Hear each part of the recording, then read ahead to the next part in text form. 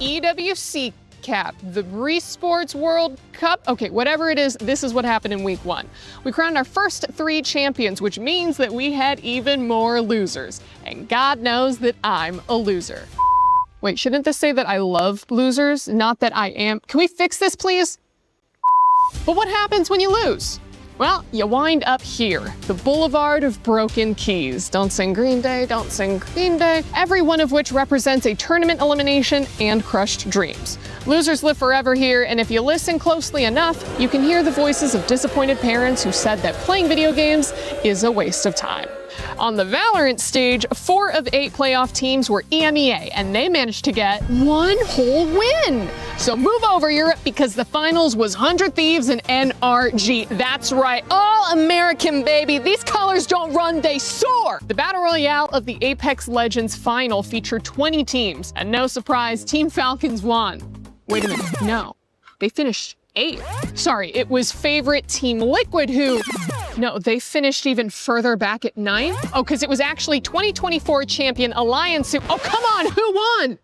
Unlimit? Sorry if I'm saying it wrong, but like most people, I've never heard of them. They beat every top contender to become the first Japanese team ever to win ALGS. This will also help them on the road to winning the club championship. Nope, never mind, that's their only team, and they're not even registered for the club championship. Still, my Japanese heritage is proud that we can produce both esports winners and heated toilets. Dota 2, or Dota Duh, as it's called here, started its first week of play with solid competition from... Sorry, actually, nothing of note yet. I'll have more on that next week. And finally, things were heating up on stage at Fatal Fury Wolf City. And I don't know if you're picking up on the theme here, but Dark Angel fought his way out of the losers bracket to top the regional favorites and get another win for North America. If only the Football World Cup had been so kind. Well, guys, what is happening? 3 tournaments and 3 new champions, no title defense, no favorites able to compete, and all underdogs at the top? I'll tell you what it is, because I've said it before and I will say it again. This tournament is about the losers. See you next week. C'est la vie. Such is life. In the land of dawn, such is life when all that remains are dreams. We don't expect the loss last year, and the result is not like what we want. I know that we were capable of more. But MWI is where barriers are broken and queens are made. Vouloir, c'est pouvoir. To want is to be able. MWI is a chance for ladies to represent themselves because there were no opportunities in our region back then. Çoğu insan Türkiye'nin kolay bir yer olduğunu, biz burada bunun yanlış olduğunu kanıtlamak için buradayız. From heartbreak to hope, from doubt to belief. We only want to take revenge on Team Vitality because they were the only team standing in our way. То, что я нахожусь здесь, уже доказывает то, что мечты сбываются. I think the 4th title will be ours. Who will rise above? 2 champions, 1 game.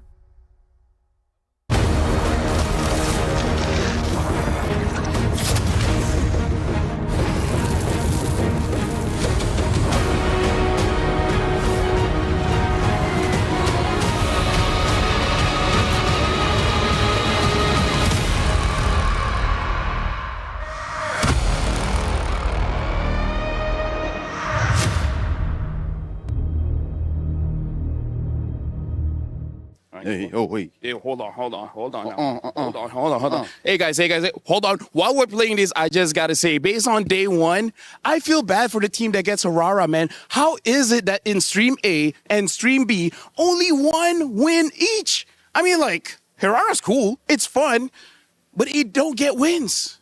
What's going on? You know who didn't get a single win yesterday? What? Tournament favorites, now VPH. They are on the brink of elimination as they face off against Falcon Daisies, who, by the way, I love as well. So today is a very difficult day for me. My heart is breaking, LaFell. I can't believe the previous champions are going through eliminations. I mean, like, we'll see whether they can make it through. But for now, let's actually check back on the recap of what happened yesterday. Hold on. Bro, what? What?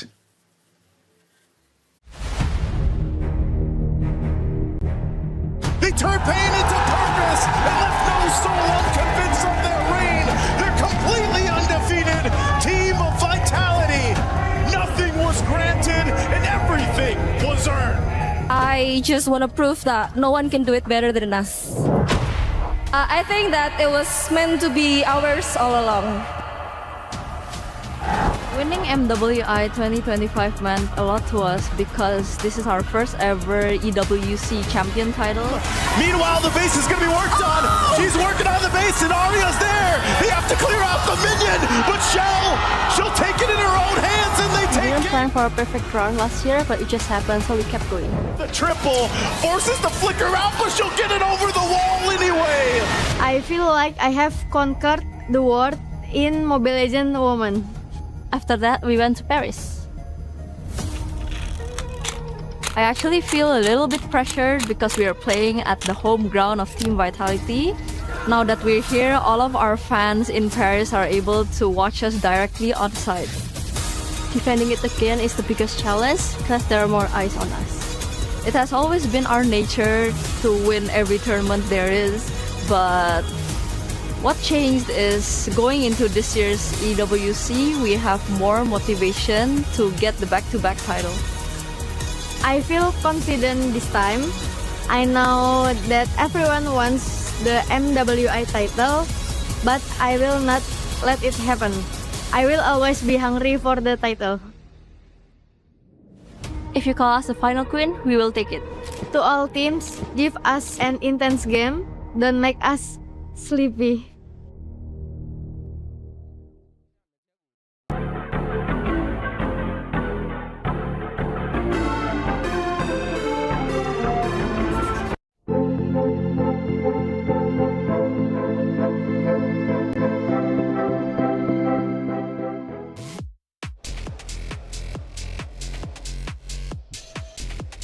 Welcome, ladies and gentlemen, to today's Sports World Cup here in Paris, France. Today is day 2 of the MWI. We're talking $500,000 on the line, and most importantly, protecting your key. Today, 4 teams get eliminated, but if they don't, they continue to move forward to claim that very trophy. We have the biggest personalities here at MWI. These women are ready to play, especially what happened yesterday. We've got Genji, we got Vitality going head-to-head, and even better, 2 up-and-coming risers. Seda is looking insane, even though it's their very first time at an international tournament, but we cannot forget about Galaxy Phoenix causing the biggest upset so far here in day number 1. But with upsets comes the true reality of the tournament. And that reality is that 4 elimination matches are going to be happening today, ladies and gentlemen, after everything these ladies have gone through, from their preparations, from everything that led up to this moment. Unfortunately, here on Stream A, we will be seeing 1 elimination match. And luckily for us, we aren't going to be the ones to say goodbye to 3, because that's going to be happening on Stream B. That's right. I'm Taylor Reflections Noble. I'm getting Q. And I'm Eterna. And this is day 2 of the MWI. Day 1 was insane. Welcome, guys. This is the Bear Bros. We're from Stream B. Minus Fell. Alongside me is Leo. Yesterday we had 3 2-0s and 1-1, man. The only stream to have a series that went all the way. That's how we do on Stream B. Here's the thing, man. Stream B, nothing's locked. The meta's open. Maybe except for 1 or 2 heroes. But dude, today we got 3 elimination matches, yo. These are world-class athletes. These ladies have worked so hard to make it here to Paris. But again, the truth is, the knockout stage, we only get 8 teams. So now you guys better stay tuned to Stream B to see who actually makes it through to the next stage. $75 million, 25 tournaments, over 200 clubs, only 1 club champion. The club championship is the beating heart of the Esports World Cup. Over 7 weeks, esports clubs send their players to compete. Every placement, every win, every podium earns points for their club. At the end of 7 weeks, every point counts. The club at the top walks away with $7 million and the title of Best Esports Club in the world. It's not about being the best at one game. It's about being the best across all of them. Depth, versatility, consistency under pressure. 1 championship trophy, 1 title. Who will take it? Watch history unfold in Paris at the Esports World Cup 2026.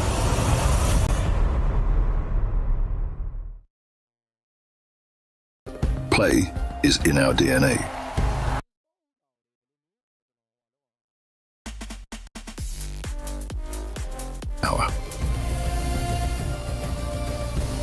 Now imagine an entire city being built to supercharge it. Kadir City, powered by play.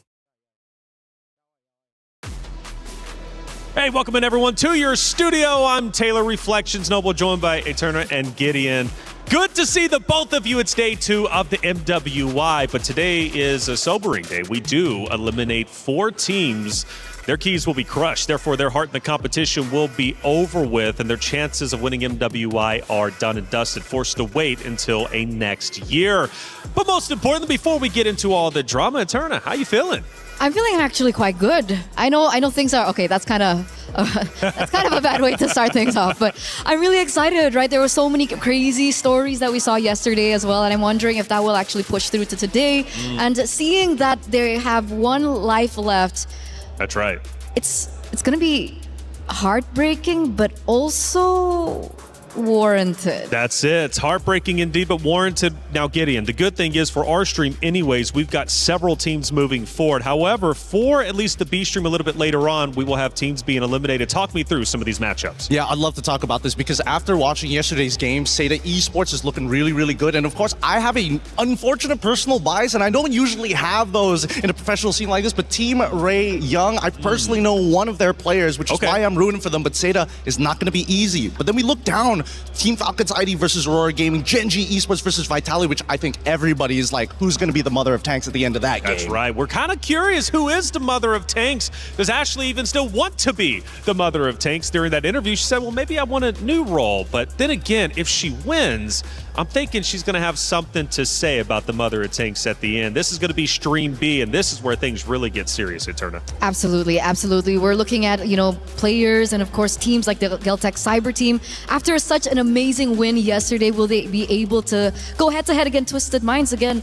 Jin Chao is there, and I'm really excited. I'm kind of disappointed that we aren't going to be seeing Twisted Minds yet on Stream A, but of course, these matchups are in very, very good hands with our fellow co-casters on the other side. Absolutely. They're going to be crushing it all day over there on Stream B. Like I said, we've got 2 streams, A and B. We're breaking down the action all day long for the MWI. Plenty of matches to get through. Make sure you have it on split screen, 2 phones, however you want to do it. We would love for you to be involved. But let's take a look at our brackets, starting, I believe, with bracket A. Now, for this one in Group A, it has been a doozy. It's been a lot of fun for sure. And we started with a big surprise yesterday. Seda Esports taking down Team Falcons Indonesia. They will go against Team Ray Young to start the day here on Stream A. But it wasn't just them playing. We have plenty more. Yeah, again, there's still a lot of teams that we're not 100% sure whether they've actually found their stride just yet. I mean, Team Falcons ID is a very easy one, but then we start looking at teams like BK Esports, Virtus Pro. They're already on their last life, so if they didn't take their scrim seriously yesterday, they better do it good today. Absolutely. Let's take a look at Group A, or it should be Group B brackets. This one was crazy going into it. We had 3 powerhouse teams to fight it out tooth and nail to the very end. And, well, we started with Genji going against Foot Esports. That one went the way of Genji, who now has to play against Team Vitality, a repeat of last year's grand finals. So I do want to say that this was more of an expected outcome, but I look at that 3rd matchup that we saw yesterday, Galaxy Phoenix coming through over the old champions of MWI, Navi PH. And of course, we had our friend Brigida over here yesterday, and you could see her emotions just really rise to the top. She was trying to stay as professional as she could, but I guess she just couldn't really contain how shocked she was. Yeah, she was shocked, man. We were handing her the mic. Maybe we might do it to you. Why not? We might hand you all 3 mics today. But that would require TRY to lose. Whoa. No, and the more mics, the better. And I'm confident that they will still have a chance. Look, there's still the lower bracket to worry about, right? It's not elimination just yet. That's it. Well, not just yet, but we'll be getting there for sure. Chat, you have a way to get involved. We've got our pick'ems, and look, Esports World Cup is great for this. Scan that QR code, get involved. There's so many different ways to do so. The esportsworldcup.com website, man, just has literally everything you can possibly imagine, from the schedules to the streams to the storylines. There's so much going on, and so much going on into today. Let's set the stage. MWI 2026 started off with some upsets, some surprises. Na'Vi Philippines and Team Falcons ID both got swept in day one. Will go down. Double kill again for Guy making the triple kill. And Galaxy Phoenix showed their experience from playing in the MPL, and Fa's Guinevere was insane. Rianne's gonna be next. She's bowing out Fa, but Fa will get another. And Ashley competing for the Mother of Tanks title. She's back at it this year with a defeat against Footy Sports 2-0. Ashley! Put it in the Fury, good job down! Now for day 2, Team Vitality, the final queens. Can they be challenged a little bit more from Gen G Esports? Top side! What a crazy sequence! So counts out with a circling eagle! Na'Vi and Team Falcons ID both hang on by a thread in the lower bracket. Can they continue their journey here at MWI 2026 here at EWC? Lifting that beautiful trophy in the middle is what every competitor dreams of. So much on the line for this MWI, and this is only day 2 of 5 for this stream. What a day it's going to be. Biggest surprises from yesterday from you two. I don't know, what were we thinking? Because the hero selection was a little bit wild for some. Say the esports, for example, potentially setting a new meta, and we do have a new meta. That was the biggest talking point. Yeah, I know. After the little hot fix that everybody's been raving about, hey, maybe tanks are completely out of the meta, that's not necessarily true, but I think this time around, a lot of teams are trying to find their own identity, and I think that's the beautiful part of MWI, right? Because we look at the men's division, everybody's like, they're kind of boring, not a lot of personality, not a lot of different picks. But MWI is where things get really interesting. I think they're on the forefront of determining what the MSC meta is going to be. And that's what makes it so exciting, because yesterday we saw Kadita on the other stream as well. I think the Farsa, the glue popped up. So I'm excited to see whether this will actually become the meta like you mentioned, or it's just a part of the MWI, flavor or flair. I'm okay with that flavor though. Everybody needs a little flavor in their life. And Rose, by the way, was walking in and just happened to stumble across some of the players about to step foot on that stage. Bonjour and good morning. So as we guys can see, the girls are just arriving at the venue for the second day of MWI. And you know what? As they're coming out, I think it's right that we catch one. Hello, girls. Hi, how are you guys? Come here.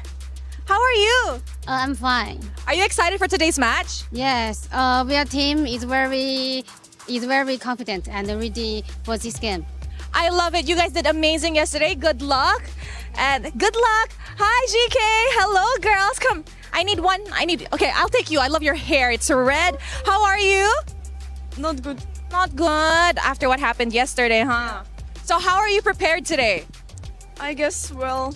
You prepared well? Are you kind of nervous? No. Not nervous. Not nervous. I love it. I hope you slay today's game like how your hair is slaying. Good luck for today. Thank you so much. Guys, I think we see here that some girls are more excited than some. And of course, yesterday we saw a very awesome match. So I cannot wait for today. With that, let us throw it back to you guys at the studio.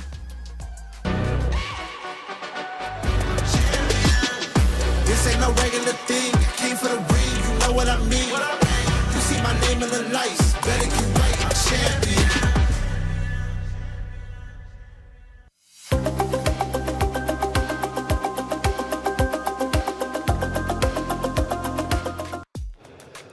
Thank you, Rose, for catching up with the players as they walk in. It always brings joy to my face to see the smile on the competitors, right? They're ready to go. It means a lot for them to be on that very stage competing for what could be the best trophy, right? The MWI trophy, after all. A lot of pride behind that, but let's talk about pride. Vitality. My goodness, as you can see, Eterna's getting serious. Gideon as well. Look, talk to me about it. It's Vitality. It's Gen G. They face off a little bit later today. Yeah, so here's the thing about these two teams, right? After looking at last year's final, you would assume that maybe things are going to be the same, but I actually think the opposite. With how much the meta has actually moved, I really think that we're going to see a lot of great plays coming out from Vitality side. I'm actually looking at Gen G. How are they going to adapt to it? Because there's a lot of similar plays, but they have their own flavor, their own style, most importantly, their own identity. That's what I want to believe. Like in an ideal world, I know VT is from Indonesia, and of course I want to see them triumph once again. But But what would be the story if Genji are able to find their revenge today, right? That would be the number one thing everyone's looking at. And I think, though, I would actually argue something different. I think Genji plays quite similar. You know, despite the change of Nicolette, obviously Rui has been stepping up as well in the jungle, but I do still think that one of the core members of Genji, which is Ashley, still plays very similarly. Now, I think that is something that Team Vitality can actually rise above in this next matchup. Well, this is, in fact, our Crunchyroll story of the day, the grand final rematch, Genji versus Vitality. Now, going back, getting into yesterday, Vitality played against MIBR, lost, and that second game was a doozy, went 26 minutes. It was the longest game that we had. But it did bring questions. Even though Vitality won 2-0 against their opponents, should that match have gone 26 minutes? Well, I think that unfortunately it had to go 26 minutes because the way that MIBR Loss's composition is designed, it's heavy scaling. It's all about the later the game goes, the stronger that I become. And unfortunately, Vitality was a little disrespectful towards the mid to late game, which extended the game inevitably. So I would say if anything, Vitality, they got to stay sharp here. Some of these teams, they're not going to let that happen. Well, Genji yesterday also went toe-to-toe with their opponents, and I gotta say, Eterna, for Genji's perspective, when I was watching them, I was impressed by the way they controlled the battlefield, and their games weren't nearly as long as that second game for Vitality and MIBR Loss. That's why they are a decisive team. They are a decisive team if they're able to get their hands on their comfort heroes, right? Obviously, Panda on the carry. We see Sayori also doing really quick work on the Valentina. But again, the one person that I'm still highlighting over and over back in Gaming Gladiators now as Genji is Ashley. 2 times in a row she picked up the Minotaur. 2 times in a row she was able to initiate, counter-engage really well. And that's why everything just really coalesced in these team fights. But what happens if Ashley does not get her heroes? Then you get Sayori, man. You know, how many times did Sayori come in with a Valentina that changed the game? A tech charge upon tech charge upon tech charge from both sides in their matchup yesterday. Sayori having an 80% more accuracy rate and actually hitting multiple targets in comparison to their opponents. But the difference between Vitality and Genji is Vitality knows what it is to win. They've been there, they've done that. In fact, 33 different times, and let's not forget 3 out of the 4 MWIs, they've managed to secure a win. Sometimes as a competitor, you need to know what that feels like. And for Vitality, because they do, I feel it actually helps them keep calm under pressure. Some might argue the opposite. Especially seeing their game yesterday, right? Because they're so used to winning. I could have seen, or I could have sworn I saw a little bit of disrespect from their gameplay, especially in the early games. It was like Fumi Echo was trying to farm as many clips as she possibly could. And in the grand scheme of things, yes, it's cool, but it really doesn't win you the game. But they did win the game, and that's the big thing. While farming clips, what can they do if they're firing on all cylinders? Hey, Rose, we've got our first series of the day about to take place. From what I'm hearing, you got both teams ready to go. Hey guys, for our first match here at Stream A, we have Jessica626 from Seta, and of course, G-Boy from Team Array Young. Hello girls, how are you? Hello. Hello, I'm feeling good. Okay, amazing. Now yesterday we saw an amazing opener match for both of you girls. So what can we expect today? Let's start with Jessica. I'm feeling good. Our team is ready and very confident. They're confident. Any interesting draft or hero that will come out today? See the match. Let's see the match. What about you, Chiboy? We're also confident. And I think it's really going to be an interesting match because, to be honest, I didn't expect the results from them. And I feel like it's going to be an interesting match. So, Jayo. Jayo. Okay, now I have a question. Since you guys are 1 win away from the knockout stages, is there anything you can say to each other? Feel free to say it in Mandarin if you want. Okay, Chiboy first. Good luck, have fun. Jayo. May the best woman win. May the best team win. Yes. Team Ray Young is very strong, so we need a fight. So, 加油. Jayo is like fighting or let's go in Mandarin. So you know what, Chiboy, Jessica, I know a lot of the fans back at home are watching. Perhaps a words for the Malaysian fans and of course the Chinese fans. You can go first. I'm really excited now. So we want my team keep steadily and show my good performance. So my English is not good. I'm sorry. Let's see the match. It's okay. Good job, Jessica. You, Chiboy? Don't forget to watch us live at TikTok, YouTube, or anything, 6 p.m. Malaysia time. And don't forget to support Team Ray Young and pray for the best. Pray. All right, good luck, girls. I'll see you guys later. With that, throwing it back to you guys at the studio. Bye-bye. We were there for every click, every clutch, every respawn. We were there for the years of grind, and we're here now. The proud founding partner of EWC, powering the biggest event in gaming, shoulder to shoulder with the world's best, making history. Greatness deserves a stage. Lenovo Legion, reach your impossible.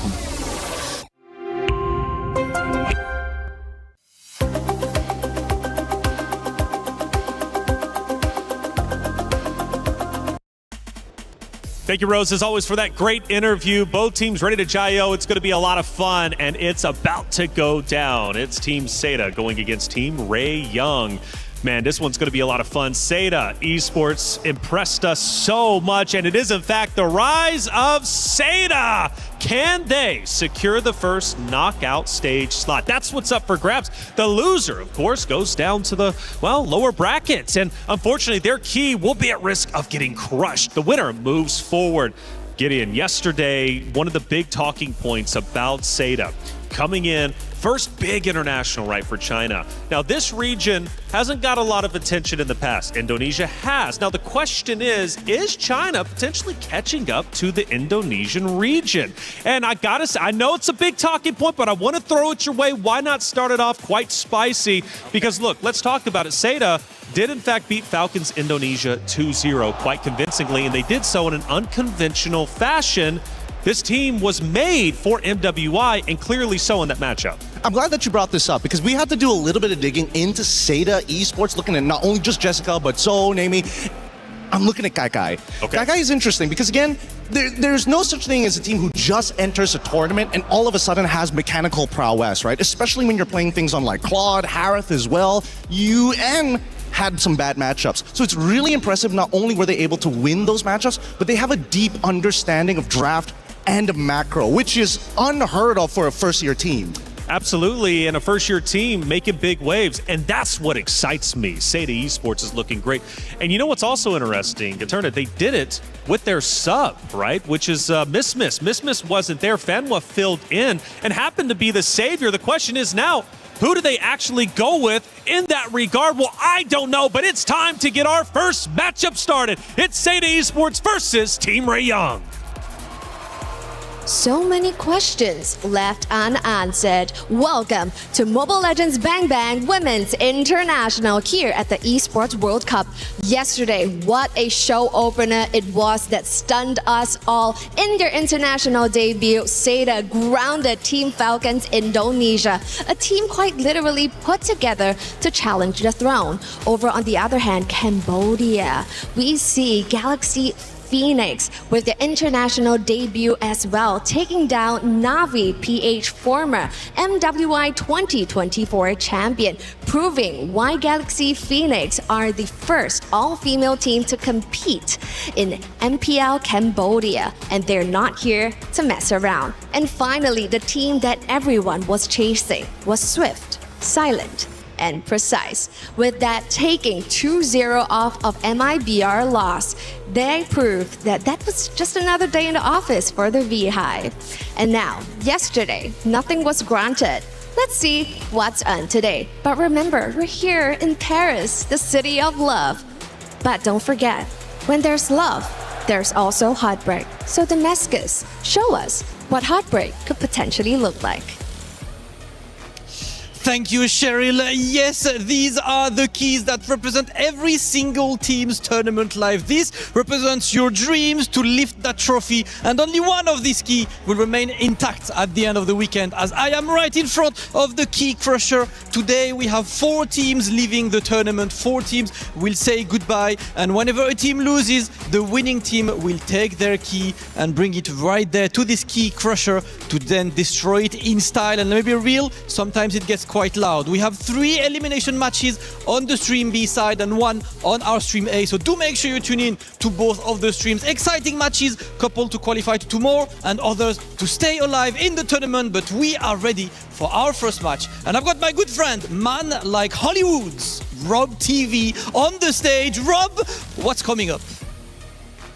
Ladies and gentlemen, I am Hollywood, Rob TV, and I have to inform you that is showtime here at MWI at the Esports World Cup. As you have heard, we have 8 matches across Stream A and Stream B, and every single one is extremely high stakes. Either a team is gonna punch their ticket into the knockout phase, or they will be eliminated from the tournament. And as you can see behind me right now, we do have our first teams ready. It's gonna be Seda Esports with their amazing victory, shaking up the world up against Falcons yesterday, going up against Team Ray Young with their big time victory over Aurora. Ladies and gentlemen, it is about that time. Let's get started with day 1.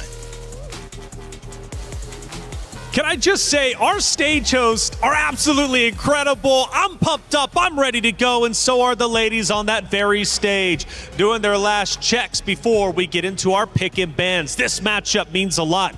The team winner moves forward into the knockout stage. For the other, well, Damascus showed it. The key gets crushed if they lose their next matchup. So this means quite a lot. Do you want to be 5th through 8th guaranteed a shot at the championship? Well, your opponents before you, all you got to do is crush them. Going back to it, Eterna, I started the conversation beforehand. Let's start it once again. Fanwa filled in for Miss yesterday. She was incredible. Does she come back today, I wonder? I hope she does. I hope she does. She showed us a very interesting flavor, and I think Renmar over from Stream B also really expressed how he loved the fact that Fanwa picked up the Tigreal.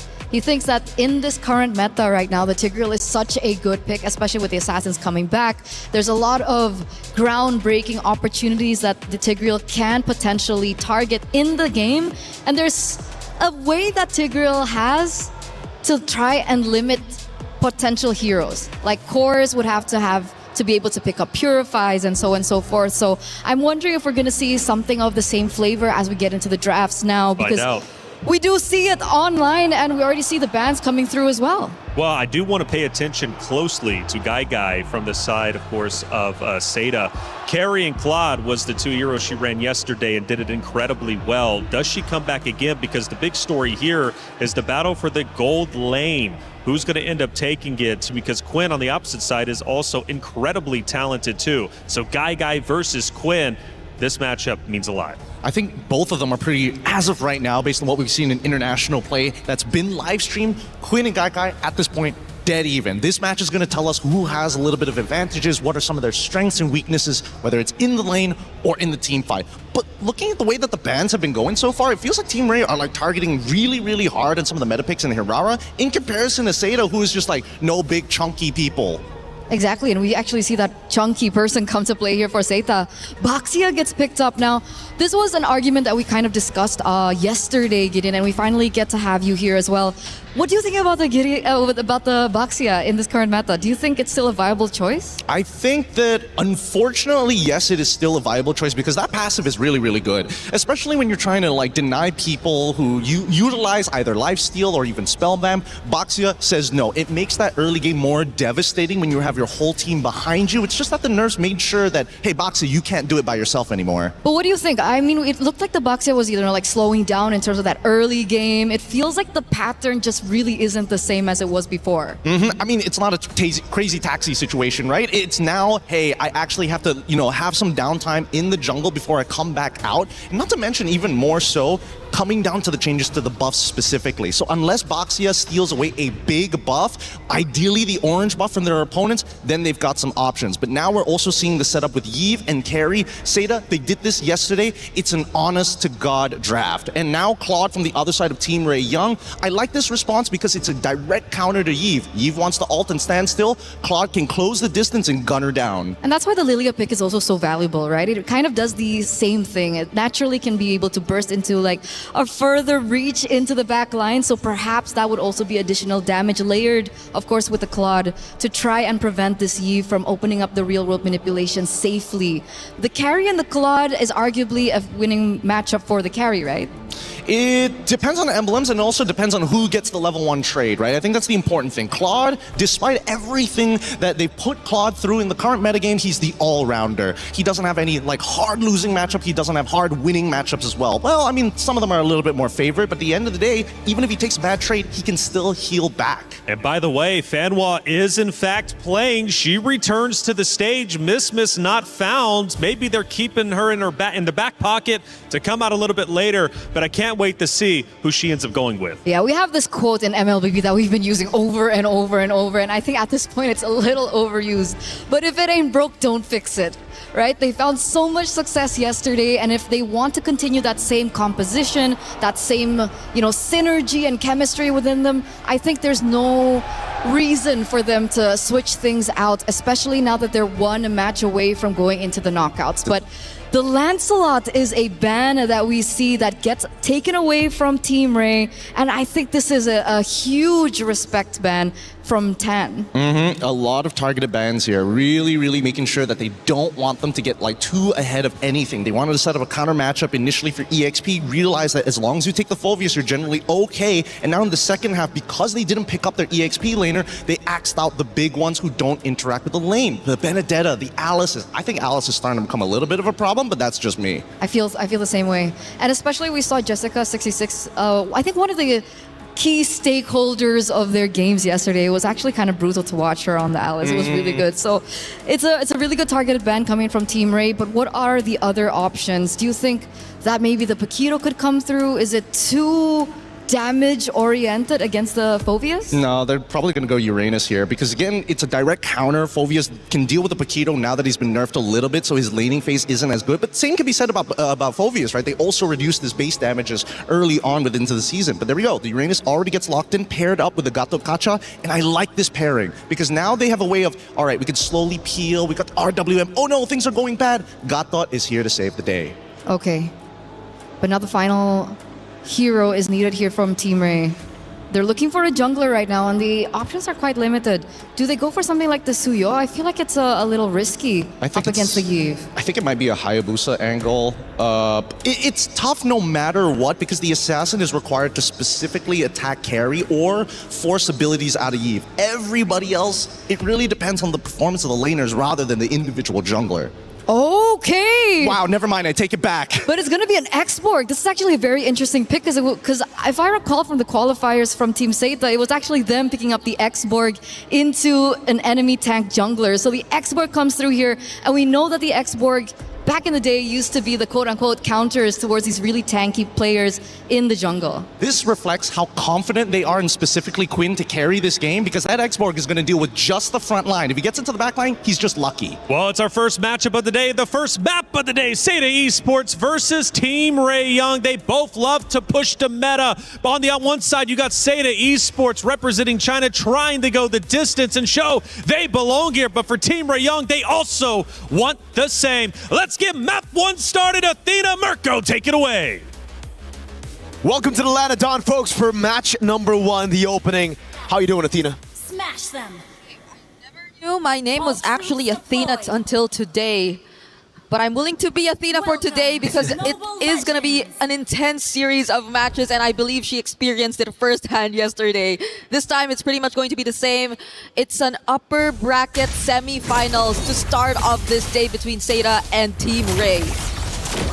So far, looking at the drafts, honestly, it's solid. It's just so interesting to see that both these teams, they were able to get a win yesterday. Obviously, for Team Ray, it was in Stream B, and now we get to see them in Stream A go head-to-head. Seita, obviously, taking down a Titan in Falcon's ID just yesterday, trying to bring the momentum to replicate the same result today. Yep, everything that happened for Seita yesterday felt so fast-paced, and it's a surprise to think that they were able to accomplish that against a team from Indonesia who for the longest time have been very dominant in terms of the female MLBB competitive scene.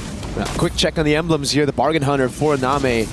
Just want to snowball all the way. It's all about the poke early on, especially on the Yve up against Tan's X-Borg. It's a risky choice, honestly. They're going to go all in on Fanhua, it seems. Yep, they're trying to go for the early invades. Now it's Fanhua who's slightly low on HP, gets knocked back, but there's Revitalize to help him survive. The last Insanity, though, is not going to let him through. That's first blood for Team Ray. It looked a bit odd at the start there, and then a double Revitalize came through, and then maybe you could see a little bit of what they wanted to do. So, So actually still wants to find more. It's Tan who they're possibly trying to target for the trade. But I believe that he is going to be, or she is going to be okay before this first turtle starts. Seda have pretty much positioned themselves around it though, despite that early loss. Big resource burnt out already. Jessica unable to get the XP crab. So that's tempo given over to Team Ray Young. Yep, it's a great start because Jessica was one of the standout players too yesterday. The X factors for Seda before or as they were able to secure that win, but now it's going to be Zoe on the back to Shield Unity. They're trying to look for targets, taking out the shields from Fanhua, and now they actually get to secure that ultimate, but the real world manipulation dropped down too. Team Ray, they do not seem like they're in a position to actually contest this confidently anymore. They're able to bait abilities. They were able to take one down. I think right now it's all about the reset, coming back to it again. Because you really need to rely on those cycles, right? Especially on the Expo. Once your Faraga armor's down, once you use that last Insanity, you cannot be in the fight for long. And that's why I thought it would be very difficult for this X-Borg to play around this game, especially early on against Nami on the Eve, who's been so oppressive in lane. With the Bargain Hunter, that poke will certainly do quite a bit of damage to the Faraga armor and to the main win con. But so far, so good. They got 2 kills at the start. It was all through the last Insanity, that blow up on the tanks. And the double Revitalize has only given the X-Borg more time to build. Stacks over for that full last Insanity damage. Yeah, they just gotta prolong this a bit more because they definitely will be back real quick for this reset if ever they'll accomplish that. Though it'll be tough, especially if Seda do decide to rush it, and based on their gameplay since yesterday, things have been working out pretty fast for this team. They're not hesitant to just really go in for the immediate conversions, for those fast rotations, and that's why you also see them just so quick to attempt to go for the early invades, even though they did, or it did cost them one casualty at that specific moment. But as we are still awaiting, we are trying to sort things out before we resume the official gameplay. It does seem like there is a bit of an upper hand for Team Seda before that first turtle. They were already able to position themselves. They were also able to take down the Faraga armor. So if you're just tuning in, this seems like it's pretty much set up for success for Seda as of the moment, but nothing is guaranteed just yet. There is a chance that we still get to see them somehow prolong this dance before Team Ray, and being Team Ray, could actually still try and attempt to go for the contest. That's true. So it was a bit odd to see that early invade coming in from Seda. They're trying to utilize the fact that, really trying to punish the fact that there was no alternate Phobius yet. But it wasn't enough, really. Yeah. Even with double Revitalize, they just also lacked a ton of damage. And I think it was also the lack of synergy, because Jungle Man wasn't there. Boxer was too far away. Only got 4, then started the Shield Unity, and then got in there late. Was able to get a camp out away from Tan, but other than that, it was just actually just a waste of Turtles' Poissons over for Turtle number 1. Now, we do have a pause, ladies and gentlemen. Please do be patient with us. We're going to, solve this ASAP. ASAP. Let's talk a little bit about yesterday's games, though. Both of them were very impressive, right? We did, the panel did mention, no miss, it's Fanhua who's taking the helms. And so far, Fanhua has been fantastic. Yesterday on the Tigreal as well. There's been so many crazy moments that Fanhua has been able to get against Falcon's ID. Yeah, and I think it was also one of the first few games we actually saw the Gatot Kacha eventually come back, because it was also mentioned a couple times that it's not like the Gatot Kacha was really out, but we barely get to see him played anymore in the roam. But I guess there were several changes that took place in the recent hotfix.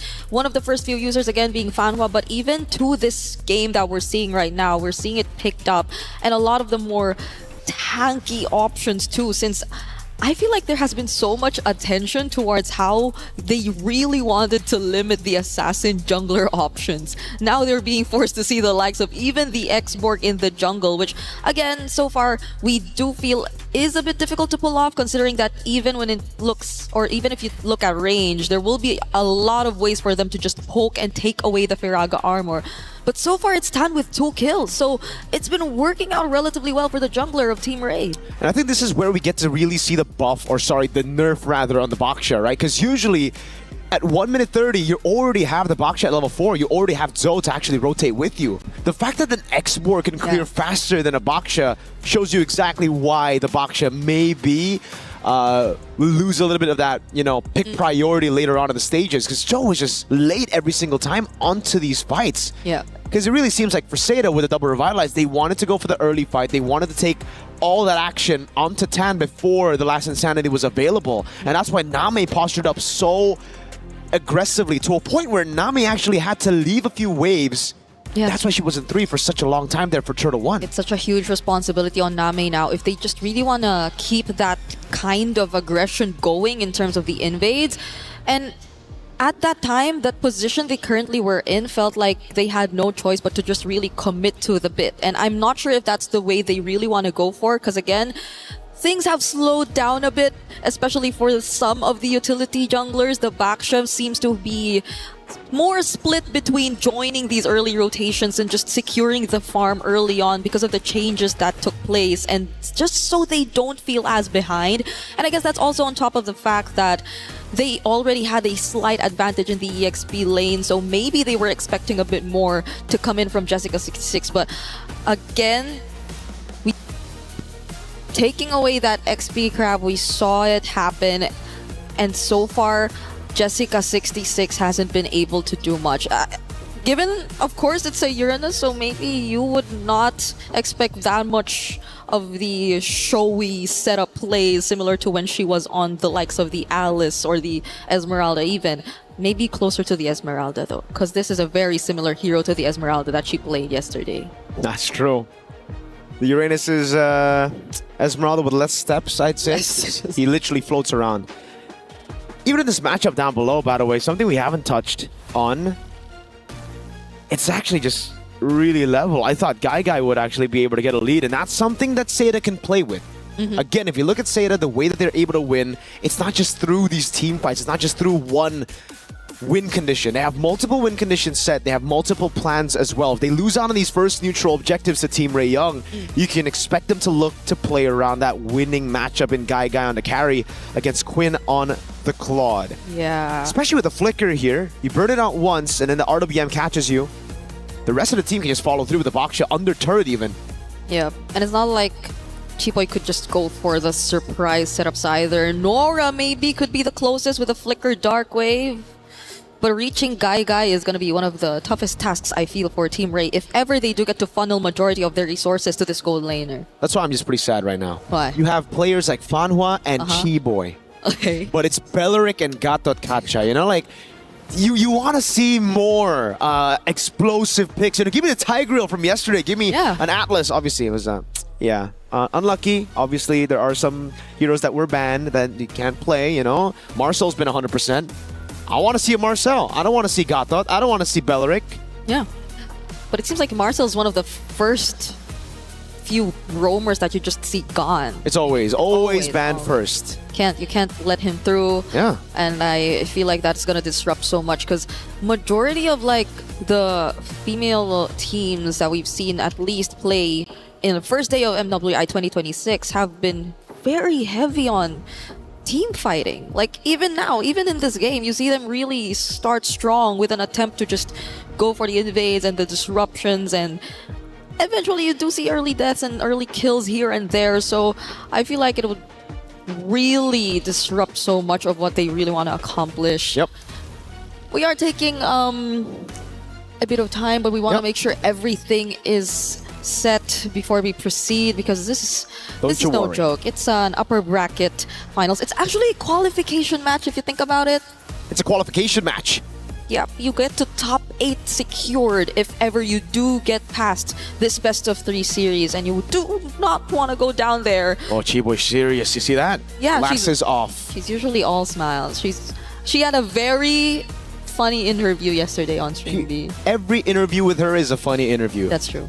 She's just a very funny player, you know? Not in a way that's bad, you know? It's like she's funny in interviews, all right? She's charismatic. There you go. Yeah. Tournament bracket, though. Let's take a look at this again. Just for you guys back at home who maybe missed a few matches of day one, Seita Esports were able to upset Team Falcons ID with a 2-0 sweep with Fanhua on a tie grill. Team Ray Young doing the same against Aurora Gaming. It's a clean sweep. And it was just all around clean sweeps for Group A. Geltech Cyber Team. We got Kyoe going ham with the Hirara and the Hayabusa, showing exactly what the assassin meta looks. And in all the other games, it's mainly Bakshas here and there. There was a Ling. There was a Ling yesterday. Yeah, we also saw the likes of a 1-1, a Kadita played yesterday. Twisted Minds, though, that was a signature Chin Chow, so I kind of like understand why they wanted to play Dude, the 1-1. I'm so confused with the meta right now. Like, I don't know if it's just an MWI meta. I don't know if it's like comfort picks for some of these teams, or if everybody just has lost the plot. Now it's just every woman for themselves. There you go. Genji also taking a 2-0 win against Foot Esports. Vitality with a very surprising struggle up against MIBR loss. That was a long game in game number 2. And even in game number 1, there were glimpses of brilliance from MIBR loss. Glimpses of maybe everybody else catching up to Vitality. Yeah, I think it's more of that rather than us just seeing a different Vitality or a different version of the more powerhouse teams that we consider quote-unquote overall. Because like even for the newcomer regions that you would consider, this is Seita that you're talking about right now, putting Chinese MLBB on the map.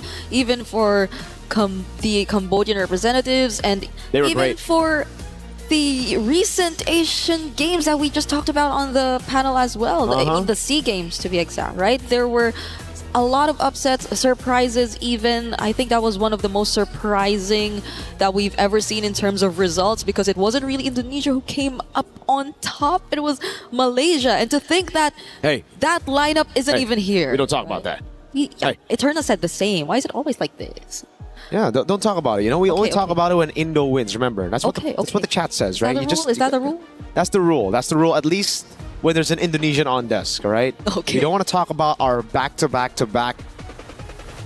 Is it 4 times now? Second place finishes at M Series. We don't want to talk about that. No, okay. We don't want to talk about getting grouped in MSC 2024, about not reaching top 3 in 2025. We're not gonna touch on that. Do not touch on that, all right? No, we're... But maybe this time. Well, you know what? Not maybe. We will. We will. Because my goats got in. Right, let's go. Okay. We are still in MWI, but I could feel the excitement. What do you mean? My goats are Vitality. Vitality are in MWI. Right. It's the same. Your go-to... It's a very easy fallback for me, you know? Like, if everybody's like, oh, dude, your team never makes it to an international. I'm just like, dude, take a look at my women's team. Vitality's doing great. They are. They're like the greatest women's team of all time or something, you know? The team to beat. You remember what they Nothing said? crazy, just... What do they say? In their first interview, like during day 1 yesterday? Yeah, the video that they played again today? No, where it's like, just please give us a fun match and don't make us sleepy. Don't make us sleepy. That's dude. what Vivian said, but that's Vivian, you know Vivian's personality. I mean, Gideon did shout out the men's division just yesterday, saying that our women players have much more personality than a lot of the players that we have in the... We don't have players in the men's scene. We have robots who sometimes decide to show emotion, right? I'm a fan of those players who actually have those emotions, but I agree with Gideon. The women's scene, way more progressive in interviews compared to the men's scene. Yeah. They're dancing, they're shushing, they're you know? Shushing, they're making fun of themselves that they're not able to press buttons, and what else? The last time I saw Ton in International was Carl Teasy doing a shush to Onik, you know? And it was last year. Maybe it's So just long ago. EWC. Maybe EWC creates an atmosphere where you're like, yo, you know why? It's because they're face-to-face on stage. Oh yeah, you get a bit more of their personality. Yeah. And they literally are facing each other, because even if you look at their setups currently on stage, they're like slightly diagonal, but you see who their lane matchups are. Yeah, like you face to see, face. after maybe making a play, maybe a solo kill, you can scream Sokolil over to your opponents. You could be like, hey, I got you. We saw so many of that yesterday too.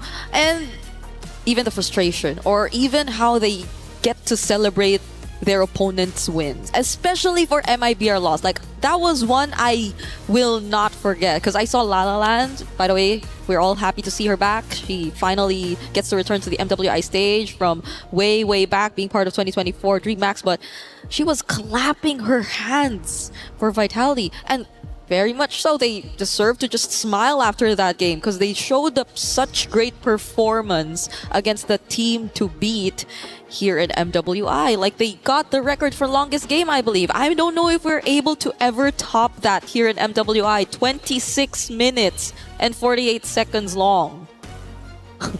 You timed it? No, I checked it right here. Oh, I thought you timed the pause. Sorry. Okay, it's the game time. My bad. My bad. I lost track of thought because I was looking at the conversations that Team Ray Young were having, dude.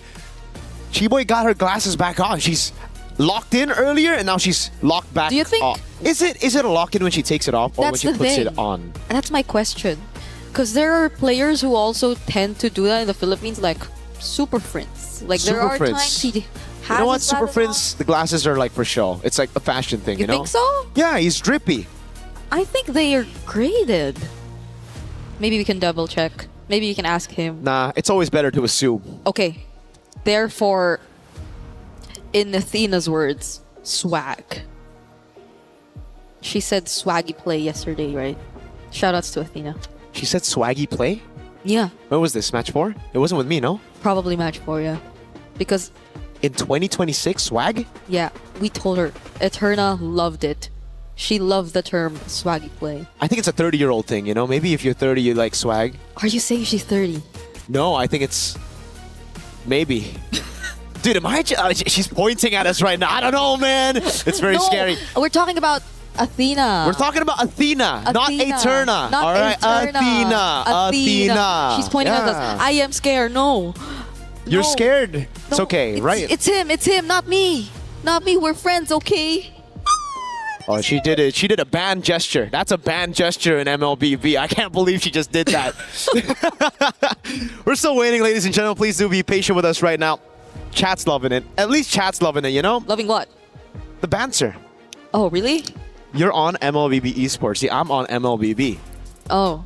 I see you guys here a couple times. Interacting with them. Like even Eterna one time, I saw her just chatting with the people in chat. That's so unprofessional, bro. Chatting on broadcast. No, she wasn't activated then. Oh, well, you know, I would never. What the heck? What? I just said you did too. Oh, no, that's like my moderator, dude. I got Cloudy working the double time, you know, at home, just on chat, YouTube chat. Hello. She's downloaded my personality. Now people are questioning. Okay. Questioning what? Hey, don't read it out loud, please. I do not want to see that gesture. It's a question. You maybe guys want to open up chat. It's a question, you know? Don't read it out loud. Don't read it out loud. I'd love to. Someone said, yeah, right, Miracle. At this point, we're reading chat, bro. Right? I mean, someone said hi, Brig. I don't see it in my chat. We need. What do we need? We need casters brawl. I mean, this is literally. Wait, they're doing rock, paper, scissors. Wait, what are they doing? Rock, paper, scissors, shoot. I can't see the other one. Okay. Yeah, same. I wish we could see both sides. So we could like at least cast. That's true. Yeah, but why is there someone in the middle? Wait, that's a ref. That's the ref right there.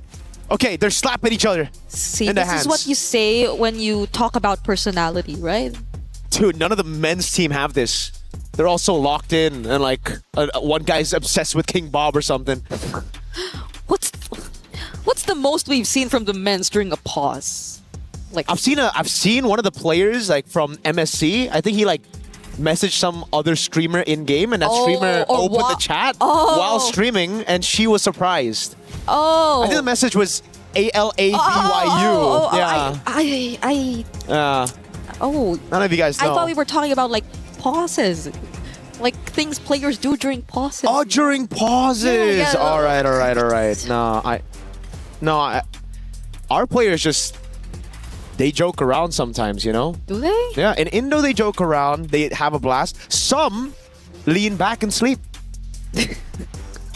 Can you close your eyes during a pause?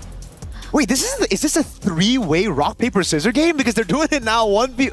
I swear it was a 1v1 earlier. Now it's a 1v1, like it's a No, but they're doing free-for-all. something else. Like they're putting their other hand down. Isn't this like one of the... Dude, I got no clue what this game is. You know what this game is? Because we have some versions of this in the Philippines where you like put your hand down or like You smack tap it, the you hands? smack it when you lose, or I'm not sure if that's the same or Is they this have what they something. did back without phones? I just play MLBB. Same. Same. I mean, Same. I love that Gideon's. Dude, I'm just constantly looking at Gideon. That guy is Were my you guy. expecting dude. an answer Dude, from no, them? I just want to see a reaction, and I always see a reaction from Gideon. That's my boy. That's why he's my father. He made me in a vat, by the way. Long story. Long story. Yeah. You have a lot of like fathers here. No. Is Naisu not? Naisu is everybody's father. That's true. He is Father Naisu. So many. Okay, now it's a three-way drop wait, with it's scissors. It's a 1v1v1. Oh, she has to be out, right? So After that, how does that work? If you're the only one who's different, then you what? Do you need one, just one, to counter you, or both to get out? I have no idea. We have to ask them. Chat, maybe chat. knows. Chat. Does anyone know? Mirko's also a what? What? I had no idea you were planning to do a Hirara cosplay. The Claude is a pretty good pick. Against the carry, it's all right. Yeah, weak side. You know, you can just play around. You can just go over and rotate around. Lilia is really good at playing in mid, just clearing it out. You know what? All of a sudden, I want to stick to the game. Just be professional, Brig. All right? Let's stop. Do we stop? Do we stop? There's suddenly. Be professional. The phobias. Talk about the picks. okay. Talk about the picks. You know. Talk about the picks. What else have we not touched on? Sanford. What? Huh? Huh? Huh? What? Can I ask for help? Can I ask for help? Like help from like Gideon dancing on the stage or something? Dude, we need. What is that dance? It Look at that turns- I dance. don't know what that I don't understand. They seem so happy. What? No, they seem so happy, bro. We're Must have serious been the now. win. Can we not? Yeah, it's the win. It was. Oh, we're back in the game. Turtle number 1, not taken just yet. Seda.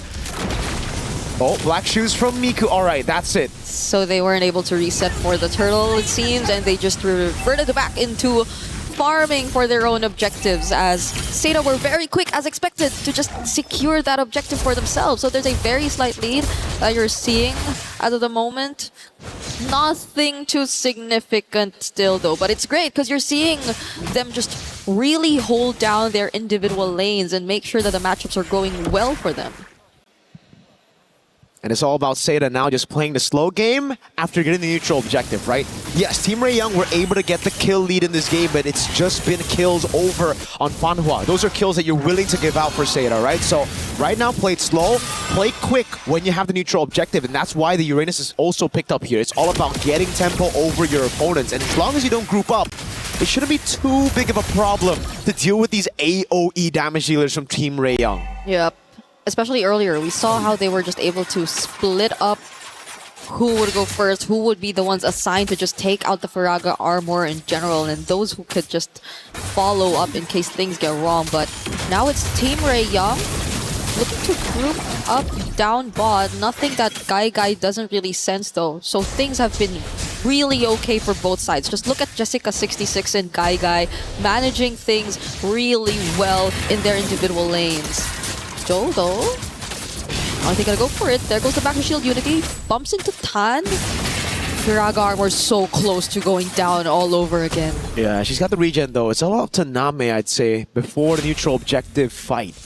To be the one to poke her out. So it's the fact that they got the regen out already means that Tan's gonna be very vulnerable to all these shots from Name, and that's why Team Ray Young are just gonna look for Prio in mid, rotate to the neutral objective first, even against this tempo comp of Seda. Yeah. Even mid-control's been too difficult for them. And look at how they positioned themselves around the bushes, approaching this objective. Not to mention the fact that Seda have also taken the advantage down bottom. Okay, that's the trade. That's gonna be a trade. Yep. This is exactly what we were talking about earlier for Seda. If they don't get plan A, neutral objective, snowball out of team fights, they can just go plan B straight up, go into the bottom lane, play around this winning matchup, and put Guy into a winning to get into a good spot. Fanhua also holding these bushes, constantly giving vision to the rest of the team, and that's why, even though they haven't been able to get a single team fight win, they're ahead in gold. Literally not grouping up together, but maybe right now they decide to do so. There goes the AOG, but the response with the Wrath of Dryad, it's just gonna hold Seda in place and not allow them to push through with that attempt. They seem to want to take on that fight, but Team Ray were just like, no. They're not. They got pretty much what they wanted, which are, I guess, some energy shields here and there, but the counter engage from Seda. Is it gonna happen this time? They want to go for the turret. Tan is there, obviously, but it's just tempo again. They get the gold crab, and they look for the rotation first into mid. Guy stays in the bottom lane. And this so far has been a macro masterclass for Seda. Yep. 2 deaths on Fanhua. The person you'd let die in these situations, gold. I'd love to see that right now for Guy versus Quinn, because when you have a level lead in the gold lane, that usually means, you've got a quite significant gold advantage over your opponent. That's 700 on the board with no kills. And possibly a turret. There you go. Turret tier 1 down below, taken by Guy. Yeah. It's been great for Seda. Wow. So good in terms of the macro discipline. You see Nora barely being able to join any of these fights, and it's not like they're even converted into fights, because Seda are just very picky with what they want to take on. Team Ray are the ones who seem to always look for these potential engages, but even this just now, Jessica66, they'll have to pour in so much of their resources just to take this one kill. It eventually gets to become another kill for them though, but Seda, now it's Guy also joining the rotations for them. One thing's for sure though, they got the macro down to a T, but I think a lot of these individual mechanics haven't been shining too much for Seda in this game. It's just been Team Ray Young with the response. And they get turtle number 3. Final turtle of the game, 2-1 in turtles right now, as Seda look to just trade across the board, but Team Ray Young have closing that gap in gold already. It was around a 1K gold lead for Seda. It's just slow again. Jessica, I'd say, a bit too rushed on some of those resources. Consecration popped way too early. I think the Revitalize as well. And for Name, spamming a lot of the poke, but not really respecting when she should recall. She's staying a bit too long in the lane. Had no mana to respond to that Team Ray Young rotation, but now it's Seda looking for tier 2 down below. Okay, creating space right there. Name and Fanhua doing their best, but it seems like Quinn just goes in with the blazing duet. Not sure if enough stacks were in it there yet, but they just wanted to allow Guy do her thing. Not that they were able to take the turret, but you could see how much they're trying to play around this gold laner. Seda have focused majority of their attention towards Guy, and Name doesn't seem to be as behind anymore. I mean, Doan doesn't seem to be as behind anymore. They're already both level 10, even though Tan has all of the kills Team Ray has been able to secure so far in this game. They've got that better safe than sorry at the approach, Seda. Even earlier, Revitalize and the AOG utilized straight up after they saw Chiboy and Quinn walk up.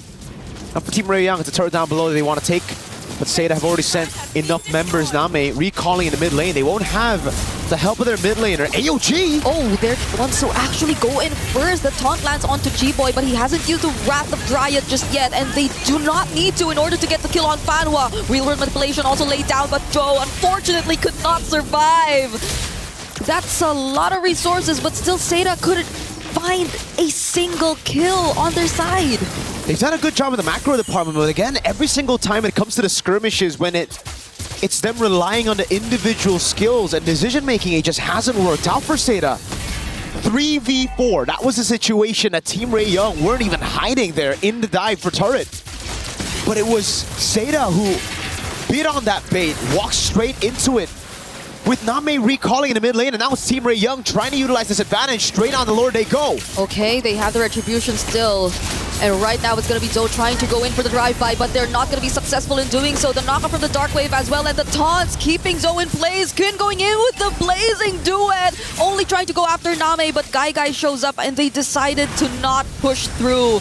is it safe to say that at this point, it's really looking like just macro versus micro between Zeta and Team Ray? Because it seems to be the case, majority of the fights, it's always been Team Ray winning it out, but Zeta have been somewhat catching up, mainly by what they've been doing across the map.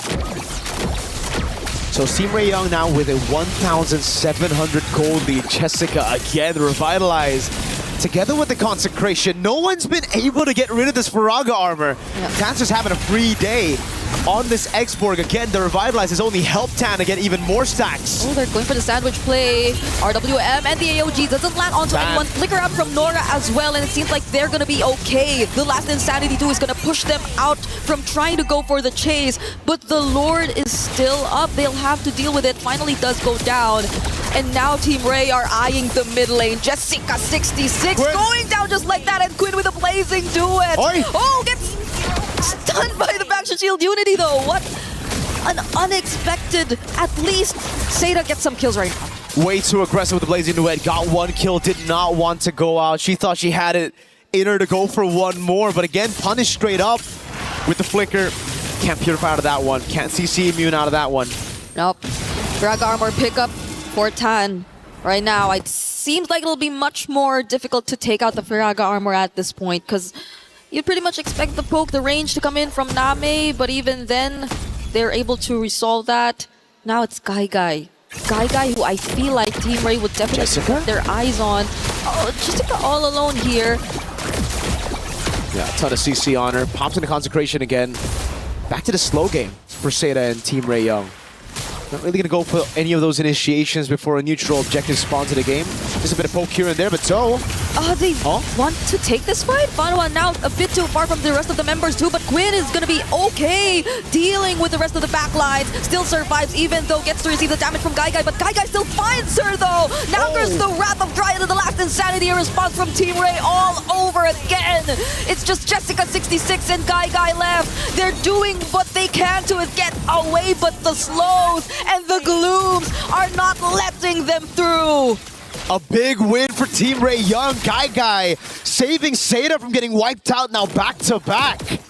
It's just the attempts from Team Ray Young reacting to the moves of Zeta. It's them who are actually walking up instead of utilizing the poke from the Eve. And you can see it all over here again. It's just misplaced AOGs, not with the RWM, and they pop the RWM way too early. They're playing this composition like it's an all-in comp when in reality they should be trying to get rid of the Faraga armor first. They should be the ones playing it slow, and it's Team Ray Young who on the other hand have to try to play it fast. So now it just everything is falling under the win conditions of Team Ray Young. It's all up to Guy to turn things around as we get into the live view.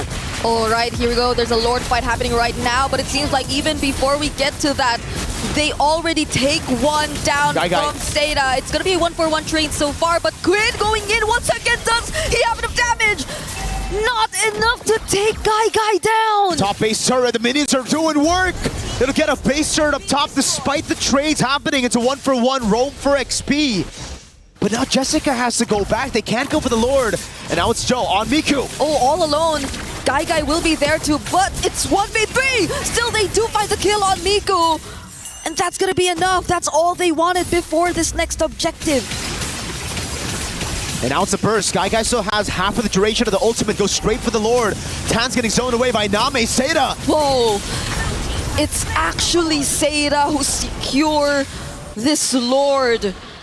After multiple back and forths between Team Ray and Zeta, those team fights which seemed like they were really well punished by Team Ray, now it's Zeta turning tables, and that's the real world manipulation they used just now, but at least they have the Lord on their side, so they will have another chance at taking much more map control.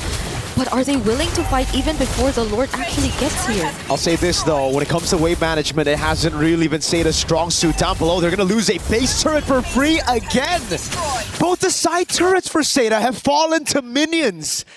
And now it's Team Ray Young, who, if they are able to defend, will have an advantage for the next Lord. Yep. It's the far lane this time around, and the base turret down below that they took. It's gonna take some time for that Lord to eventually make it to Team Ray's tier 2 turret. And before it even gets to that point, I feel like they've already managed pretty much majority of their other waves, so it's not going to be as big as a problem for them. Seda still, though, making their presence felt, but I feel like they definitely have to address this wave management issue. But instead, they're going for another team fight attempt, possibly pick off onto Tan, back to Shield Unity, but they already have the immortality on their side. San's already forced out 2, and they successfully take that tier 2. Look at Quinn up top. Pushing already. They noticed the mistake from Seda, always grouping up for team fights. They call it to fight! And they're gonna commit to this fight. No one's being sent back home! Guy finds a kill, but Team Ray are trying to hold them in this place. No one's able to recall. Joe finds another kill, but it's a double for Guy. And it's only Jessica66. Quinn's on it. Quinn doesn't care! Revitalize already popped! But the minion goes down! And I think Seda will be okay and will get to extend this game. The dives here for Fanhua.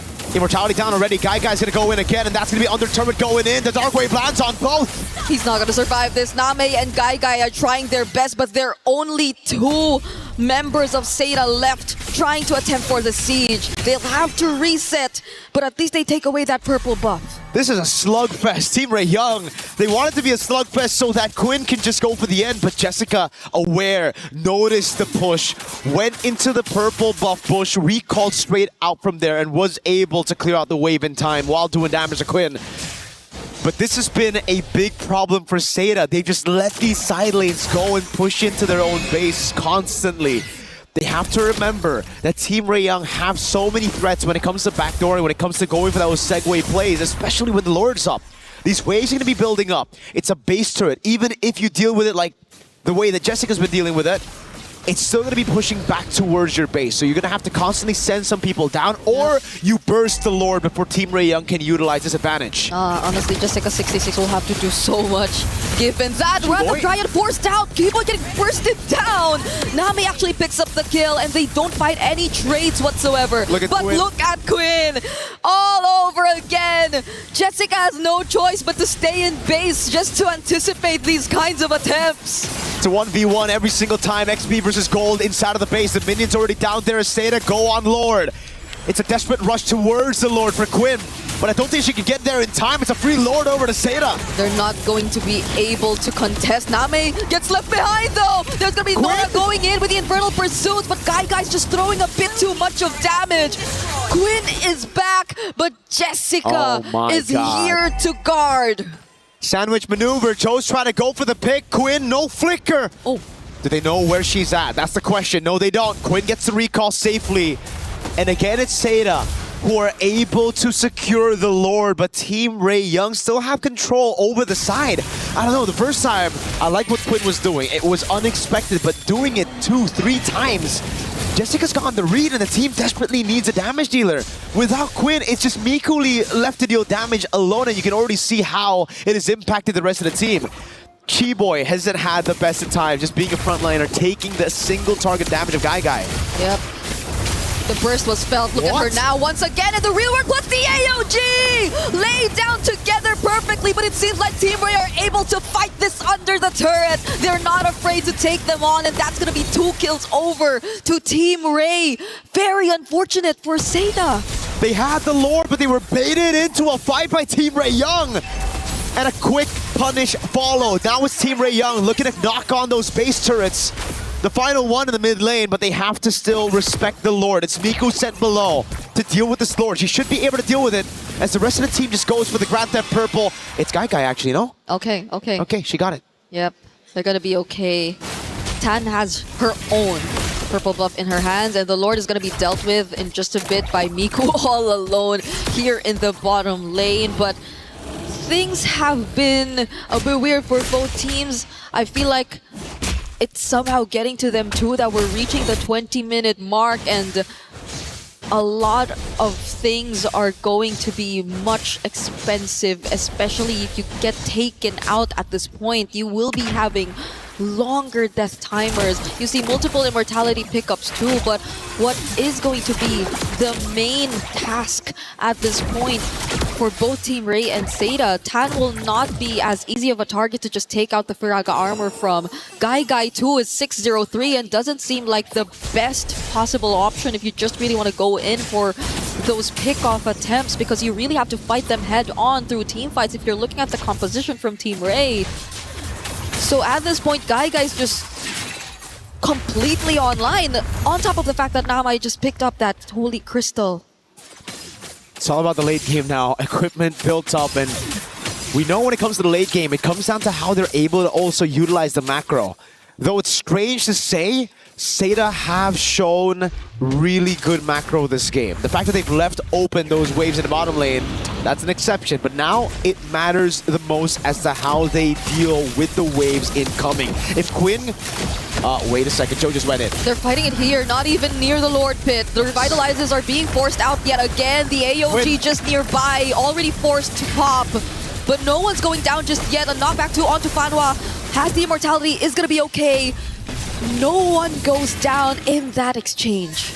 And this is quite beneficial for Team Ray Young if they're able to recall in time and get back up here, because the wave in the bottom lane is pushing towards Seda.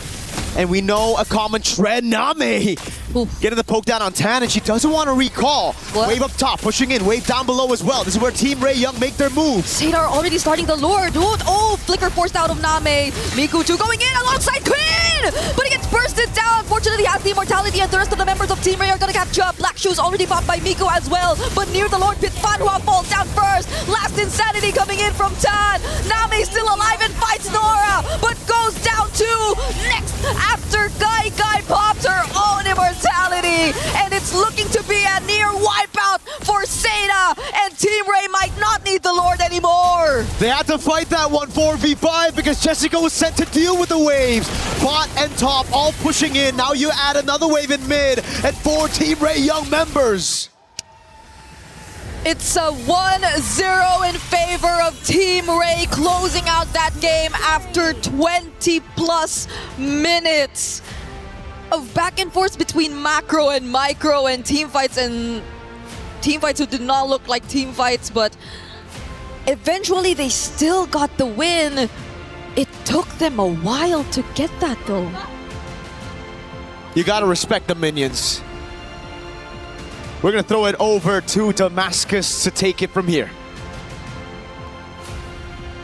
I mean, absolute insanity in our first match of the day. You cannot make it up. That was back and forth too. At the beginning, it was looking like Team Ray was definitely about to cook up. Seda showed exactly why they got that big old upset yesterday, but at the end, Ray able to close it out. Hey, that's what we want, man. 20 minutes long game to open the day, close as well. The big upset from yesterday, from Team Seda is not continuing on that momentum right now, so there's a lot to talk about behind. Yeah, we see the players coming behind. Yeah, there's going to be a strong briefing. You can kind of feel the energy radiating off right now, ladies and gentlemen. $500,000 on the line in this event, and of course in this specific match, knockout phase qualification. The pressure is at an all-time high, and of course the level of gameplay is too. Ladies and gentlemen, we're going to go ahead and send it back over to our desk.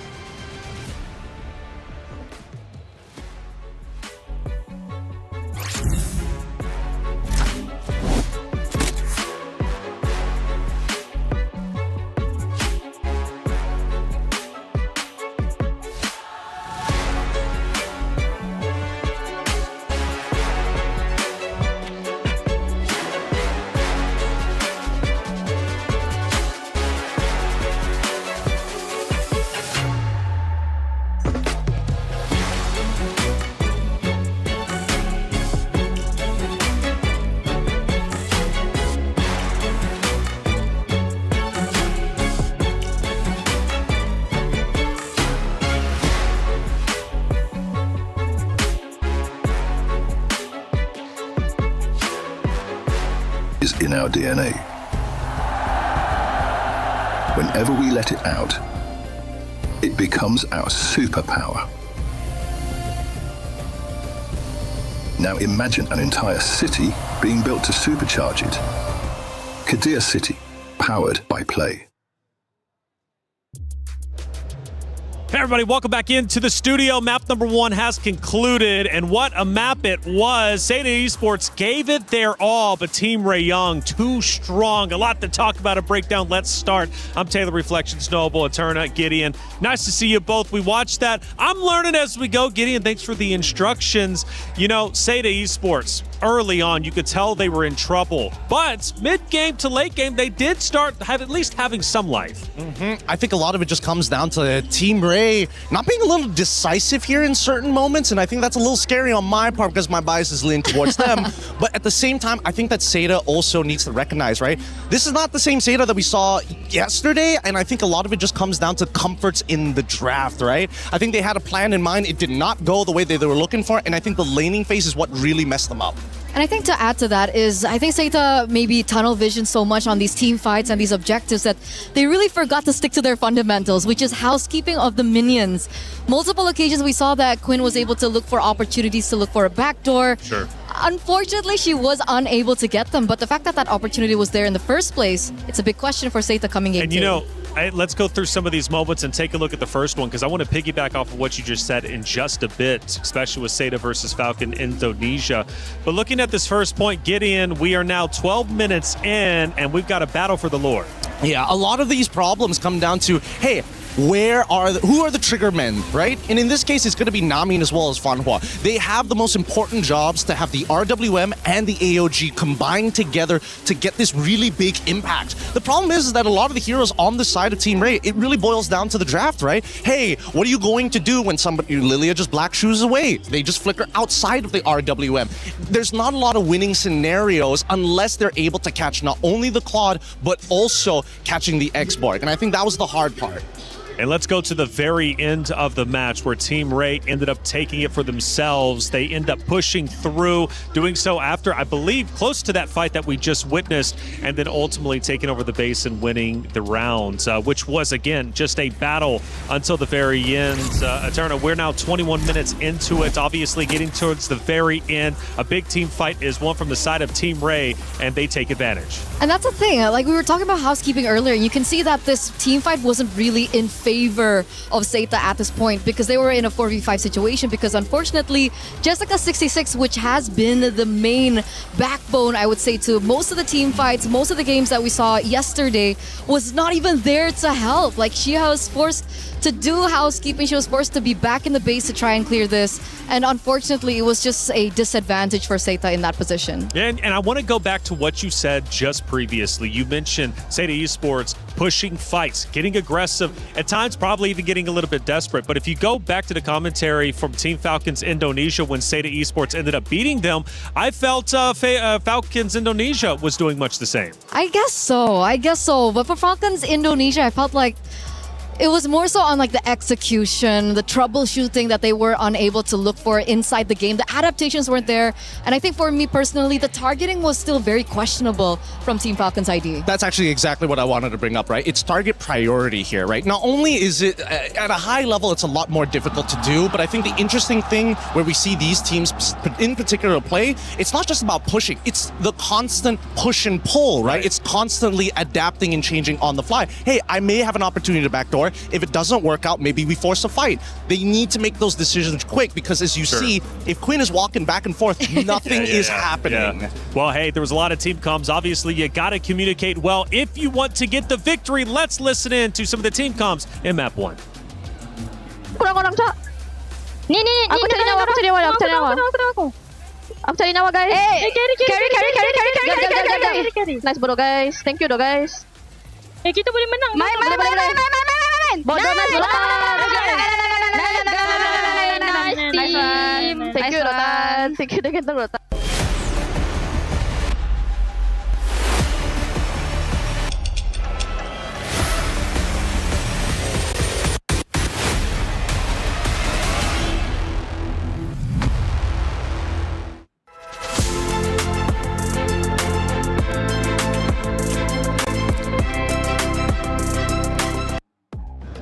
Fun to listen into the team comms. Clearly pumped up. Team Ray getting that win, but they've got to do it again. If they do so and they manage to take down Team Seita, they move forward into the knockout stage, which, hey, big news. You're guaranteed 5th through 8th. These ladies fought hard. They really did. Seita Esports did everything they could, but they simply could not overcome the Team Ray Young roster, who played incredibly well.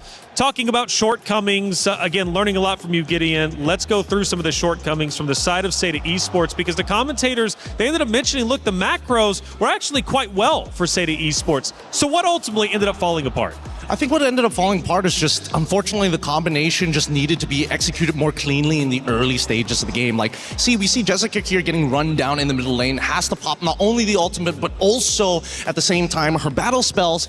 They could have sacrificed somebody else. They could have gotten Gato to just jump into the middle of the fight. It's the experience that we are seeing from both of these teams, and it feels like Team Ray Young are just a little snappier on their calls compared to Seda, where it's like, I need it to be definitive. This needs to be 100%. And I like that we saw that clip earlier, because on top of everything that you've mentioned as well is, I'm going back to the point that I want Jessica26 to be on a hero that's a lot more active around the map.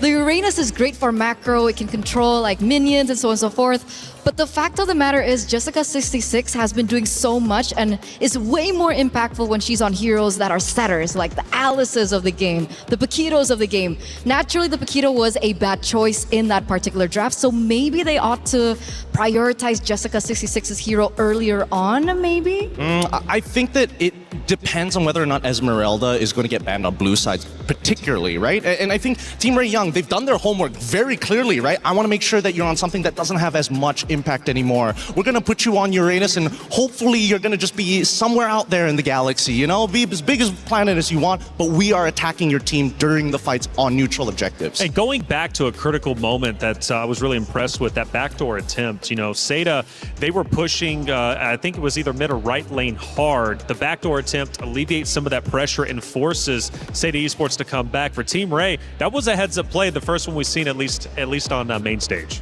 I think, all right, so yesterday, I think their backdoor attempt was a lot cleaner in terms of execution. This time, I think Quinn tried to force it a couple of times, like very clearly, and it costed them a team fight because of that. A better team would have gone all the way into their inhibitor at that point. So I think that Team Ray Young, there are a couple of things that they're going to have to work out upon. Are they too reliant on that? Like Quinny, Claude, backdoor. I think everyone is going to be expecting that kind of strategy after this game as well, because that's how they were able to win against Aurora yesterday. Maybe this is Pavlov's theory. If she tries to backdoor enough times, people are just going to assume she's clearly going to backdoor. Wait a minute, all 5 of them are here. Let's just not leave our base, stay where we are, because, well, who knows, a backdoor attempt might be happening. I don't know, getting in the head, man. Look, playing a little bit different. One of the things about these two rosters, though, is they love to push the meta. They really do. They're tricky, and you know what? It seems to be paying off, at least for Team Ray Young so far. But I got a feeling, I really do. I think Seda Esports is about to tie this thing up, and we're going game 3. It could potentially. I'm thinking about it. Because if we're going back to the drafts here, Gideon, it was Seda, they were the ones that banned the Esmeralda, and they were the ones that prioritized Baxia. So could they go for something maybe differently come game 2? You know, you got to keep the answer simple here. They just go red side, because really the priority, if the only thing you care about blue side is that you get that first pick, that one power pick that will kind of determine how your team composition plays, or a flexible option that can be spread out in different roles. Now that Seda is on red side, they get to react. They get the power 4 position here as 4th pick, where there's not much they can do about it. And I just want to bring this up. So many people have been banning out the Hirara. It's kind of an up and down here, and If a team on red side is banning out Hirara, sure. But when you go to blue side and you ban it out, it's kind of showing something here. What do you think? I think that jungler can't play Hirara. That's probable? Look, I'm not... Maybe she's not comfortable on it? That's the thing. I feel like it's hard to say because we've seen so many different options from these ladies. They've shown us everything from Hanabi to Leslie. Okay, I mean, if that's the case, where we are going to have to just work with it for the moment, because the Baxias now is going to be banned out. There is still an opportunity for that Esmeralda pickup. We've been talking about how powerful the Esmeralda has been, especially in that EXP lane after the buffs. The Glue and the Lilia gets eliminated. So are they signaling that they themselves perhaps want to pick up an assassin? Right? But the Lilia ban to me is what I find quite intriguing. I agree. I totally agree with you, because their first 2 bans are similar to what they did literally just now in game number 1, right? They got rid of the Atlas, they got rid of the glue. But they decided to change it this time because Hirara is already gone and Zushin is going to be the first pick, followed up by Yves on the opposite end, and they're still thinking about what else to pair it with. Are you looking for supports here to guarantee your mid trio, or do you want to show your jungle early? I mean, if they want to go back to the same thing that they did, earlier on, they could go for maybe another setup with a Yves, with a Gatot Kacha as well. There were moments that it worked, and obviously maybe game 1 was an adaptation period for them, so if they do want to work with that, they can. Or perhaps they want to prioritize their gold lane, right? We've seen that becoming, the fundamentals, especially in the first phase. Maybe a Claude that they want to pick up first, take that away from Team Ray? Actually, that's a really good idea, considering that Quinn has been like the main driving force of these back doors and major decider of damage.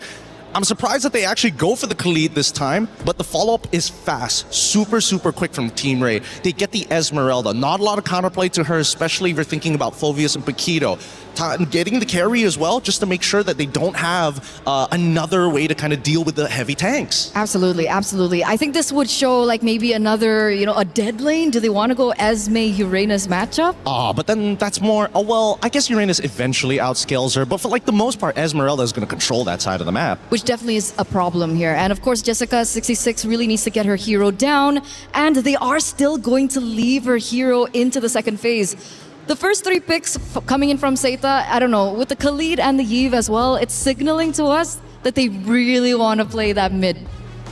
They do, but what jungler would make sense? Like, they could set up for so many different things, right? In this position, based on the next 2 bans we see for either of these teams, for Seita, I'm thinking the classic Fredrin Arlet type situation. But again, you know where Esmeralda is going to go, and Arlet is going to struggle a little bit, so they might need to have a little bit of force up on that EXP lane. So maybe that's what they're going for, right? Like, okay, we'll play that as a weak lane, and then they utilize that later in particular team fights afterwards? Possibly. There's many different angles that they can go for, right? I feel like the Fredrin makes a lot of sense now that Baxia is gone, but then there's still Akai as a potential problem. You see the Belleric actually getting banned out here. Looks like Seita putting a lot of respect. I feel like it's an assassin. I feel like it's an assassin in the jungle for Seita. Like a Haya? That's the thing. We don't really know so far just yet. She's picked up the Baxi in the past. She's picked up the Hirara in the past for, Zoe. And both of those are actually banned out. You know by what? Team Ray. I think let's just make it real easy here, right? If we're going to guess jungle picks, all we really have, I think you are dead right about this, Eterna. With the Kaja ban as well, it's got to be an assassin. But what assassin? I'm thinking it's got to be one of the ninjas, right? It could be Nolan, though. Nolan into this? I mean, they have a strong duo mid in Yves and Khalid.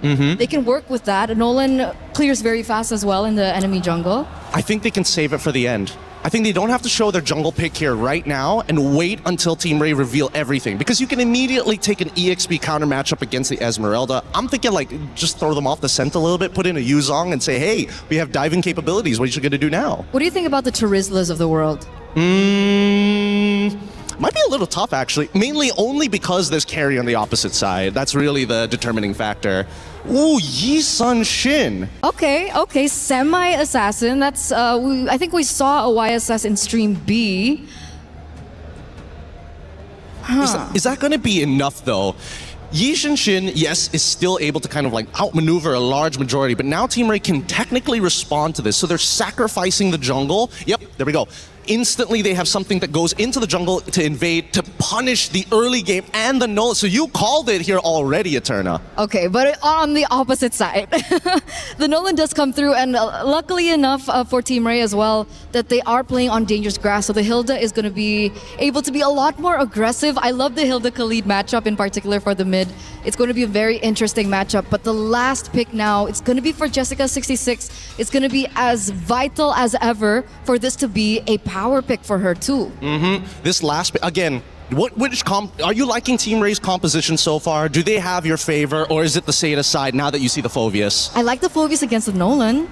Okay, because for me, it's going to be down to the junglers. I don't know about you, Taylor, but if I'm looking at either the Korean commander of their naval army or the time traveler. I'm thinking time traveler. Time traveler for sure, man. You can do a lot if you could travel in time. You could do that, man. You could get the winning lottery numbers. Check it out. It's going to be a big matchup for sure and a big comeback needed for Seda Esports. Will they be able to do it? Or will we have 2-0s all again here on Stream A? Well, let's see what Team Ray Young has in store. They are one round away from moving forward to the knockout stage and potentially securing a championship later on. Brigitte, Mirko, let's get it started. Thank you so much, panel. Yet again, man, we are into the matchup. And just as Gideon mentioned, or asked around the panel, I would like to know your opinion. Brigitte, whose draft do you like better? I will have to go for the Esmeralda.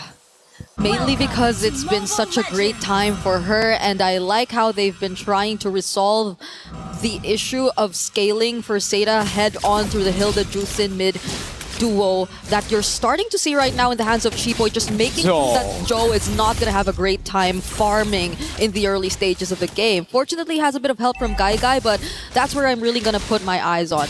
If they're successful enough to keep this early game momentum going, then it's going to be tough for Seda to scale into a position where they want to be. I agree with you, especially considering, again, this Nolan pick is just so good at invading early. Nora's already got the prio bottom lane. They go for the dive, but there's damage reduction under that turret. And if you look at Nora's emblems, it's a bargain hunter. Team Ray Young know that they'll be ahead in this game. They'll be the ones with the snowball. So they're trying to go for the throat as early as possible. Tan, though, takes the golem away. Already a camp stolen. 15% change. And that's huge for Seda, who definitely want to speed up things a bit because they do have to scale. They're both on a double marksman. They're on a double marksman setup, so they definitely need as much as they can. But fortunately for Team Ray, they've been controlling majority of their lanes so far, and the carry Claude matchup is pretty much something you've seen happen time and time again. It's been an okay lane for them. Nora, two games in a row, early game, has controlled the lane against Jessica, who we are not really seeing the setups from just yet. The same level of aggression we saw from her yesterday against Team Ray this time. And even the minions in the mid have been under control by both Miko and Chiboy. So this next turtle is looking to be like a huge advantage for Team Ray, considering that Nora's up level 4 too. Yep. They're not actually going to utilize this level E just yet. Zoe gets level 4 with the Lizard down below. Nora up top against Jessica. Both level 4, but again from Miku. She's going to be delayed a little bit from getting that level 4. Very soon, though, she'll have it. And Nami is actually still behind. This looks great for Team Ray Young. And is just going to focus on the turtle as Chiboy and Miku are going to be in charge of zoning out Fanhua. Joe could not even approach the turtle either. Mountain Shocker already committed, but they've already gotten the turtle. And Nora, look at what she's able to do against Jessica 66. Yeah, those buffs on the Esmeralda are really showing. Those nerfs on the Phobias really showing as well. This matchup wasn't really a good matchup even before the patch, but after the patch, it'll really be a lot more difficult for Jessica to go 1v1. She has to just participate in the fights, going in for those dark waves instead of going 1v1 against Nora. Especially with the Bargain Hunter, man. Nora, if she gets more of these golds, if she's able to participate in more of those fights, almost a kill in mid with a fracture on Name. And now they're going to be looking for bottom lane for sure. They already have this winning matchup that they didn't have last time around. Chiboy's cutting. Yeah, the more that the map opens up, the more things are gonna be difficult for Joe. Just look at this one level gap already existing between our two junglers, and it could just turn into more if Team Ray find the more successful rotations across the map, which I feel like they're very comfortable doing already. There's not much pressure on the mid lane. You don't really expect to see Jessica out of nowhere, because Nora's been the first to rotate out always, almost every single time. And a fraction right here, forcing out the BMI with a lot of damage already. That's a lot of threat for Guy and all the other squishy heroes. What kid? Chiboy taking first blood against the jungler of Seda. What a way to start this game after 3 minutes of them just farming, and now Quinn also finding Guy. How unfortunate for Seda. Sokolil for the Hilda against Joe on the Yi Sun Shin. And that's why the panel was questioning the YSS choice, especially with the Claude and the Eve already picked up with an Esmeralda basically guaranteeing XP matchup. Hilda just free to go all over the map into the jungle. All the way from level 1 we saw how oppressive Chiboy could be on the Hilda. Yeah. And there's no respect from the rest of Seda. Or rather, maybe they just have so many things to deal with. Fanhua should definitely be walking together with Zoe. But even up top, they won't be able to get rid of the carry. Quinn's all good. That's another neutral objective for free to Team Ray Young. They're trying to commit onto this, man. Mountain Shocker utilized, but the whole team's coming over. Yep. That was a trade attempt, but then you clearly see how quick the responses are from Team Ray. They already decided to switch lanes, and yes, things have been really fast-paced for Team Ray at this point. Just Chiboy not letting go of Joe. The level gap still continuing to grow, and Quinn just focusing on almost every single structure that they're able to take away from Seta at this point. It's a much cleaner execution that you're seeing from them, and you feel the confidence coming in. They're starting to show a bit more of those recalls as the Crimson Beacon comes in for Jessica. Miko. They're trying to take on Jessica, and it won't take long for them to find the kill. Fanhua trying to look for an angle from behind, but it's not going to be enough. Nora jumping in too, and that's all they need. Seda don't have the damage yet to take on a fight. Seda don't have the damage, they don't have the sustain, they don't have anything to facilitate the box, the front to back that they desperately want to play with. And if Fanhua can get bursted like that, you're in for some trouble. That's the main frontliner.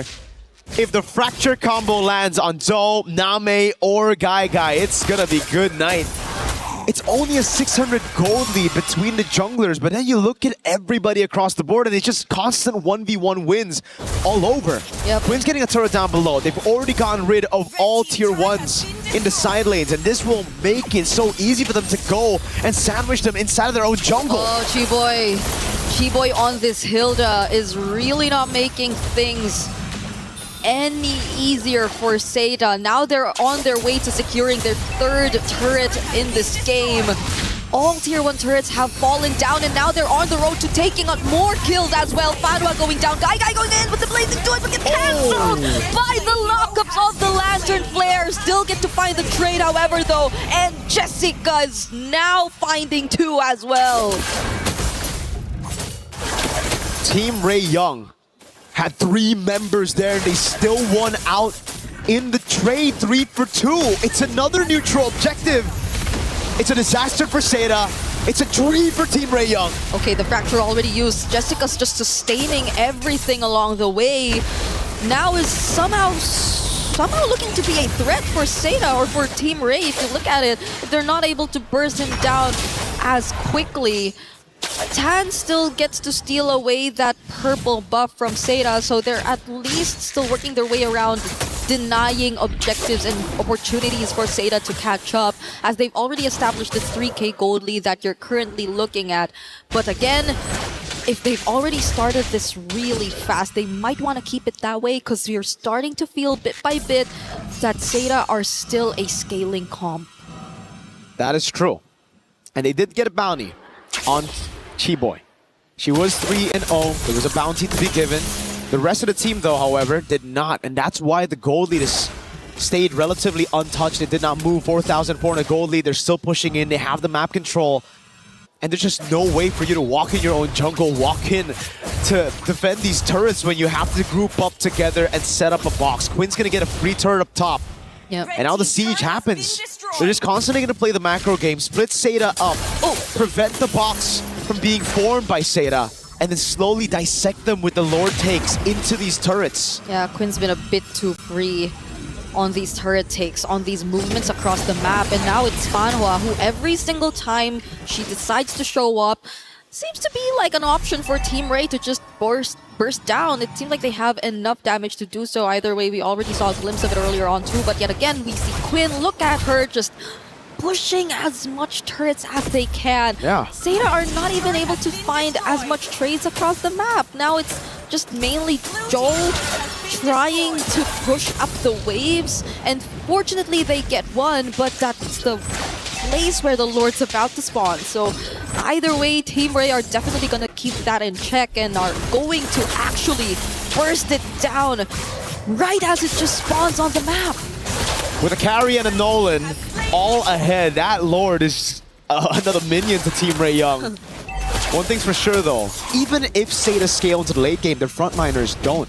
Jessica, Fanhua, they're on heroes that just don't scale into the late game, and the fact that they're just so behind early on. Look at that level lead. Jessica to Nora. Oh my goodness.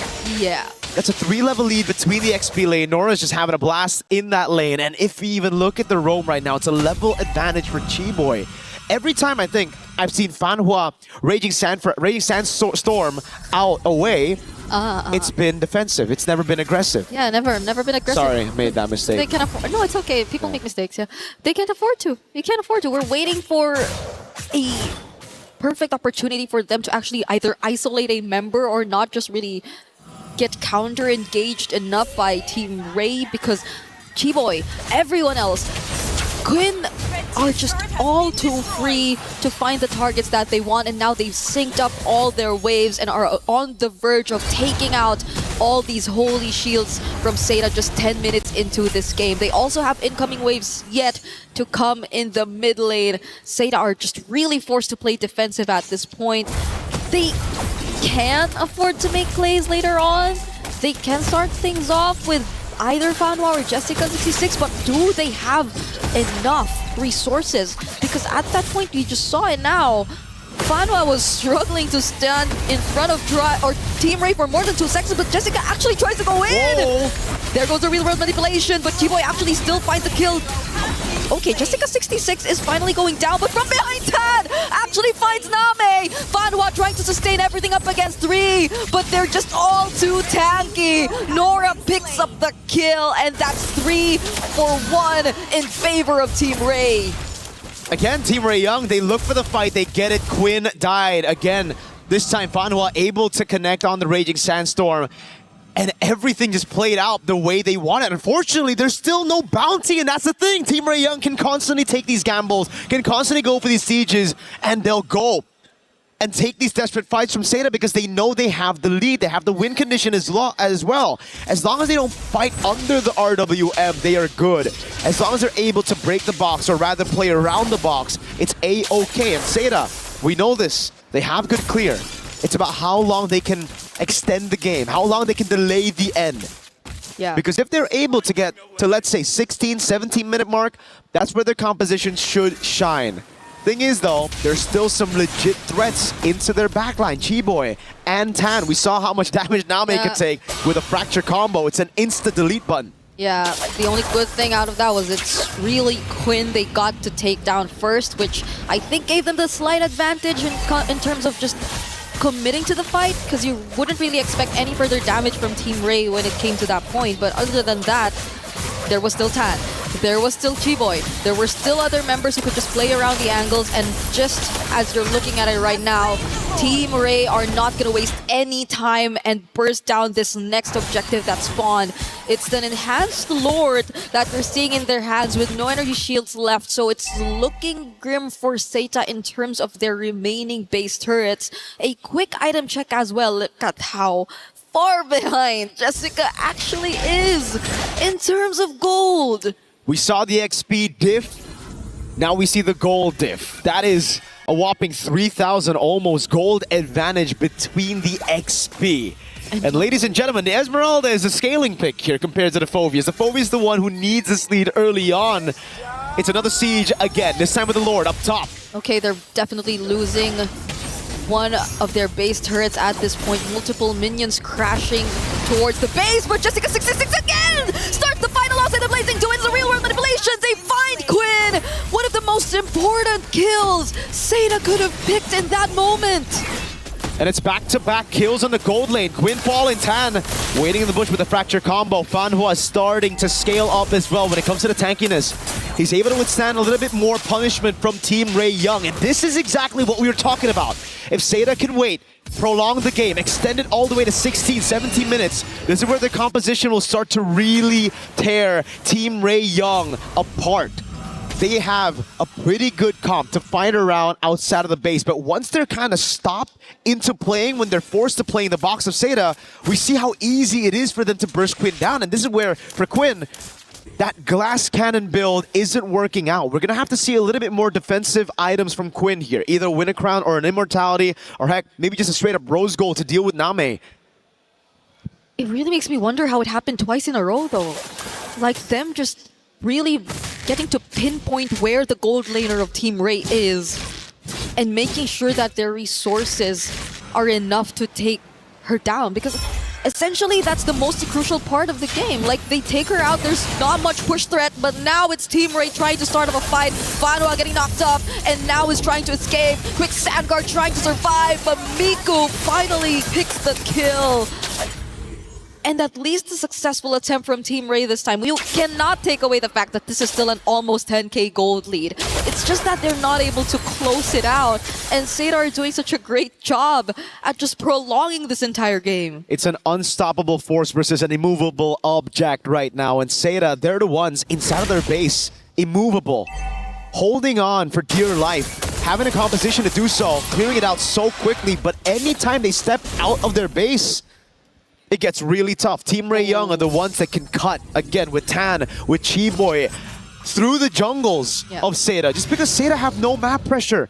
Anytime they walk up their own jungle, they don't know what they're walking into. A possible trap by Team Ray Young. And again, even if they want to walk up to Lord, they will never be in time for the contest. It's a carry and a Nolan. Every time it's up, it just gets bursted down. And this is the third Lord of the game. 6 neutral objectives, this time around, all going to the hands of Team Ray Young. But as long as Seda play it clean, as long as Name, Joe, and Guy inside of their own base turrets force those RWMs, punish Quinn on these siege attempts, they'll be able to defend. They have great wave clear. Yeah, it seems like the blueprint is going to say the same for Seda. They don't want to fight this outside their base. They know how to play that surprise attempt they've been going for twice in a row. And with the Winter Crown pickup for Jessica as well, I feel like they can be more creative in terms of their approach. Because Team Ray, definitely by this point, has to expect what's to come, right? They should have an idea of roughly what Seda are trying to do all over again in this upcoming Lord Siege. So let's see how they respond as these waves come crashing in yet again on the base. Losing out on 2 base turrets already for Seda, but they're not starting a fight just yet. They're dealing with the Lord, they're dealing with things one by one. Knockus from the Lantern Flare, Fanwa and Jessica are not going for the engage, and now it's Team Ray who find the perfect engage! They're going for Quinn all over again, but this time Quinn actually gets to survive. Fanwa falls next, Jessica 66 will actually force her way through, and they find the kill again, but is it gonna be enough?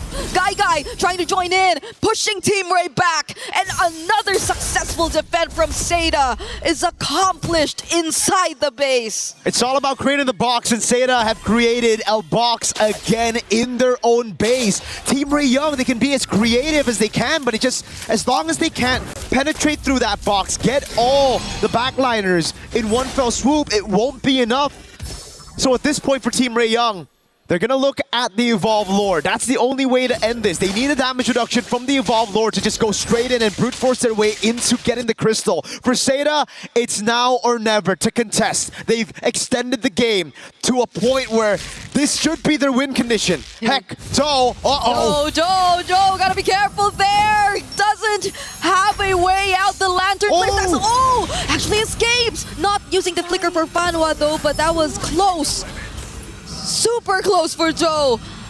A 0-3 for Yi Sun-shin, definitely not the best time, but this is a time where you should feel the threat of a Yi Sun-shin scaling into the late game. I agree.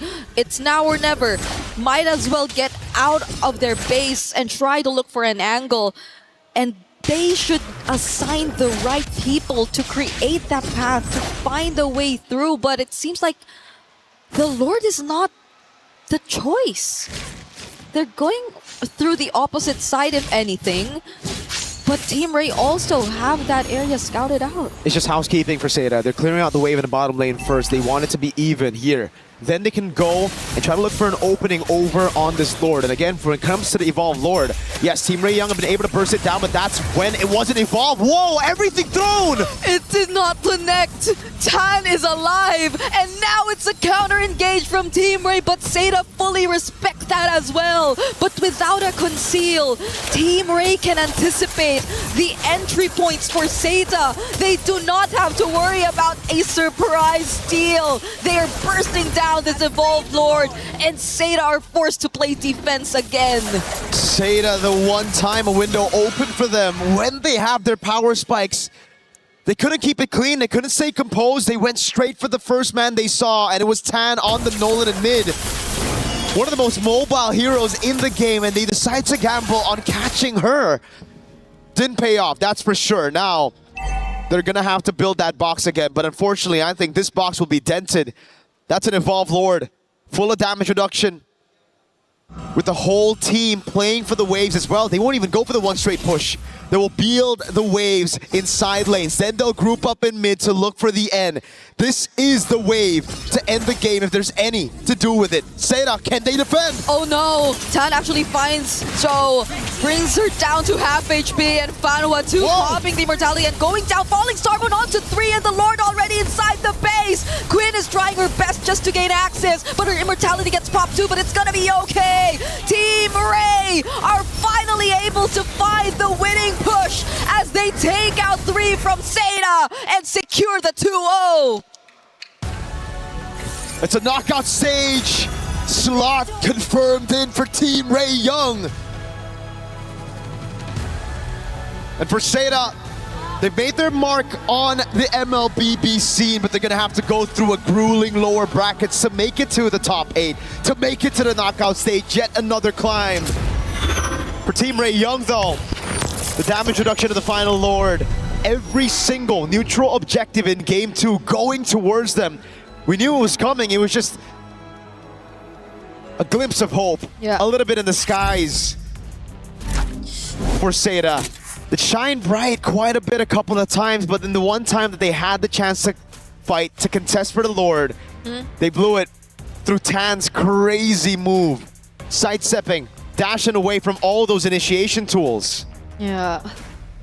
They burned so much of their resources at that point. The flickers, the raging sandstorms, and everyone just trying their best to keep up for that pick-off attempt. You would understand the frustration that you would see from their faces after that match. But I believe we get to talk to the players and we throw it to the stage. Now that was an absolutely amazing performance. Now what a showing from Malaysia, Team Ray Young. I would say, coming up with terms from what I've seen, macro maestros or even menaces. And right here I have Queen beside me. Hi. So yes, for you would be, 2-0 straight up for 2 days in a row. Is this the results that you guys have been expecting? Yes. Can you expand on that? What preparations did you guys do to ensure that you guys got the success that we're witnessing here today?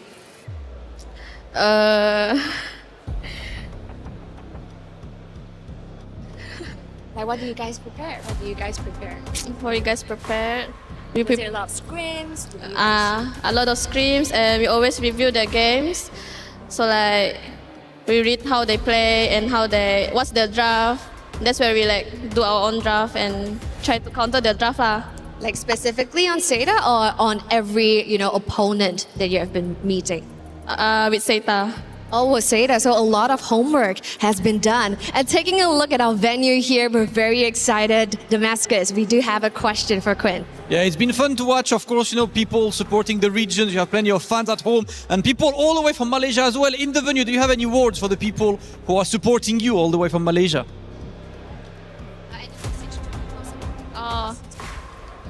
Thank you for supporting us. Thank you yang datang. Can I speak Malay? Thank you yang datang dari Malaysia. Keep supporting us. Kita orang kampung yang terbaik. Okay. Thank you so much. Please, can you make a bit more noise?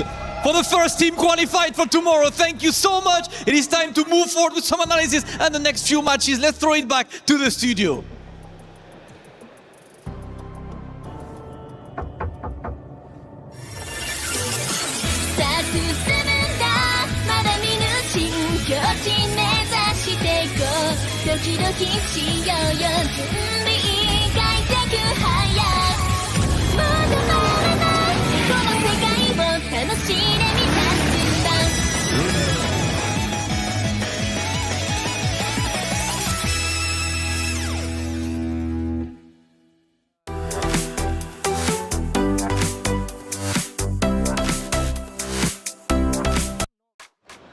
There it is. Our first game on stream has been done and dusted with. Of course, it was Seda Esports putting up a tremendous fight, and they really did. But Team Ray Young gets the victory. They push forward and are officially our first team in the knockout stage. Hey, welcome back into our desk. I'm Taylor Reflections, Noble Eterna, Gideon.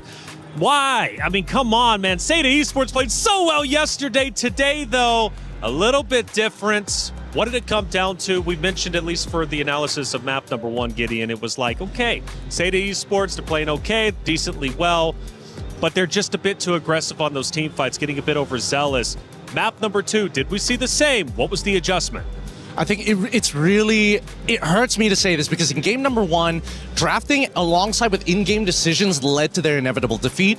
I think this one, it was not looking good from the get-go. The draft, they had no winning lanes. They had no real way to kind of open up, and were heavily depending on Team Ray to make a majority of those mistakes before they can actually start getting to where they need to be. Well, let's take a look at our first play of the game and break it down, right? Because game 2 wasn't as long as game number 1, but still just as exciting nonetheless. And as we take a look at our first moments overall, I'm curious what you guys think, because, you know, early on, there was a big battle for the first turtle, and it was Team Ray Young who was able to get that, setting them up early on. But as we get deeper and deeper in, we start to look at a base fight. What ended up unfolding? I think that the hard part about it is just, as this base fight, it's kind of unwinnable in a lot of these cases, mainly because of how much money that they have, right? They have such an inflated economy and so many more stats. However, if they all make the big mistake of walking into that RWM, they're just asking to die. And I try to, you know, the rule of thumb, 10K goal means? It's over. It's an instant GG. It's over. 10K means it's over. And that's why I really agree with everything that Gideon said. It all came back down to the drafts. The fundamentals, again, is what's really shaky about Seda. We were talking about fundamentals in terms of in-game from game number 1, and in game number 2, the fundamentals of the drafts just really weren't there. So that's something that they really can bring to their next match tomorrow. Well, as we start looking at our second moment of the game, tells a bit more of a story as to why this ended in the way that it did. I believe it's going to be a little bit deeper on. First we were 16, now we time travel into the 20-minute mark in Eterna. What are we looking at? I mean, at this point, I'd really want to hope that 10K gold gap just really didn't mean anything, but at the very end, it felt like the firepower just really wasn't enough. They tried their best to try and defend the base, and we can even see that Guy is doing her best to try and clear out that lane as fast as she possibly could, but with so many on top of her already, it just felt like it was way too much. And to Seda's credit, Gideon, they did push them back at least once or twice when, of course, Team Ray started to push up into the base. So Seda did put up a good defense. Ultimately, in the end, though, they were just too far behind. I think it's about also ticking the right check boxes, right? It's like, yes, there is the 10K. They made that one defense. Had they done it just one more time and were able to actually trade back in terms of inhibitors, maybe there was a good 50% chance of actually winning that game. But at that point, especially since their composition doesn't have enough wave clear, with no inhibitor, Lord pushing in, it is just too thick. And Sky Piercer. Don't forget the Sky Piercer abuser. You guys are goofy. I love it. I've had such a good time being here for MLBB. I'm learning so much from the both of you. You know, Seda, I just felt like it was just a story of comebacks, trying to come back each and every time, and the frustration obviously being shown on that stage. I wanted to root for them, I really did. And let's face it, they do drop down to lowers, so they still very much have a chance, and they showed us a lot of promise against Falcons Indonesia just yesterday. But for Team Ray Young, we didn't have a chance to watch them, at least on A stream yesterday. They were on the B stream. But man, they played well, and clearly they know what they're doing heading into the knockout stages. Because look, I believe they go 4-0. They don't drop a single map. That was one of the main things that I heard from Stream B. Like, they kept talking about the experience coming in from Team Ray. Over and over, they kept saying veterancy, veterancy, veterancy. And we finally get to see it here as well. There are so many moments in the game when you can see that they can adapt on the fly. The fact that, okay, we tried this certain scenario, it didn't really work out, and they try and repair that come game 2. We're not talking about the multiple times that they tried to go for the backdoor. I think that's something that they I was about to bring that up again. Much. But come game 2, on a different hero as well, we saw Quinn finally being able to, focus more on the rest of the team other than, a sneaky backdoor push kind of strategy. Yeah. They just go to the bread and butter, and the bread and butter works. At the end of the day, that's gonna fill you up more so than just a gimmick, little snack. I like it, man. This is the end, obviously, of map number 1, where it finishes off, and Seda Esports unfortunately dropped down to the lower. Team Ray Young, again, moving forward, and we do have a post-match interview with Rose with Team Seda. Hey guys, Rose here right now with Guy from SETA, and although they just faced a 2-0 defeat, but I think it is still right we talk to them. So Guy, 2 days in a row, you played exceptional, and although you guys lost today, I want to know, how would you describe today's loss? 那么今天呢，我们和该该在一起，在过去的2天当中呢，你的比赛打的是非常棒的。虽然说今天这个比赛有点失利，但是呢，我们知道你是很强大的。我们想要看一下你目前对于这次失败是什么样的看法？其实也还好，主要还是享受舞台吧，然后心态也是比较稳定。I think I was doing okay, and I would enjoy this platform for me to have this opportunity to play, and I hope I can do better next. Yes, definitely. Now, speaking about your next match, tomorrow you guys will be going up against Virtus Pro, who has just recently won in Stream B. So what are the problems that you guys have to fix tonight in order to secure a win tomorrow? 是的。那么说到下一场比赛的话呢，明天你将会进行一场非常重要的比赛和 ROE 进行对决。那今天晚上还有点时间，有没有什么地方有一件事情说可以改进一下，来提升一下明天的比赛？是的，我们今晚还会训练，然后改进一下今天的问题，主要是要团队性一点。Yes, definitely. We will continue practicing tonight. I will do more training. Hopefully, we can win tomorrow's match. I think our team need to really collaborate, and then we use our tactic to win the match. All right. Thank you very much, Guy. 谢谢你. And with that, throwing it back to you guys over at the studio.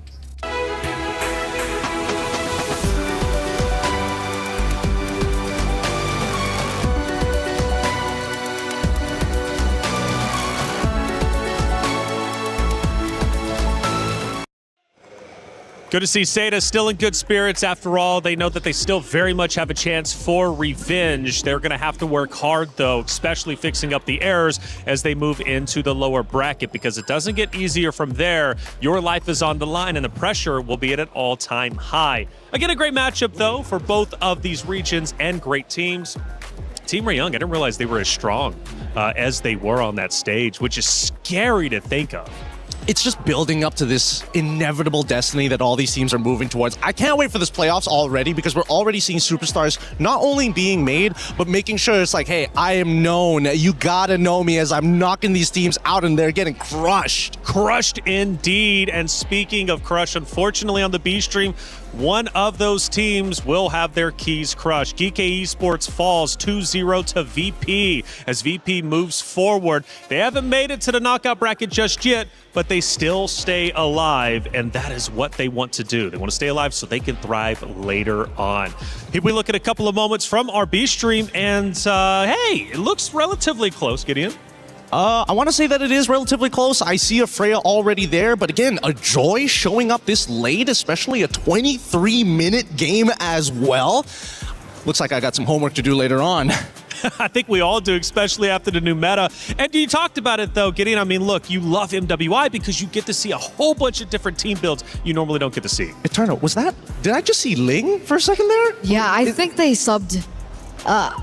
We've been seeing a few links actually on Stream B. Really interesting. The games I casted, I didn't get the opportunity. I know. It's so uncanny. I really want those assassin plays here in Stream A, but we haven't really been getting them. But I'm actually really surprised about this, and I feel like it's a huge loss for Geeke. I mean, they did so well against Geltec. I know that they lost it 2-0, but despite it, I could see the moments and the brilliance that they had, the potential that they had as well. With Electa there, Yui there as well. There was just so much promise from this team, and also bringing in experience as well from that region. It's really sad to see them go today. I'm hoping that maybe MWI, their format changes, and we're going to get round-robin group stages. That's what I want to see. Well, maybe next year. This year, we're just going to have to deal with our groups, but it has been fun nonetheless. For Virtus Pro, that is a big win, especially in regards to the Club Championship Trophy, which is fought very hard for not only the competitors, but also the orgs themselves across multiple different esports happening here at the Esports World Cup. We're talking 24 different games, millions of dollars in prize pools, and that Club Championship Trophy is definitely worth earning for your org. I mean, we're talking millions of dollars going in player development, team houses, whatever you would like to do. It's definitely worthwhile for Virtus Pro. They need those points. It's only week number 2, but the weeks are going to catch up fast. It'll be week 7 before you know it. It's been a fun time, and it's going to continue to only increase in the fun. Let's talk about our next matchup. It's coming up quickly. Falcons Indonesia versus Aurora Gaming. This one, much like B-Stream just witnessed, is going to be an elimination match. There is going to be a player losing their key, much like you just lost your cue cards. Yeah, I'm losing. I'm losing everything. I'm losing everything, and I might be losing a representative here. Team Falcons on the brink of elimination, and I actually got to talk to another coach that's in MWI. He's the coach of Falcon Daisies, and we were also both wondering, like, what happened to Team Falcons ID, because it feels like very different to how they performed in the qualifiers. Well, let's talk about it, right? Falcons Indonesia coming in was a true contender for the crown, and we were definitely hyped up to see them. They go against Seda, Gideon. The series, it's rough though. Doesn't look good at all. And we question Seda Esports, especially the setup for them that we just witnessed, and even yesterday. They love to push the meta. It's a new meta. What are they going to throw out there? Maybe it threw Falcons Indonesia off a little bit too much, because even going into round 2, their hero pick, and I think it was Brigitte mentioned, like, look, this was just thrown all together. Their heroes were looking wild, like they were wanting to win a best of 1. But I mentioned the club championship. Trev, what's happening with it? Hey guys, Raimundo here from Team Falcons ID. And as we enter an elimination match today, how are you feeling? A little nervous? A bit. Okay, so Raimundo, I think I'd like to ask you, how is the team's mindset approaching today's elimination match? Because this is the last match, right? If we lose, so we will play as best as we can, because the yesterday is, I think it's so bad lah. The gameplay is so bad, our comms still bad, so yeah, we will do the best today. Okay, now I gotta ask, if you said yesterday the comms were bad, the gameplays were bad according to you, so what did you guys do at night in order to kind of fix the problem? We talk with each other, and we fix every comms, every miscommunication from out game in game, and so I hope we can do the best today. All right, you know what, Raimundo, I'm pretty sure a lot of the fans back at home are supporting you guys. Is there anything you want to say to them? Thank you for supporting us until now. So I hope we can do the best today and show you guys that we can do it. We will in the final. All right, semangat Raimundo. Yeah, thank you very much. And with that, back to you guys at the studio. Is in our DNA.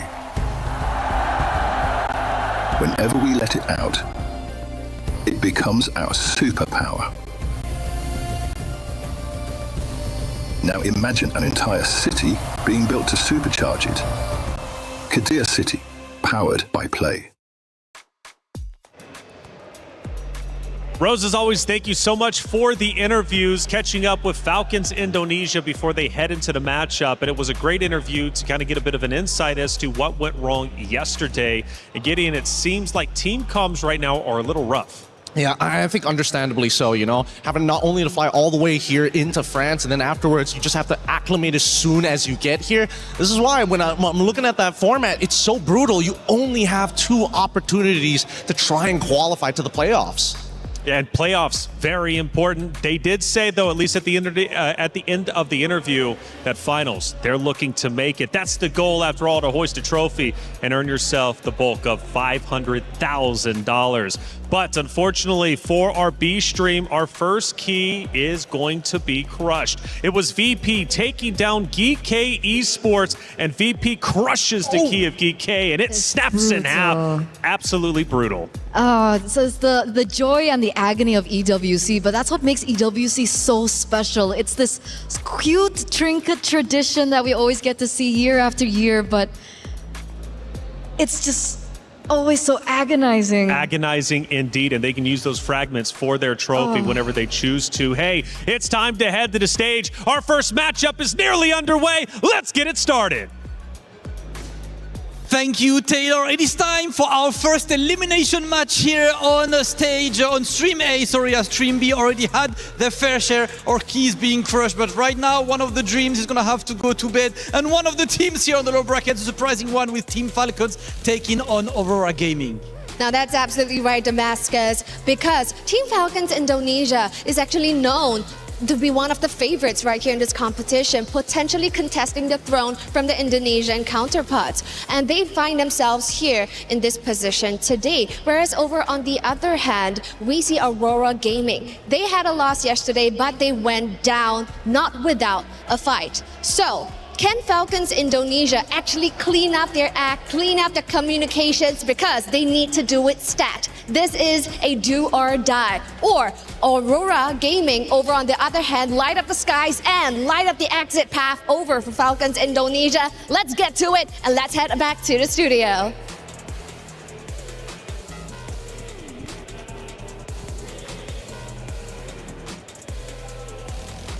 Two teams fighting for their tournament life. It's Falcons Indonesia versus Aurora Gaming. Two titans, but one, unfortunately, will have their key crushed after the series has concluded. Now, with both tournaments on the lines, obviously the pressure is up, and with Falcons Indonesia already having communication issues, this might elevate the pressure to a boiling point. Aurora Gaming can take control of that. And speaking of Aurora Gaming, they've got untapped potential, and we just witnessed Team Ray Young win and look strong, but Aurora Gaming put up a wonderful fight against them yesterday on Stream B, which makes them arguably look the strongest going into this matchup. Yep, and I think that at least for Aurora, there's a lot that I'm expecting from them here, because at the same time, when we're talking about like, hey, let's do some research on this Falcon ID team, and you see that yesterday's game, you're not learning much from it. So technically, Aurora, in terms of pre-preparation, the coaches on Team Falcons ID actually have a bit of an advantage. I agree. I think everyone around the world is really expecting a lot coming in from Aurora Gaming, and in general, as a whole, we've been seeing so many surprises coming in from the Mongolian region, particularly from the MLBB women. So with them coming through, we did see an amazing Lunox come to play for Zulana yesterday. It's definitely a hero that Team Falcons ID will be looking at come this drafting phase as we get to the first game. So I'm curious, will the Lunox once again show up? Lunox or Liv versus Aurora, which is going to be good. Obviously, Liv from Aurora, and Mob Secco, the gold lane. They're going to be battling hard. That's going to be a fight that I really look forward to, obviously, especially from the hero selection. I mean, considering everything, like Aurora, we saw that they can brawl. They can really get scrappy with some of these ladies. And I think I need to see some of the mechanics, right? The individual mechanics, individual prowess of each of the Team Falcon ID members. Because if they want to make that statement, they have to win the lane first before you even start thinking about going above and beyond. Absolutely. It's going to go back down to the fundamentals once again. And as we take a look into the drafting phase so far, we are seeing quite an array of bans. We do see the meta bans come to play. The Marcel that really hasn't seen the light of day come MWI, especially here on Stream A. Phovius and Guinevere respect bans, I believe, especially for the Guinevere. They are trying to eliminate that because it was one of the win conditions coming in from Aurora. Hirara, Matilda, and the Atlas. to boot. And it just makes the Zushin stocks go up just a little bit, right? Don't have to worry about the Marcel, especially the Atlas. Like, there is an angle for Zushin here if they wanted to, but they can easily start pivoting into other areas, right? That's where I want to see where Team Falcon's ID's mind is at. Are they looking to play for the overall composition, or are they looking for just star players to win this entire game single-handedly? And sometimes when we look at all these teams, they usually go back to that. They usually go back to the star players. They usually go back to the comfort picks. But it does look like the Yve is going to be prioritized here instead of that Jushin. Technically, the Yve is an easier mid laner as compared to the Jushin because of the nerf towards her range. So understandably so that they go for that prioritization. But what will be the response coming in from Aurora? I'm guessing, they can go for the safe old Claude if they want to. But the question is, what do they want to pair it up with, right? They could just answer, mid lane for mid lane, but usually when you're on that red side, you kind of want to dictate something. You want to say, hey, here's a new question that you have to answer this time and waste your options to get it solved. And there's definitely time to do so, right? You can totally leave the mid lane for later. So we're thinking about what? Maybe do they want to go for a prioritization into the jungle? It looks like the Belleric and the Esmeralda.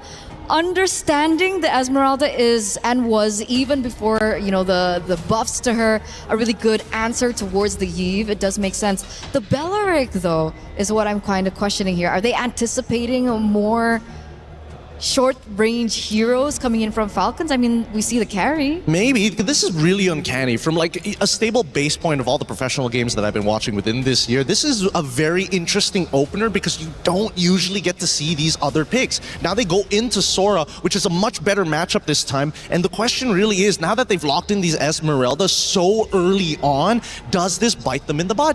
Again, Yve, I guess I'm scared of the Esme, I suppose, if I'm 1 HP, but other than that, I just take my shield, I don't care. And you would automatically think that, okay, they can just pick up the Valentina, but of course the Esmeralda's on the board. Is the Valentina still a viable pick here in the mid lane against the Sora? It is.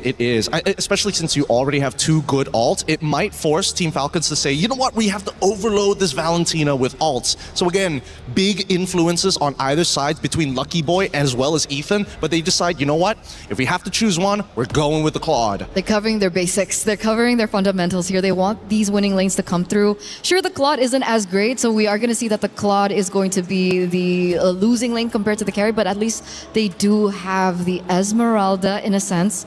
I'm still thinking about this mid lane matchup. Technically coming into phase 2, Team Falcons do have the potential to start limiting that down. It's worth punishing. I think that it's very easy to punish here because they wanted to show or blind pick the Esme alongside with the Belleric as their opening. So again, they're still feeling the repercussions here in the second half, or ideally assuming that Team Falcon's ID are going to start targeting the mid lane. Glue, banned out from Aurora side, not a bad option. Are we expecting a weird pick? I feel like you already have something in mind. You're giving me that face, and I am now intrigued to know what this weird pick could be. Up until this point, we've only seen Aurora in the jungle for Anu pick up the Hirara and the Gwen. Both of these heroes have been banned out. But we did see something crazy like the Hanzo yesterday. I was going to mention, actually, the Hanzo. But it was for Team Falcons, and I don't think they're in a position that they really want to, take that out of the box just yet. Maybe let's read into this a little bit, right? Because Gord, on the other hand, just got banned out. A good mid lane pick, but particularly good at dealing with big, beefy boys. The more health, even better. The more stats, even better. I deal true damage. I don't even care about it.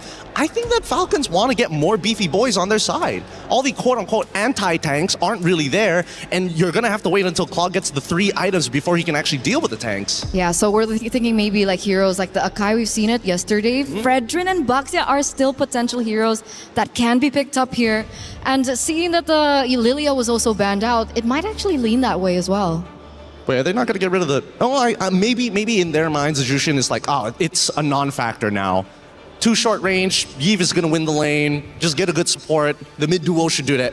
Get most of the job done in the early game, right? Exactly. So what's the call? I'm guessing... Gatot Kacha was banned out earlier. Is it just to, take away the combo with Sora, Gatot, and the Yve? Possibly, but there's also an opportunity here for Aurora if they're looking to try and shut down specifically Carry, who's really, really short range compared to the other marksmen that we have in the game. Farsa might be an option here. Oh, but they go for the Valentina instead, so they are willing to sacrifice the early stages of the early game of the mid lane. So what lane are they going for? And maybe are they making it up with their jungler pick? Ooh.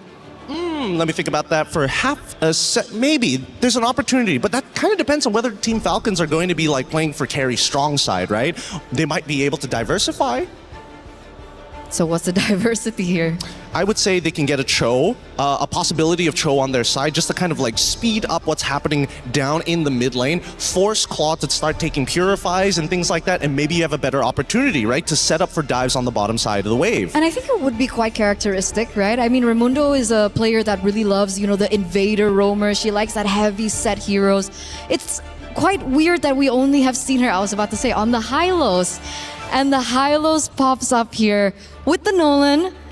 Not the hero that I was expecting, but naturally you do have the assassin here, which maybe warrants why they banned out the Lilia instead of the Jushin that you mentioned. Yeah, makes a lot of sense as a matter of fact. Again, really well done for Lucky Boy alongside with Ethan. They clearly have a plan in mind and they're trying to adapt that plan. Really try and dough it through, you know? Gotta adjust it constantly. But this last pick is so important and I don't think there's like an optimal pick. It's really just to pull the comp together. Fredrin makes a lot of sense here. They could go, actually, could they go a little bit further than that? Could they go for an assassin themselves? We have Lancelot, Hayabusa, Hirara's banned out, so that's not an option for them to go for. They could potentially go for something like a Harley to try and snipe the Yve here and there. Well, there you go, they got it.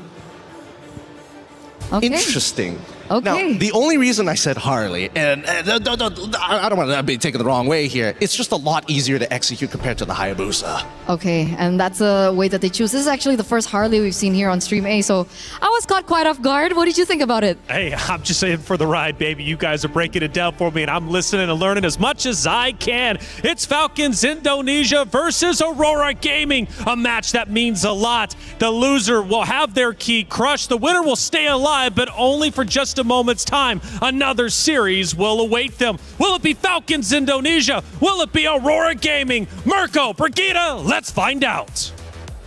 A really thorough breakdown of potentially what to anticipate heading into match number 1 with these drafts, but a lot's at stake as mentioned by our panelists. The first elimination match here in Stream A, and we are about to witness it right here and now.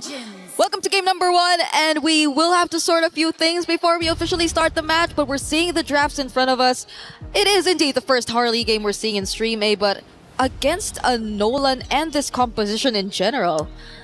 How are we feeling about this Harley pickup that Aurora Gaming decided to go for? Wow, wow, wee, wow. Wow, wow, wee, wow. That's the first thing I gotta get out, you know, for the for the Harley. Harley's good, you know, against the carry. If she steps a bit too far in this winning matchup, we've seen, you know, tendencies for gold laners when they're in a winning matchup to go in, they want to bully harder, and they end up getting punished. So the Harley can actually take advantage of that. And I think it's the same for the mid lane. If Eve walks up way too aggressive, you're going to get punished by the Harley, so it's all about that. Meanwhile, though, if you look at Falcons ID, it really seems like, you know what? We're going to go back and play the simple game.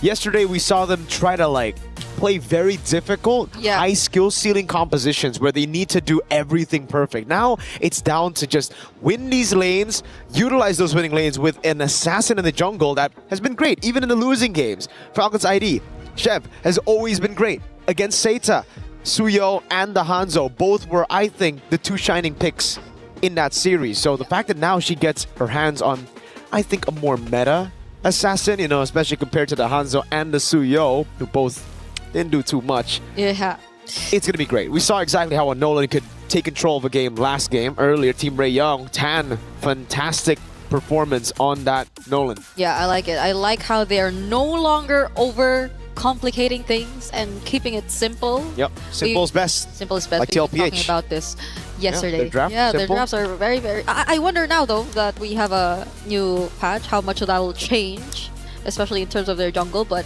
yeah, now it's a bit easier to expect what's to come from this draft that you're seeing right now. I mean, even like generally keeping it safe, the high loss, and just a more systematic approach paired up with the Eve. So I think it wouldn't be that hard of a task to even just looking at the matchups, right? That the way they were able to secure even the carry against the Claude and now managing the Sora against the Esmeralda, which I like to think, especially in terms of pace, should be fairly the same for both of these teams. It's just a matter of who gets to find the aggression earlier on first. And we are, I think, just a few moments away before we actually see this game begin. Because, again, we do not want to really compromise the experience that we will be having in this tournament. So please stay tuned for and hold on for a bit. We are going to get in the game really soon. It's a lot at stake, especially as it's an elimination match, so you know. Yeah. It's a big one. You're gonna have to pay attention to this one, folks. We already have one team eliminated. Earlier we saw their key crushed. Unfortunately, it was in Stream B, and now for Stream A, our first and only, I believe, elimination match. All the others will be promotion matches, and all the other elimination matches will be found on Stream B. So if you want to check out Stream B, you know, there, I heard they got like some other casters there. Those are their names. Stream B. I think it's Reptar and a young man from the Philippines, Leo. But they say Stream B does stand for B as in better stream though. So could also stand for the boys. Because we do have some bears. Bear boys, yeah. They call themselves the Wee Bear Bros plus LaFell. So you don't count LaFell as a bear bro? I think is it just because counted now. No. You excluded him from the group. You're like Bear Bros and LaFell. Like, LaFell is just the okay. I'm used to seeing the Bear Bros as 3. Yeah, definitely not LaFell. If you add LaFell, that's 4, but we can add another one. Nah, you should have added the other one at the start. Now it just feels like a pity slot, you know? I'll have to explain myself to him again after this. I'm gonna tell the story to LaFell. It's like the Bear Bros and LaFell. This is a side character. He's but a what side if it's piece. one of the Bear Bros who said that? Then it's okay? They would never. How could they? How could they? Why would they do that? Okay. I will explain. But it's over the Bear stream. It's GCT versus Twisted Minds, if you guys want to check that out. And we got a Hanabi, so yo. And an Aulus. And they are doing okay. No, they're down 5,000 gold. Why don't we cast Stream B right now? I mean, I have it up actually. I don't know if we can pull it up, but no, we can't pull it up. But yeah, a Hanabi and an Aulus in the same game. Which one? MWI. MWI. It's fun. At least it's not a Popo and Koopa jungle. We've seen a lot of that. Here. Yeah. When we were playing in the EU server, yes, a lot of the Popol and Koopa jungle. I'm trying to recall what other pick we've been seeing a lot. I think it's... No, it's mostly just the Popol and Koopa, really. Like, they really like playing it in the jungle or in the roam, wherever they want to do. But now we are officially starting game number 1 between Falcons ID and Aurora. Yep. So it is, again, as previously discussed, a Nolan versus a Harley, which currently is being... Okay, he got to steal that camp, at least before they got to him. This is one of the good points of having a Nolan on your team. You can invade so early on to a Lizard take, or even, again, in the Golem. It's very surprising he was able to snatch the Golem away out of all the different camps that you'd expect. Anu, though, won't be too far behind as she gets her hands on the lethal. Will actually try to go for the invade herself. Spot Sev, but Sev knows it too. The Bargain Hunter this time for Luette. Just seems like it's the common choice for the Esmeralda now. We saw 2 back-to-back Bargain Hunters on the Esmeralda. They have the exact same emblem as for Liv, though. Roamers. Liv as Mystery Shop. On the carry, interesting choice. The PYT for Zulana as well. I wonder what ultimate they'll mainly prioritize to as the Valentina, right? Considering the lineup that Falcons currently has, you have either the Shifting Skies or maybe even the RWM and the Glorious Pathway. So they'll have a lot of options if they just really want to set up for the team fights. I think it wouldn't be as much of a problem for them to find an ultimate that could complement the Veleric. Because the Wrath of Dryad too, I think it would be really useful if you pair it up with another AoE battle spell that you can pick up from Team Falcons. And both are seemingly setting up for this upcoming turtle. Yep. Good position held down by Shev here. Not too sure if she'll be able to get the flank on Anu. That's the walk up. Violet goes in straight on towards Anu. Already with a hat. They're going to go all in with a fracture everything. Whoa. Oh my goodness. together with the shifting skies, bursting through Zulana and Luet like they're nothing. Straight to the turtle, and it's free. Yeah, Zulana, understandably so, but Luet even. Yeah. Barely being able to do anything as the Esmeralda in that scenario. Not even with a sprint. There was just a bit too much slow. Oh. And if it weren't for that flicker, Nika would have been next. Yeah, she got away in time. Sev now looking to capitalize on this early lead. A 1,000 gold lead, 2 kills and a turtle. This is a dream start for Falcons ID. Something that they haven't been able to get throughout MWI, and that means just the one match yesterday. Yes, so that's what you get when you simplify things and make it more easier for your team to just execute the lineup overall. They need not worry about trying to follow a perfect setup or sequence in order to win out on fights. And it's not like they just chose to focus on the fights. They were doing that all the while they were also securing the objective. But Anu, wait. You don't want to go against Violet. She's the one who actually went in on you earlier. Anu has to back away. Violet with the flicker to chase as well. Trying to go for the full stacks. The RWM. Livy is the one who picks up the kill. Now it's Raimundo getting chased out. Wow, okay. They really made sure that Anu would go down at that moment. And now it's Sev taking her own purple buff away from her as well. Oh no, the buff! Yep, greedy invade. Buff didn't get taken. Retri was down, and the falling star moon from Luet was enough to take it. Luckily, Turtle will be spawning in 20 seconds, so they won't lose too much. It's just a bit of that momentum taken away, and Anu, surprisingly, a level ahead. Yeah. Against a Nolan. Did she actually get the orange buff earlier? She was able to steal it away, right? During that previous, we'll have to... She did. We have to double... Wait, no. I believe she did. Yes, she took the orange buff and then she died, right? Yeah. Could have been what happened here. Luet. Okay. Back in the mid lane, stunned down by the Law and Order. Violet just walking up, and it does seem like right now Mob Psycho is waiting to catch Liv in an ambush. Sev blitz it, as you would expect from the Nolan. Liv there, utilizing the Bargain Hunter really well. Corrosion side already done as Raimundo rotates over, pops in the Glorious Pathway. Living now with a jump as well. That's with the RWM on RWM action. Zulana in the back, going to be caught by the damage. Wrath of the Dry coming around Liv with a flicker in. Forces Nika to 4 gold back, and now it's Anu in the midst of it all. Chase coming down as well. Anu gets away with a hat trick. Liv gets the gold crab.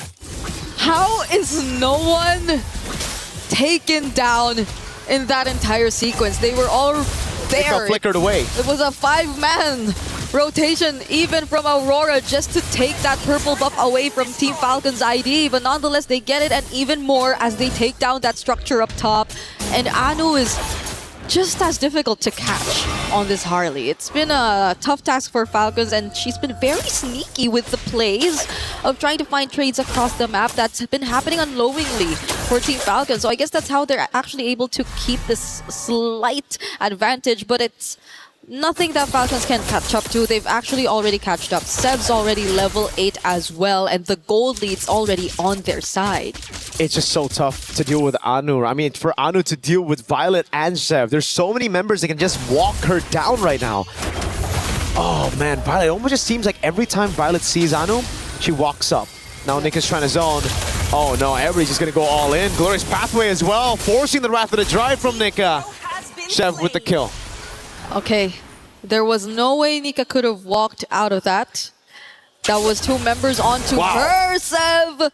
Forcing out the BMI from Mob Psycho, but that's another turret that Falcons are actually going to take for themselves. But again, Anu doing what she can, trying to find as much trades across the map. They're trying to keep this lead very small. Oh, goes in deep. It's a bait. Mob Psycho pops into BMI. Sev is in the base. Chased out by Nika. Can she get away in time? No. Nika takes her out. Meanwhile, though, Luet's caught all alone, isolated down below. And she's taken down as well. Falcon ID soaring in the skies here in their first game of the elimination match. Okay, Sev's down. They won't immediately get to go to the turtle, but it's not like Aurora are planning to transition to that either. They're going to focus on securing their purple buff first, and it's actually Violet who starts off this turtle, and it might not be the plan for Aurora as it's an immediate burst for Falcons on this objective. They'll take a bit more of their time. I believe even earlier we saw a slight advantage in terms of the gold towards Liv compared to Mob Psychos. A bit expected if you were to look at the matchup, but now it's Aurora just really trying to move as a unit this time. Uh-oh. Nico with the flank on Violet. Doesn't seem like they're going to pull this off. Violet clears out the wave in time. Everybody backing away. It's just too risky to tie Vasora. Violet's been on point, though, so far. Yeah. Every time of the chase as well. The Glorious Pathway on Nika. Law and Order as well. They're catching. Flicker out, though. Okay. Gonna be alive. They will try to defend this mid turret, but Falcons might want to go for it. Real World already used. Oh, Shifting Skies on 2 brings her back as well. Zelana gets away in time, but has the RWM, now pops it down, but Violence in disguise doing damage. Gets away. There's just no damage. Nika cannot get the flicker. It's down on cooldown. Oh. Rather the Dryad catches 3. They're gonna go all in. Almost a pick. Nika gets away with a sliver of health. Raimundo's still alive too. The deadly magic wasn't enough to actually burst him down, and Falcon's ID are able to retreat safely. Imagine being able to force them under even your tier 2, but them still eventually getting away. I mean, everything that Aurora did as a response felt very defensive too either way. Even the clutch pickup on the Real World. Oh, Liv did not. Whoa. Liv did not recall.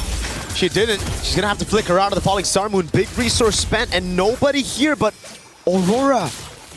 They don't want to punish even further. They're thinking of ways that Falcons can actually ambush. All this time, it's built up. That's the frustration that's built up. Liv really making the most out of that bargain hunter, man. Already 3 item power spike. Flicker down for Liv. Can't catch up with the RWM. Catches Anu. That's a killing spree already. Great taunt by Nika. Oh no, everybody just walks her down though. It's a bit too much for them to handle. Not enough damage to retaliate to that play. And that's the target that they want. Anu finally going down. Moments just before you could have expected a Lord fight between Team Falcons ID and Aurora, which is why this is likely going to be a free objective over to their side once again. And it's something that they could greatly utilize, as Aurora have barely made successful movements enough to take control of the map too. It's always Falcons finding these turrets, and it's always them just forcing Aurora to put down their ultimates in the most... Oh no! Okay! She just got back. Oh my god. Raimundo with the Law and Order trying to catch her. Won't be able to get it down. That's kind of crazy though. Now a siege up top. No Lord just yet. They're gonna crack. Oh, an attempt by Chev down below. Mob Psycho able to react in time with the Blazing Duet and a flicker out. The Lord took a while before it spawned, but going back, it's again Falcons just always forcing out the reactions from Aurora. It's not like Aurora are able to set up anything for themselves, not even with a Wrath of Dryad, not even with a Falling Star Moon. They really have to play counter-engage at this point, considering that they're significantly behind too. Falcons are barely doing anything to take out these outer turrets, and now Aurora have lost all of them. It's only the Holy Shields and the base turrets that are left, and we're only 10 minutes in the game, and they also lose Luet. Complete burst out. Violet with the play. Shifting Skies in the back. The Wrath of Dryad locks him down, but not enough to take anyone out. Falcon want to go for the end. Anu in the mid lane with the help of the Holy Shield gets rid of the wave, but there's another wave down below. Now it's Anu and Mob Psycho. That's a wave spawning back in as well. They're going to go for the instant clear right now as Anu tries to go with the poker trick. Mob Psycho with the BMI and the Blazing Duet. Violet trying to zone in the back. And it will just be Falcons locked in on the crystal to secure game number 1. Violet on the Sora has been insane. Those last minute clutch setups, the Shifting Skies, and her targets have always been on point. If it's not Anu, it's her finding these 2 to 3 man setups that are very much crucial to the team, and that is also one of the biggest things that led them to securing this relatively quick game. It's only been 11 minutes of gameplay that we got to see between Team Falcons and Aurora, and it's looking very grim as they've secured match point and Aurora are on the brink of elimination. They'll have to find and do what it takes in order to equalize the series later on. But look at this setup from Violet. It was crazy. And Violet, that's why I've just been highlighting her all throughout the match. Every time when she sees Anu, she goes in for the damage. When she sees everybody already there, and some people just grouping up a bit too close, goes for the cloud form instantly. Violet knows exactly how to use the Sora, and that's why it was prioritized so early on. And now we understand what works for Team Falcons is to simplify everything. And execution-wise, it's not a problem for them. Now let's throw it over to a quick break before we jump into the next game of this series.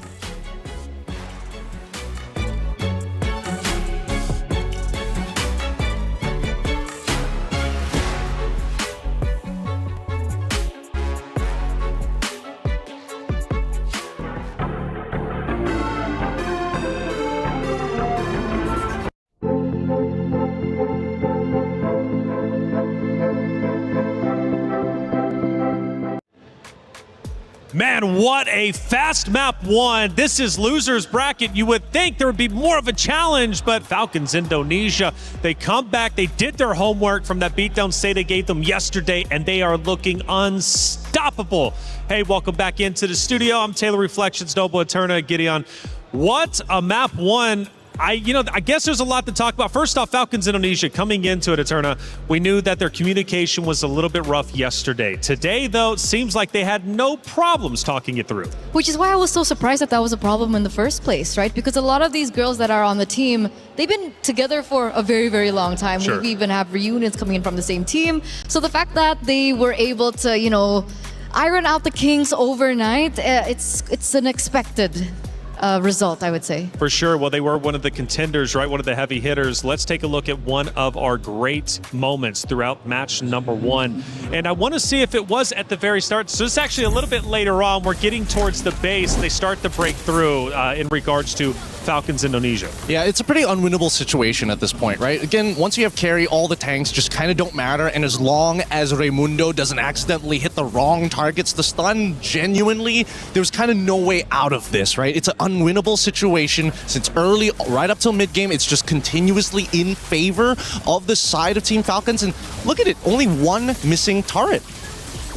That was it. They absolutely dominated, and it started at the very beginning, Eterna, with the first turtle fight. You could really see Falcons Indonesia were playing very, very well together. Violet with the Eve was just unstoppable, trapping everybody in, and they did not waste any of those moments. And this is the moments that we've been waiting for since yesterday, because I think you were the one to hype her up, right? Violet, one of the backbones of the team. She's been around for so long. The experience is definitely behind her, and we finally get to see her shine.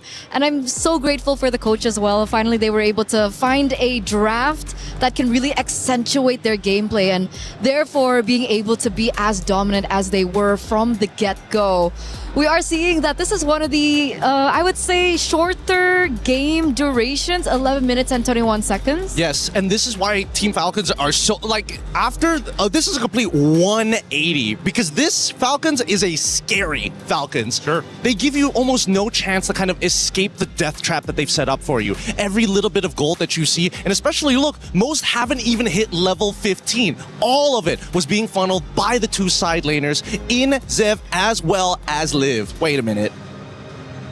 That's not 100% correct. Well, either way, the three turtles are. I know that for sure, man. And the 10K gold difference between the two obviously is quite significant. And one thing that I learned, if you're 10K gold down, it's hard to come back. It's pretty much done and dusted, as I keep continuing to learn from the greatest and the best MLBB has to offer. But hey, man, it was definitely a tough series for sure. And Falcons Indonesia, again, looked absolutely incredible. And from start to finish, and it finished in 11 minutes, our shortest that we have seen yet. It was Aurora Gaming who just couldn't get anything started. Now, we mentioned the veteranship of Violet, obviously. Falcons Indonesia building the team around them. Now, on the side of Aurora Gaming, who is that sole unit? Who is that sole player that they're like, okay, you're the one to step it up. We're just going to back you up?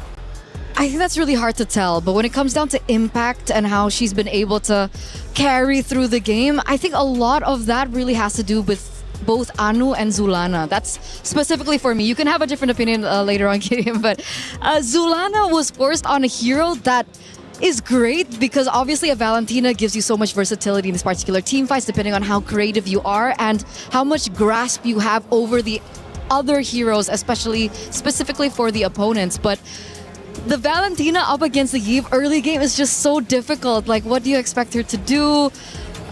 Even Anu in this particular situation, you did mention the Harley pick as well, but it looked like the Harley was so pressured in the early game that there was barely enough time for her to shine as well. I agree. It did look a little bit uncomfortable here, and that's why I was thinking that, man, these Falcons are like so different. Truly, being able to kind of just walk into the enemy jungle. And not only that, they also perform some really complex dives with two people already underneath the turret. They look to kind of break open a lot of different ways. So some great high-level stuff that's actually being implemented well now by Team Falcons. Well, as we head to the stage once again, one more round loss from the side of Aurora Gaming means their key will be crushed and their esports World Cup run comes to an end.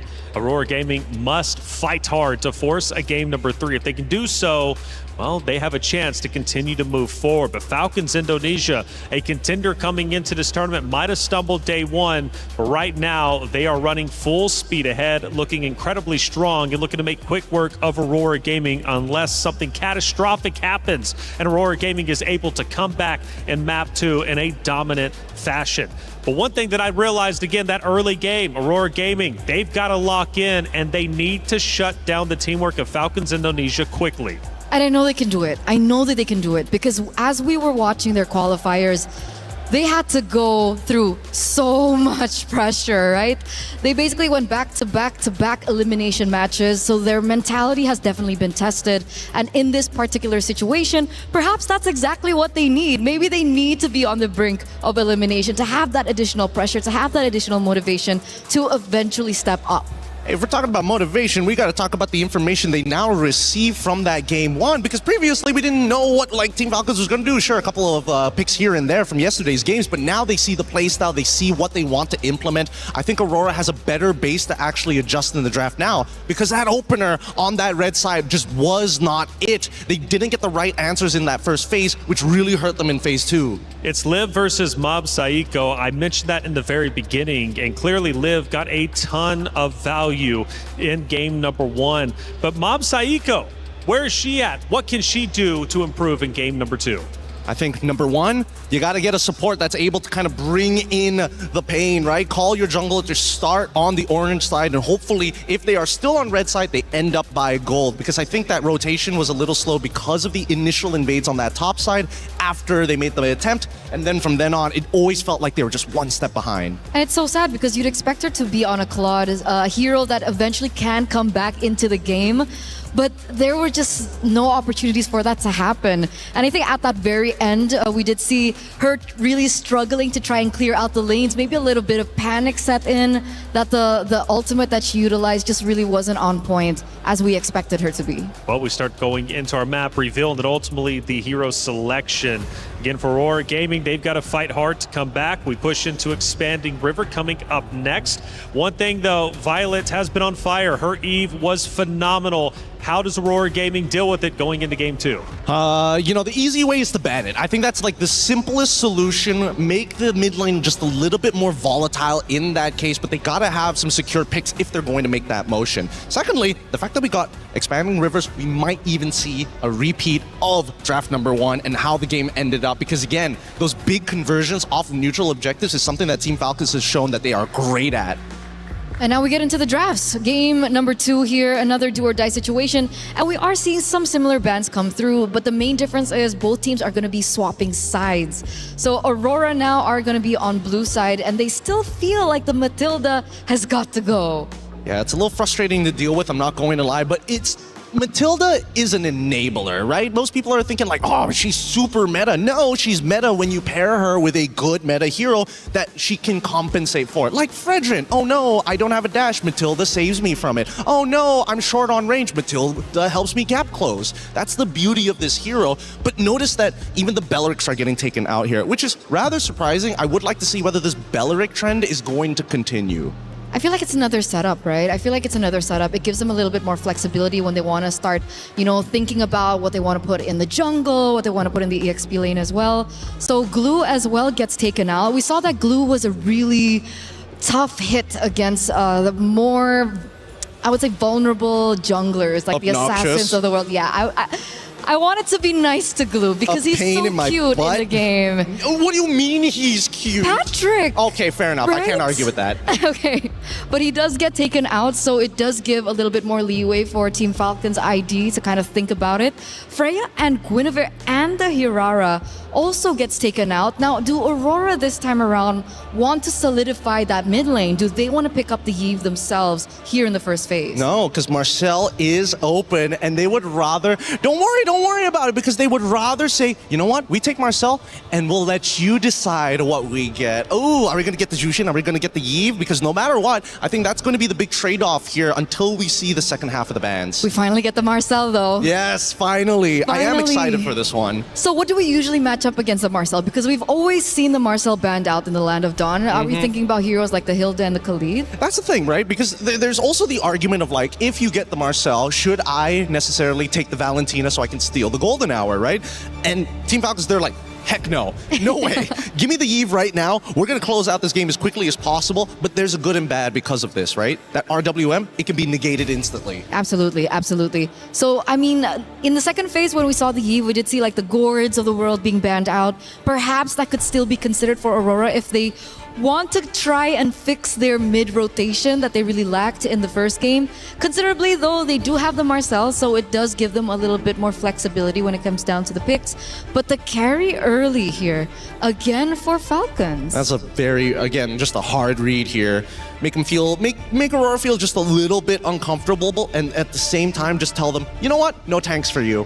Yeah.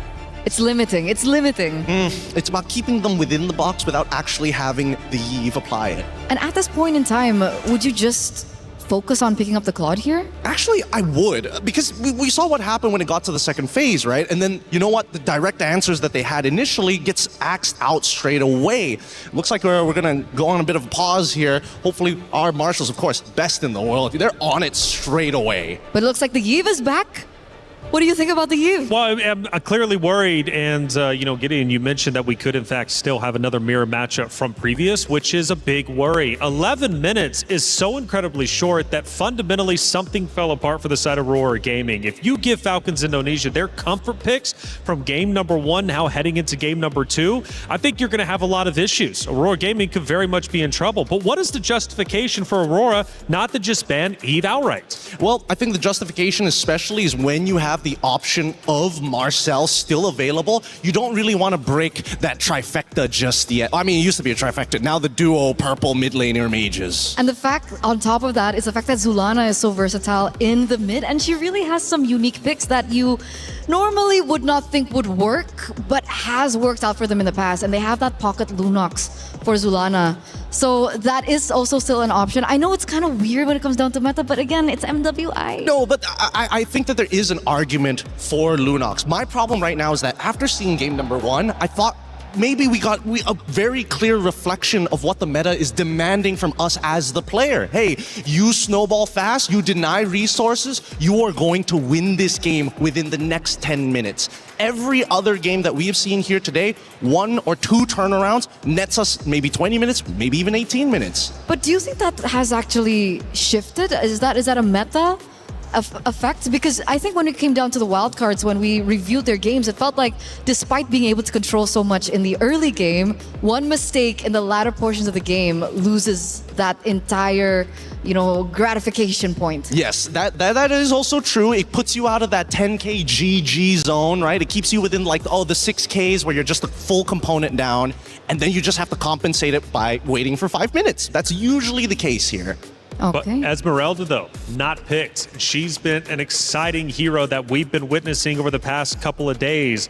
With Esmeralda now gone, Aurora Gaming is clearly trying to make adjustments, and now it is the Marcel. Now, how does that have an impact? Because clearly what didn't work before needs to work this time. I think they learned, Like they prioritized the Esmeralda in game number 1 and really didn't work out for them. So this time they're taking a little bit more time to think about it. Yep, it really bit them in the back, I'm not gonna lie. It was a hard read, a blind pick. And with this Marcel, it's a little bit more flexible and a lot more compositions, but it also really helps that the Yves just decided to show up on the opposite side, right? And now it's convenient for them. It's like, yes, this is a blind pick, but now we have a direct way to deal with the real world manipulation. I guess it's a great read. But going to Falcons Indonesia, let's say it is in fact a perfect world for Aurora Gaming. They see the same comp. What is the comp to beat that comp? Like outside of team fundamentals, outside of team strategies, what does Aurora need? What is the X factor pick in order to truly counter Falcons Indonesia? 2 suggestions, depending on what kind, because we only see Marcel, right? There's still 4 more picks for Aurora. I'm thinking if they want to be hyper aggressive, they're looking for winning lanes. They're looking for winning lanes, people or heroes that can actually knock down these turrets really, really quickly. A couple of those could be leaning more into the Brodies, more into the Hanabis, kind of dependent on the lane bullies that they're looking for. But EXP especially is super vulnerable in the second half of the draft if they just wait for it. And I think that's really important, especially to try and facilitate Anu. Because back-to-back, we've been seeing her on a hero that maybe is kind of forced. We saw her on game 1 on the Harley, and the fact that they didn't have winning lanes, it really didn't give Anu that space that she really required. Come game 2, I feel like Falcons ID, they really did their homework. I think the loss that they suffered yesterday gave them that point in time of motivation to be like, hey, we need to do our homework, because Anu's heroes have been taken away from her. Wait, so let's say she gets put on a tank. Wouldn't that just be good enough, you know? I guess we'll see. It feels like that's what they're trying to do, right? Put her on a tank, take away that big impact, and say, hey, you have to be the foundation for the rest of the laners, which are, well, at this point of time, they haven't hit that ceiling. And that's why I feel like Matilda being banned out was bizarre, yeah. So I guess for Violet's sake on Falcons Indonesia, how do you isolate her and get her out of there and get her away from the team fight? Because Falcons were wolfpacking together so incredibly well. For Aurora Gaming, you could tell there was bits and pieces where they wanted to isolate, but they just simply could not find the opportunity. Violet was a major key problem in game number 1. I do have to agree with you. Her Sora was definitely a problem, and Aurora understand that. So they pick up something of their own here. They pick up the Arlet, and we were talking about this before, and the Akai comes through here for Aurora. I don't know why they didn't decide to just go straight into Phoveus, but I guess it works out, whatever they're most comfortable with. And Sora is still a pretty decent matchup depending on what the emblem setup for this Arlet is going to be. But again, we're seeing a very similar picks being thrown over. And remember, this is the Akai Arlet combination. That's kind of disgusting. It's pretty good, I'm not going to lie. It's still pretty effective. So as long as the Arlet kind of survives that lane, generally speaking, and knowing that it's Sora, it's not that hard. You're not going to get punished too badly. Which is why I think Team Falcons ID recognize that, right? They don't want to give Arlet the space, so they ban out heroes that are very notorious in the mid lane to kind of counter those rotations. Lilia gets banned out. I think that's a smart pick. The Minotaur gets taken out from Team Falcons as well. Yeah, I'm going to make a hard prediction here. I think after the Minotaur, they might be considering... I don't know if they want to consider getting rid of Atlas here, but at the same time, it's like, because they've got the Akai, they're not really too worried about the big team fights, which is why I'm wondering why they're worried about the Minotaur of all things. I feel like it's a respect ban. Really? In comparison to like, oh, if they get the Cho, and then they can do like a 1-2 combo and play for picks rather than just pure team fights. So far, Nika's only been playing Atlas, Minotaur, and the Belleric. That's a good point. That's a good point. All right. So that means with Gord gone, Lilia gone, it's really just making sure that Aurora can't just naturally wombo combo with each other, but they also do get first pick on red side on the second phase, and this is by far the most important pick. Could be, I would assume they're jungler if we're going based off of track record. Oh wait, no, that was when they were on blue side, actually. So what are they going to go for here? Barras has been banned out. It's a unique ban, I would say, with the Matilda being banned out as well. Yeah, to my knowledge, Raimundo would be the roamer, so I don't know what she thinks she would be rocking. Yeah. Does she want to go Hylos again? I'm thinking that. I'm thinking a way to either counter-engage or enough utility to kind of bail them out of the situation. But first, they're going to go with the Harley. I don't mind this as much, but the big problem with Harley right now is that Arlet will mess you up if you're just a little, a little happy with your tricks. Yeah, that's the problem. That's the problem. There's a very small allowance for error when it comes down to it because of the drafts that we're seeing from Aurora. And that's kind of a good sign, right? We might be seeing our first best of 3, who knows? But next 2 picks, however, Claude. Oh, Hanabi right off the cuff here. Okay, Hanabi. What are they going to pair it up with? Because again, when I'm looking at like a team fight composition, I want to see like the traditional styles of setters. And so far, the Akai, sure, you can disperse. Marcel, maybe not. But they get the Valier as counterplay knowing that Atlas is available. I think that's smart. I think that's genius. The Hanabi, however, is an interesting pick. It's definitely one of the unorthodox picks that we've seen here at MWI. We've seen it a few times, I think, Stream B, but we finally get to see it in action here. I think my main concern is how volatile and how vulnerable this pick is, especially in the early stages of the game. It's from the side of Ray Young, though, going back in time onto that side station match that you mentioned. Quinn ended up picking out Hanabi and going 8-1-8. So it does have an effect and can truly impact the game. It's definitely interesting. Yep, no, that's actually correct. I was casting that game and I thought maybe the Hanabi isn't going to do as much as I thought, and then it did. Now the final drafts have already been complete. An early style composition that's very magic heavy on the side of Team Falcons in comparison to Aurora, who again, I think they have to play around the Hanabi as well as the Valier as the main anchors of the team. Valier especially. If he doesn't have that Seer, they're going to be in a lot of trouble once they break through the back line. Well, there's been a couple of changes on both sides, but was it enough for Aurora Gaming to take down Falcons Indonesia and force to Game 3? That's what they need to do to stay alive. One more loss means their key gets crushed. It's Falcons Indonesia, Aurora Gaming, map number 2. Mirko Brigida, take it away. The Marcel makes it way to the Land of Dawn in Stream A finally for the first time, but so does the Hanabi. It's back and it's about to prove whether or not this could be the key to securing that 2-0 sweep for Team Falcons ID, or for changing the course of Aurora Gaming's fate.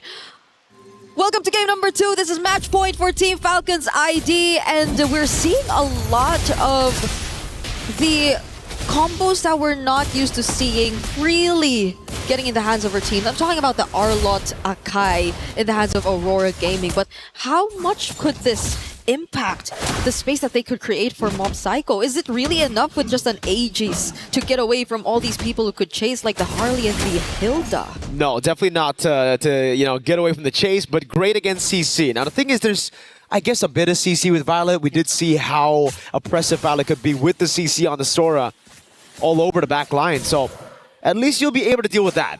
Now, I know the panel also mentioned the Hanabi finding success. It just also got a game win.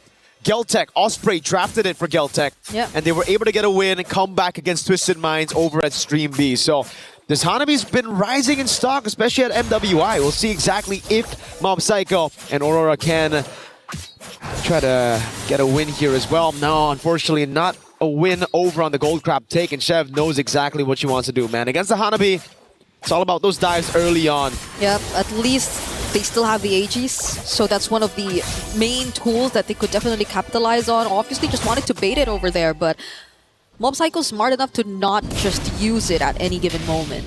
Yeah, Nika's gonna have to recall here early on already. It's all about the level 4 start here, and it's coming down to Luette and Violet.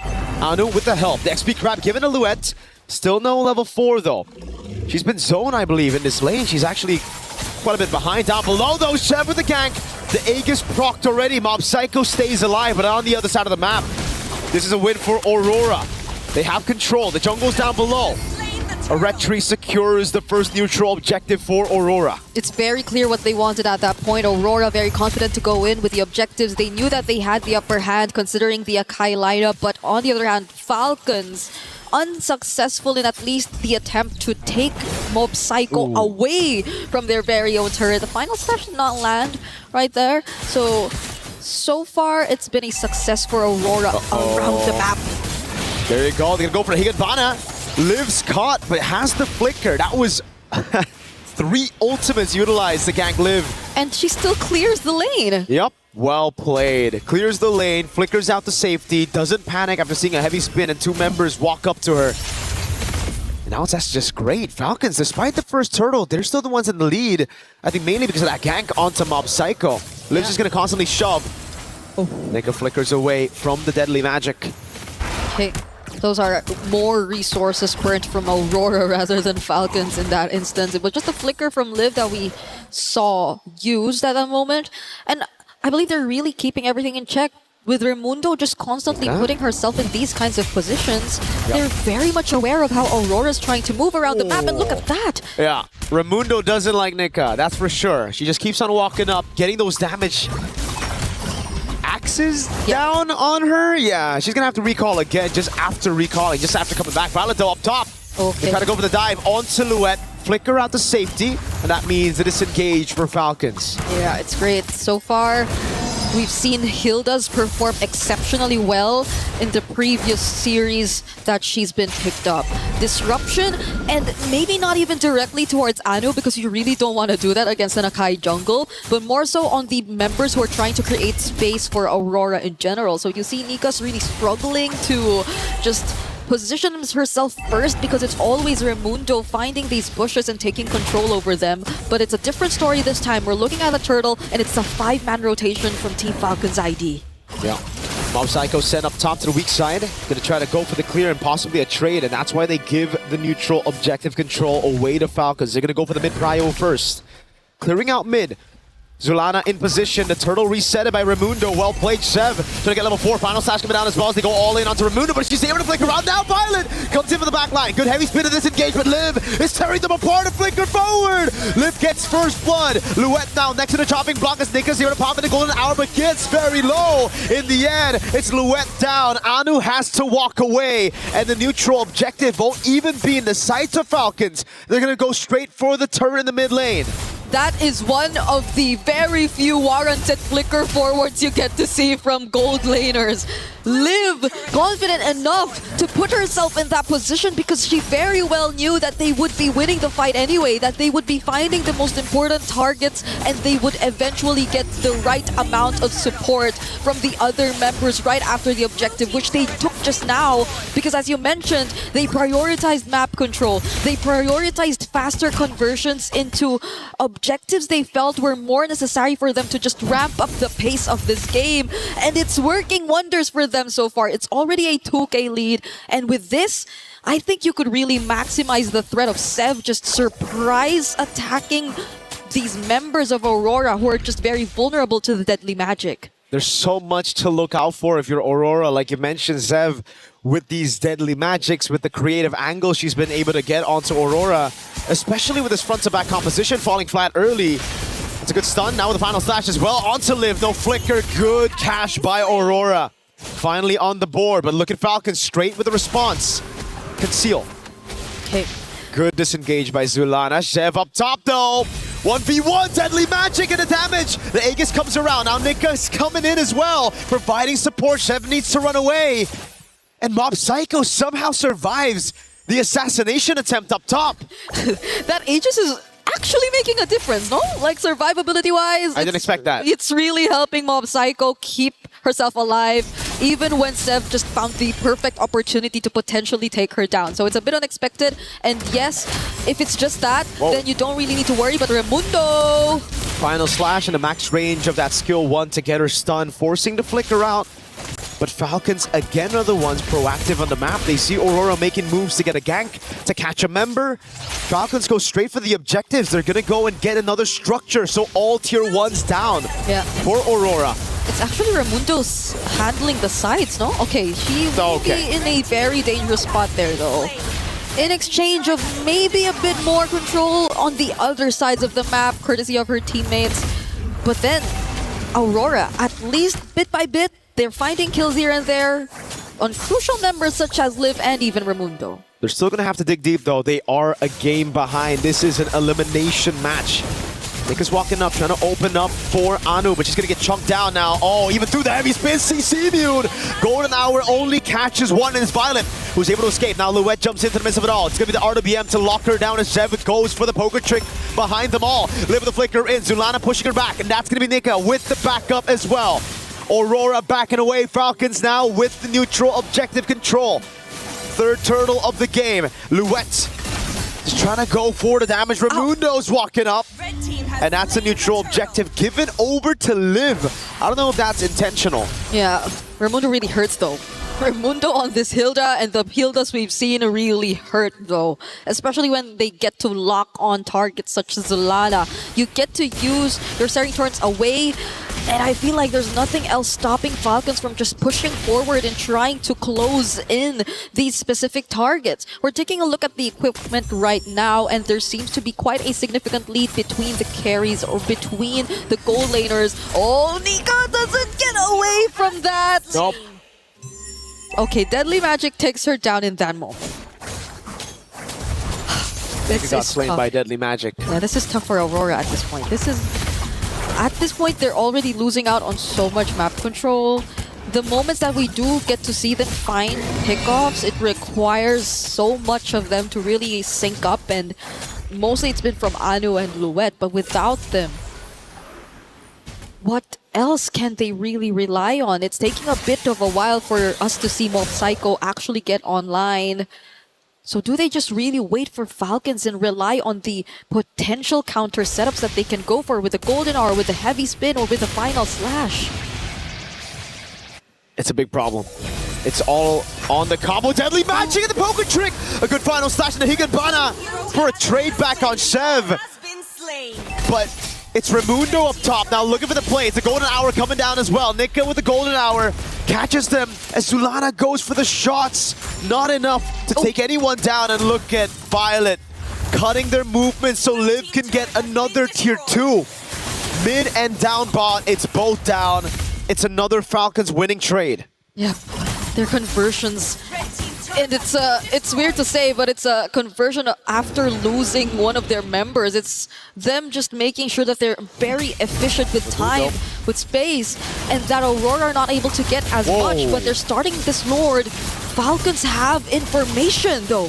Anu has a heavy spin. They might be looking for that. Now it's going to the Shifting Skies, catching 2. Heavy spin, pinning her down right now as Nika's still able to survive with the Deadly Magic sticking down on her. That's the rest of the team, kiting back on Louette. As Nika's still able to survive right now, as that's going to be Violet on the skies. Nika's waiting in the bush, gets the hit in the end. Liv flickering forward, getting onto Mob Psycho as Zulana gets caught by the poker trick. And it's the Void Blast of Livy to claim a double. And it's just Nika left alive. One member, it's the roam. There's no chance of a steal. Falcons are gonna get a free neutral objective on the Lord. One of the most aggressive carry games we've seen this entire day long. 2 flicker forwards which did not put her in danger. Livy and Seb. Oh, Deadly Magic! The fadeaway, Nika gets into the fountain in time. Just barely away from the Deadly Magic. They're gonna be okay for now because there's still a Lord that's about to spawn, and that Falcons are looking to utilize to take as much as they can. There are no Holy Shields left in mid, and there's a significant lead that you're looking at between, again, the junglers, and even the gold laners. At least there's additional layers of sustain for Mob Psycho. Also has the Magic Blade, but will that be enough? Falcons are looking to just dive all in. Charge down, Final Slash, only finding Raimundo. The Shifting Skies there, cancelled out with a heavy spin as Raimundo gets pinned down. Violet Comet Higanbana goes into the skies onto Louette. Again, it's Liv looking for those shots. So far, Zuliana's been the one on the board. 2 for 0, but for a base turret as Falcons try to go for more. Yeah. Shoving up top. Livy looking for the zone. Nika walking up, getting the frozen moments. Now Louette with the charge in. Deadly Magic and also the Final Slash, but she's going to get bursted down by the Deadly Magic. Taken out instantly. The wave below is chunking that base turret. The first part of that team fight looked really good for Aurora, but it was a bit too obvious that they wanted more. That Final Slash forcing Falcons under their turrets instead of them willingly trying to go for the more calculated engages made things a bit more favorable for Aurora. But the aftermath, the way that they still tried to push forward despite Sev being there. Liv You mentioned the aggressive carry, but she's just baited 4 members out of the base. Now they go straight out to Mount Psycho with the Deadly Magic. Golden Hour saves her for a bit right now. The Deadly Magic isn't enough to take her down. The photo doing work. They're counting away right now, but it's going to be Violet with the Skies up top, taking her down. It's Luet against 4, and Chev picks the kill. It's only Zulana and Nika who are assigned to defend this base. They're trying to end it here, but can they? Deadly Magic live with the flicker, the killing spree. Zulana shoving everybody back. She's trying to defend, but at the end of the day, it's Falcons to move to the next phase of this round. And it's unfortunate, but it is the end of the road for Aurora Gaming. They put up a much closer fight. It seemed like they were starting to find their way around things, but Falcons would just not slow down. They do not want to hand over these opportunities to Aurora Storm, and this is where it ends for the Mongolian representatives. GG, well played to both of these teams, but advancing to the lower bracket semifinals are Team Falcons Vega ID. What a way to redeem themselves after that very unfortunate sweep they've had to go through yesterday against Seda. And who knows, there might be a chance that we get to see them go against each other again, as they will both be fighting in the lower bracket. But we get to find that out as we head into the knockouts, as soon as we get everything set in stone for our top 8 teams. Because as of the moment, we are still yet to find out who are the other teams to complete our lineup. But we're taking a quick look at the replays. And if we said an aggressive carry throughout this game, this last sequence showed aggressive everyone. All these flickers, and even from Violet, even these space escapes from Sev and Liv. Just such a perfect way to show and exemplify how to utilize the carry. And it's a bit unfortunate for the Hanabi in this game. It's a bit unfortunate. She was technically the in-game MVP, but it's just tough right now. We're going to have the key moment. Yeah. It's one of the saddest parts. Your heart, your key. You will have to hand it over, and it will be crushed right in front of your eyes. This is a moment we have to watch, so let's throw it over to Damascus. Yes, this is the moment. Our first key crushed here over on stage A. Team Falcons bringing the key, and it is time, of course, to delight into pressing these buttons and absolutely shattering the opponent's dream. Unfortunate for Team Aurora Gaming, unable to match the pace that was set from Team Falcons. First key on the stage A. Ooh. The sounds of dreams absolutely shattered. Team Falcon still alive in this tournament. We'll see them playing more and try to qualify to this stage 2 of this MWI. Falcons saving their life right now. Another chance coming later. Let's take a look at the highlights.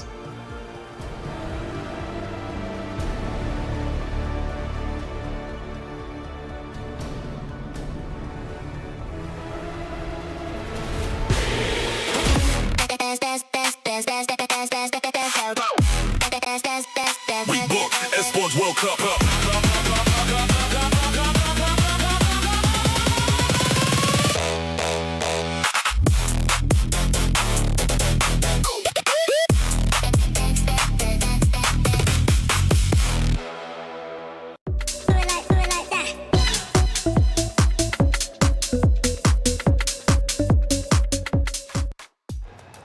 Well, in the end, it was Falcons Indonesia getting the quick win over Aurora Gaming. And you heard the snap.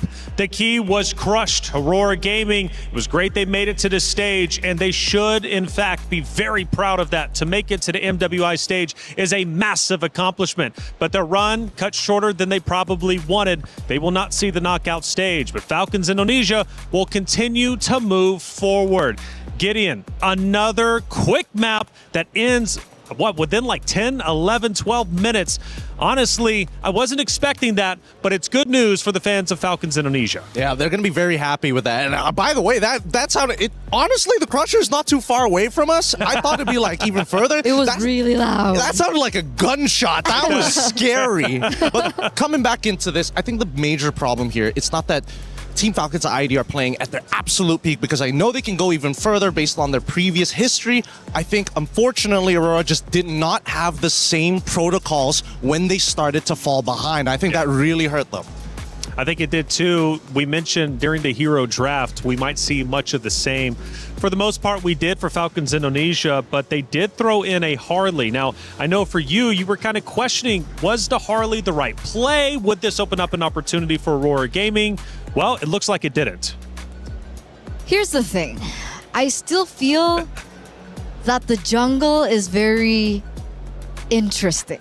Okay. It's like I'm still undecided. Do we still want to say that the tank jungler meta is good, or is the assassins better? But for the most part, the Harley has been very 50-50. Sometimes it works, sometimes it doesn't. It really depends on the composition of the rest of the members of the players. And that's why I feel like in this particular matchup, Team Falcons, again, did their homework so well. The jungler picks were shut down, all of them. Well, let's end up seeing how that Harley ended up working out in one of our first plays of the game. And clearly for Falcons Indonesia, they run Harley. Whether you're a believer or not, it seems to work out. We're now 4 minutes and 50 seconds in. This is towards the beginning, Gideon. Yeah, no, this is where, Zev initially, again, Zev doesn't necessarily want to always be the one initiating. He's looking to clean up. He's looking to really isolate a target. And when you isolate that target, it kind of affects the 4 other members who are around you, right? So again, instant reaction once the deadly magic comes out. Unfortunately, I think that this is where we start to see like the big differences, right?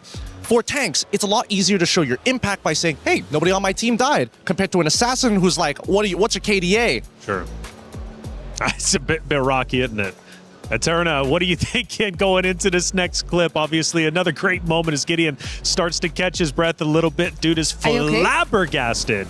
He needs 3 mics. Are you feeling good? Oh, he needs 3 mics as well as Berg. I'm just, look, Harley in this game had no reason to be able to find the picks that he did. Look, all these heroes have either CC, a way to push him back, a way to kind of like dodge the initial deadly magic, except for the Hanabi, of course. But other than that, it's just, I can't believe that they got away with it, to be fair. I love that moment, by the way. Because I was questioning in the early game. I was like, why isn't Harley being as aggressive onto the Hanabi? Because technically early game Hanabi, not as powerful, not as strong as well. And then we finally get to see the moment. The Harley goes up into the top lane and tries to get the Hanabi down, and she instantly goes Aegis. Yeah. First skill. Yep. I mean, dude, the fact that she is going for shield max is crazy. Most people want to focus on the wave clear, the second ability where she throws out a projectile and bounces around. She went straight for the defense. Well, here we take a look at our bracket for Group A. We continue to move forward. As you noticed at the top there, Team Falcons Indonesia did take that early loss yesterday to Seda Esports, but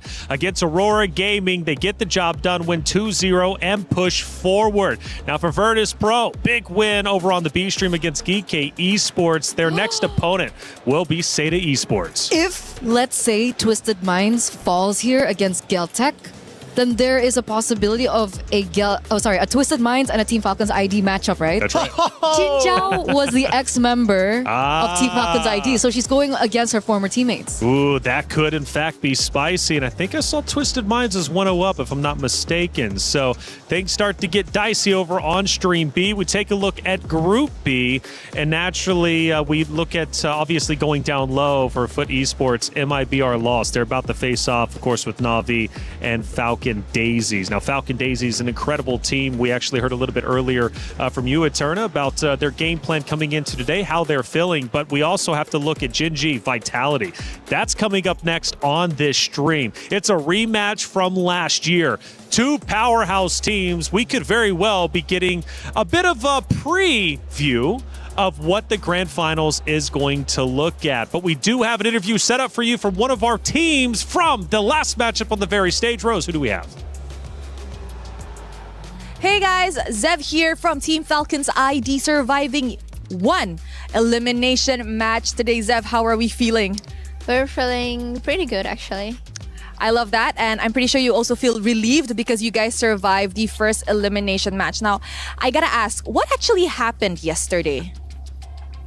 Yeah, kita karena ini pressure tinggi kan di turnamen, jadi mungkin kayak ada hal yang mungkin ternyata kita abaikan aja sebelumnya, tapi ternyata setelah kita temukan there's a problem in our team, so we're going to fix it, and we already did, so yeah, we're pretty good now.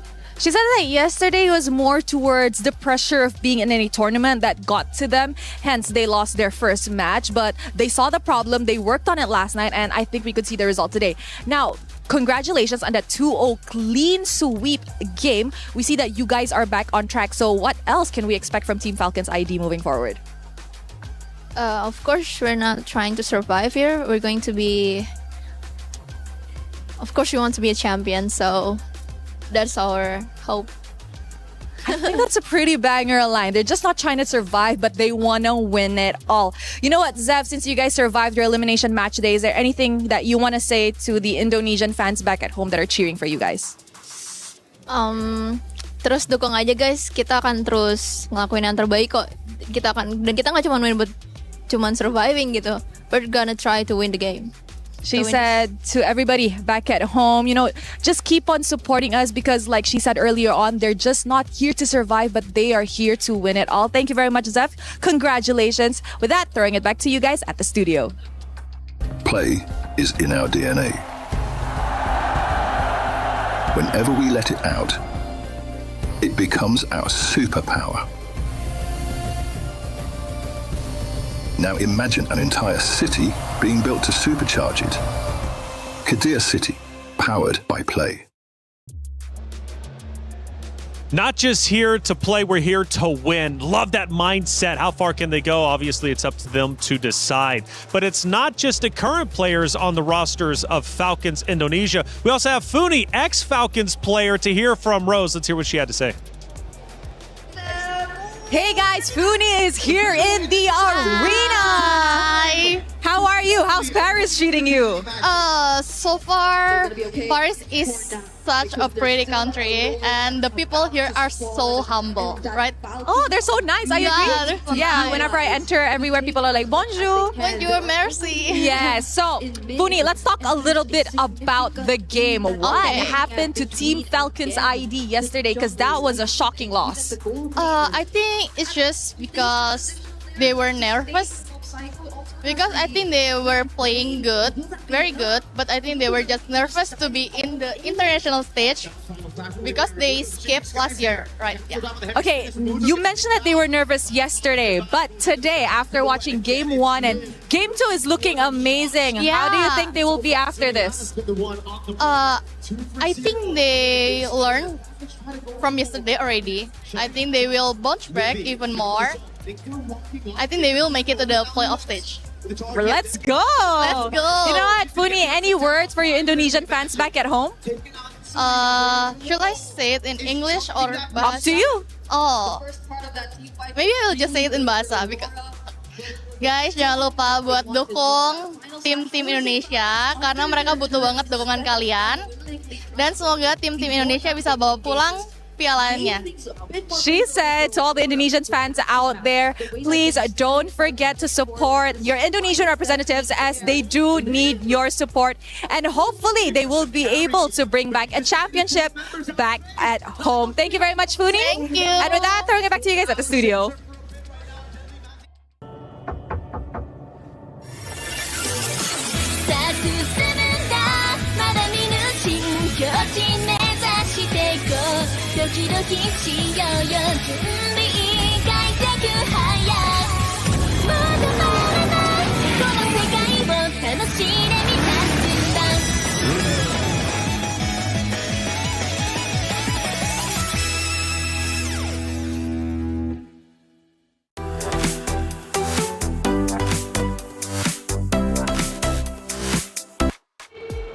It's time for another match, and this one means a lot. It's a repeat from Grand Finals of MWI just last year. It's Gen G versus Vitality, the rematch. Revenge or repeat. The winners punch their ticket to the knockout stage once again for the other. The loser, they have to drop down, protect their key, and try and survive, much like Falcons Indonesia just did moments ago. Let's talk about it. Not only is it Vitality versus Gen G, it's Vivian versus Ashley. The mother of Tank's conversation. Who's it going to be? Honestly, I'm not so certain, but we need to hear from Ashley before we head into the matchup.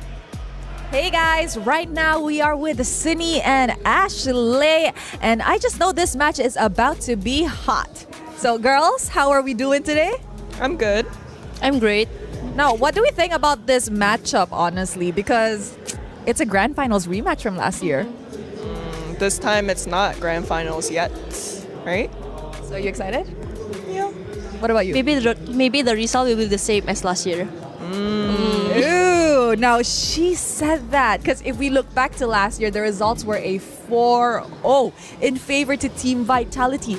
Ashley, come on. What do we got here? What do you think is going to happen today? 2-0? 2-1? I think it might be the same result flipped.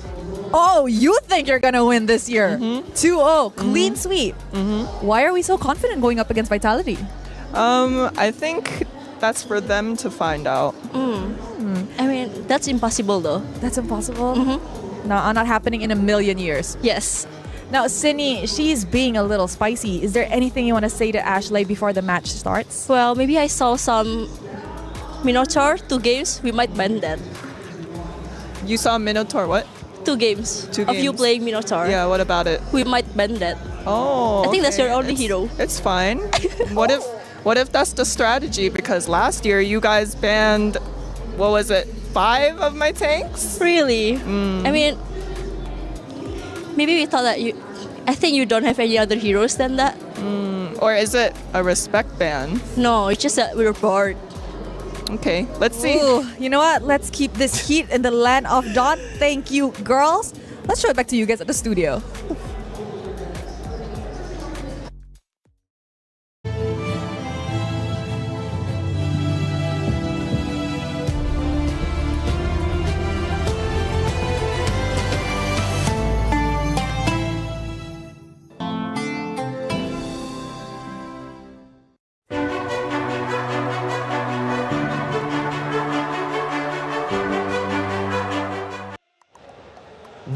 Wow, that was the first Spice we have seen yet. I thought it was going to be relatively tame, right? Because Ashley was like, we'll see how it goes. But Cindy was like, no, this is how it's going to go, 2-0.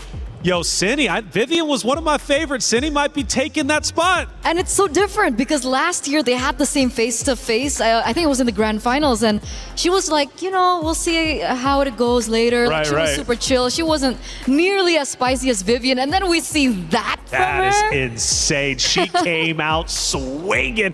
But rightly so, because after all, Vitality is in fact the returning champions. They've got all the confidence in the world, but they did have a close series against MIBR loss just yesterday. Will that have an effect going into the series? Well, of course, we need to find out. It's Vitality versus Gen G. Let's go to the stage to set it up. Ladies and gentlemen, it is time for Gen G versus Team Vitality. And ladies and gentlemen, oh yeah, you hear that energy, and with good reason, because this is a run back from last year's grand finals. Of course, Team Vitality last year did not even drop a game against anyone in the event, but Gen G is here to show that they've learned a lot and that this year will be different. That's absolutely right. Now, yesterday, we have seen the Hive being tested. But of course, even with a 26-minute game in Game 2, that was because a team caught them off a surprise by a surprise pick. But this opponent that they're meeting in a few moments' time will be no stranger because they have met them last year in the grand finals. And Gen G is hungry for that win. So, will it be redemption or total domination? We will see that in this upcoming match, and of course find out who will emerge victorious and punch that early ticket to the knockout stage. Over to you at the studio.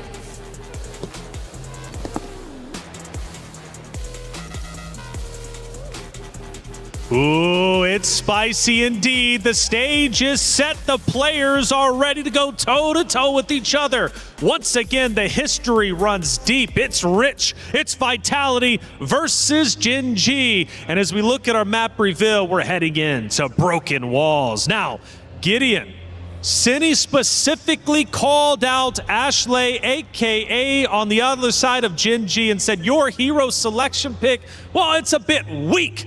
We don't believe in you, and we think we got you.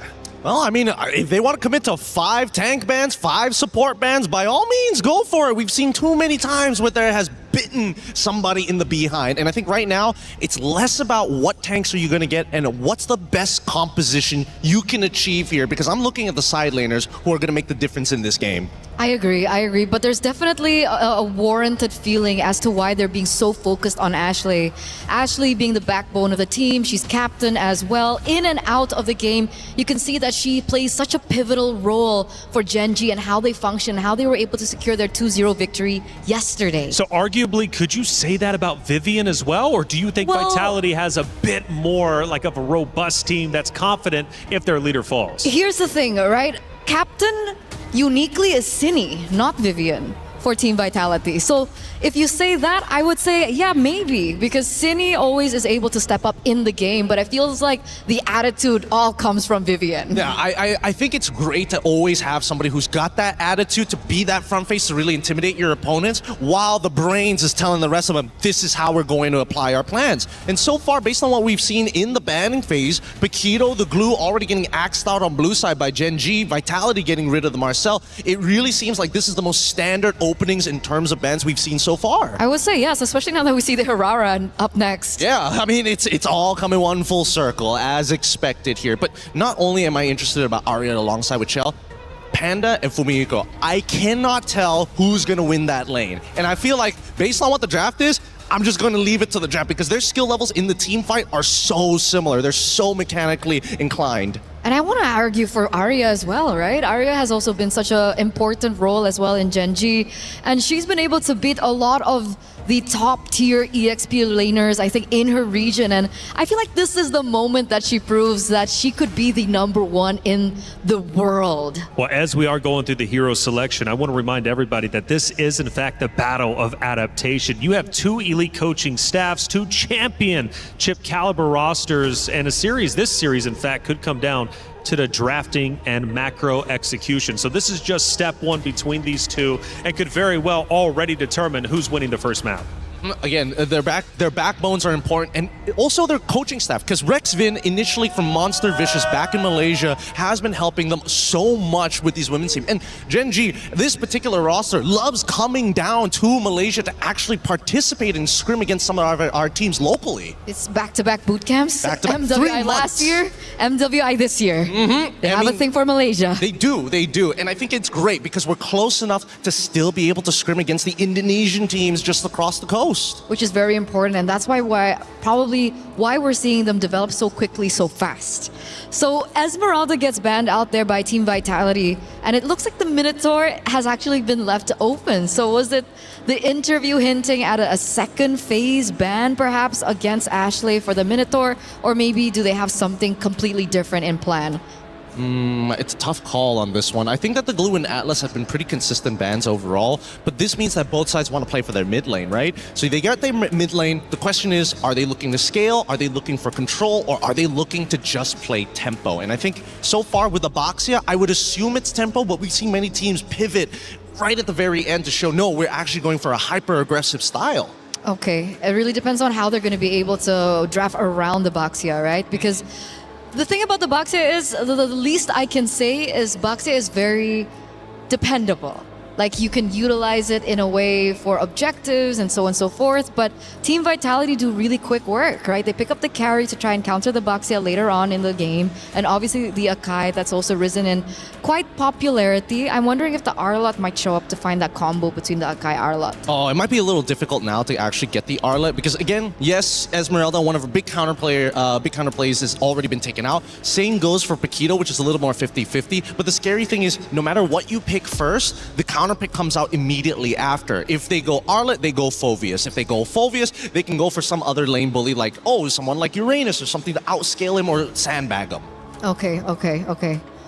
So it's really who makes that first pick. And unfortunately for Gen G, because they're on that blue side, they kind of don't have a choice. I feel like, do they want to prioritize Ashley's hero here? I mean, they did mention that there were 5 picks that she was. Whoa! That's not normal. Hey, and that's not normal. That is a signature Panda pick last year. The question is, does the Granger still fit in this meta? I gotta figure out whether they got enough damage. I mean, okay, an idea is forming in my mind. You're gonna poke out your opponents, we hit them with the Abyssal Arrow, and when they're low, we give the kill over to the Granger. We want the Boxia to open up the map, which would mean one of two things. Either A, their EXP laner is going to have damage, or B, they're going to have a support who's actually, who's big enough and tanky enough to be able to actually not only take the damage, but apply a lot of high base damages. So are we thinking like a hero like Grok? I was thinking, maybe not Grok. I was thinking like Hylos, because it's very consistent in the early stages of the game. We see the Arlet get played here, so perfect timing coming in for Team Vitality. Expect to see the Phoveus ban in the second phase. Yeah, they really want to be able to alleviate the pressure on the Arlet, make sure that the Arlet can roam around as fast as possible. And the fact that we see the Selena on the other side, it will also help the farming from Boxia. You know, like Boxia has been nerfed quite a bit. The farming pattern is a lot slower nowadays. And I feel like the Selena being able to pick up that, you know, tricky emblem, she's going to be able to help rotate with the Boxia. Yes. I'm getting the rough ideas in my head right now, because if there's anything that I'm most worried about, it's the fact that if you don't pair Selena with a concussive blast support, you're never leaving that lane quicker than your opponent. And so far, luckily, Vitality is focusing very much on this Arlet. Getting rid of the Uranus first, okay, that's totally fine. They're focused so much on this Arlet that, hey, maybe there's an opportunity that the mid lane isn't going to be as bad. Because all the options are still up and available. They're up and available. Right, Give is still open. If they want to go Jushin against the Boxia, they can also go for something of a similar route as well. They could even go for something like Gord. It sounds scary, but where's Selena actually going? We don't know. It could still be played as a support. No way. I mean, hey, right now, the biggest thing in the game is the fact that we don't have vision, and what does Selena provide? Hey, traps that give you vision. Is it really an Ashley pick? Ashley's been so, you know, synonymous with heroes that are, you know, big setters, finding opportunities, you know, like not a single target type of hero. Hey, maybe she's trying to look for a new moniker. It could be the possibility. But well, let's not forget, during the interview, we did ask, do you still want to take that title of Mother of Tanks? And she says, well, this year I might be trying for something else. Could be the... Oh, I got to come up with a good one here. Nah, I don't have something that's good yet. It's all terrible. I'll workshop it in just a little bit. But this second phase, Phoveus is wide open here. I feel like baits are being thrown out by both sides with these bans. What happens if they pick up the Phoveus? I mean, Arlet's not gonna have a good time. Like, I don't know what Arlet's supposed to do in that lane. He walks up, he just dies. So what was the bait from Vitality, though? Well, the fact is, they're already banning out things. For an example, they're already getting rid of the Uranus. They're also getting rid of the Freya. Again, both of these heroes, you would have expected the Freya at least to show up a little bit earlier. But now, since Gen G didn't have the opportunity to lock in their EXP, it made so much more sense to just get rid of axe out the Scalers, because their composition just doesn't have enough damage. Okay. I was about to say, do Gen G want to pick up the Cho? But they're the ones that actually banned the Cho out. So now it all comes down to this. Red 4, usually the money pick here for Team Vitality. They could lean into their support first if necessary, just to kind of make sure they guarantee themselves a mid laner that absolutely destroys the whole composition, or just keep it simple. And I personally think that keeping it simple might just be Jushin rather than the Eve. I like keeping things simple, and I want to keep it that way, but I do want to watch out for the fact that the Akai could still be flexed. Just highly unlikely, but it still can be done for Vitality. I mean, if we're thinking that way, technically Arlet could be flexed as well. I mean, it's been many years since we've seen Arlet roam, but hey, I'm not putting it out there. And it's not flex. And it's not a flex. Phew. We see the Beleric come through, so that is going to be given over to the Mother of Tanks. Now for Gen G, Well, I guess they're anticipating that, the Selena will have to go dive in to do the damage, and then the box is also a very short-range hero. They go and opt for something like the Belleric.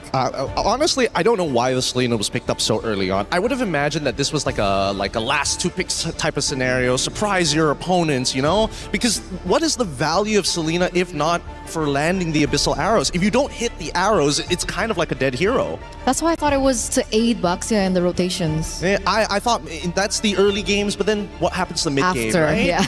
Selena kind of loses its power in the later stages of the game, but like you mentioned, the Phoveus being a good lane up against the Arlet, the Phoveus does show up here, and then the Gourd comes to play. That means the Selena is the roamer.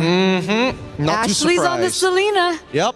So Yen, she's looking for some headshots here. This is gonna be real cool to watch because again, it's highly mechanical. You hit an arrow, they have to die. And Granger right now is gonna be their main win condition if they get the Sky Piercer. Looking on Vitality side, they see that Gourd. It's a problem. I don't think they have the correct answers to it right now. Okay, so what do they need?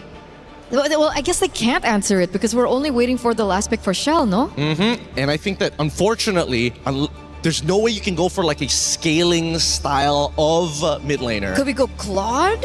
No, sorry. For mid lane. Yeve, Farsa? maybe Farsa. Outrange?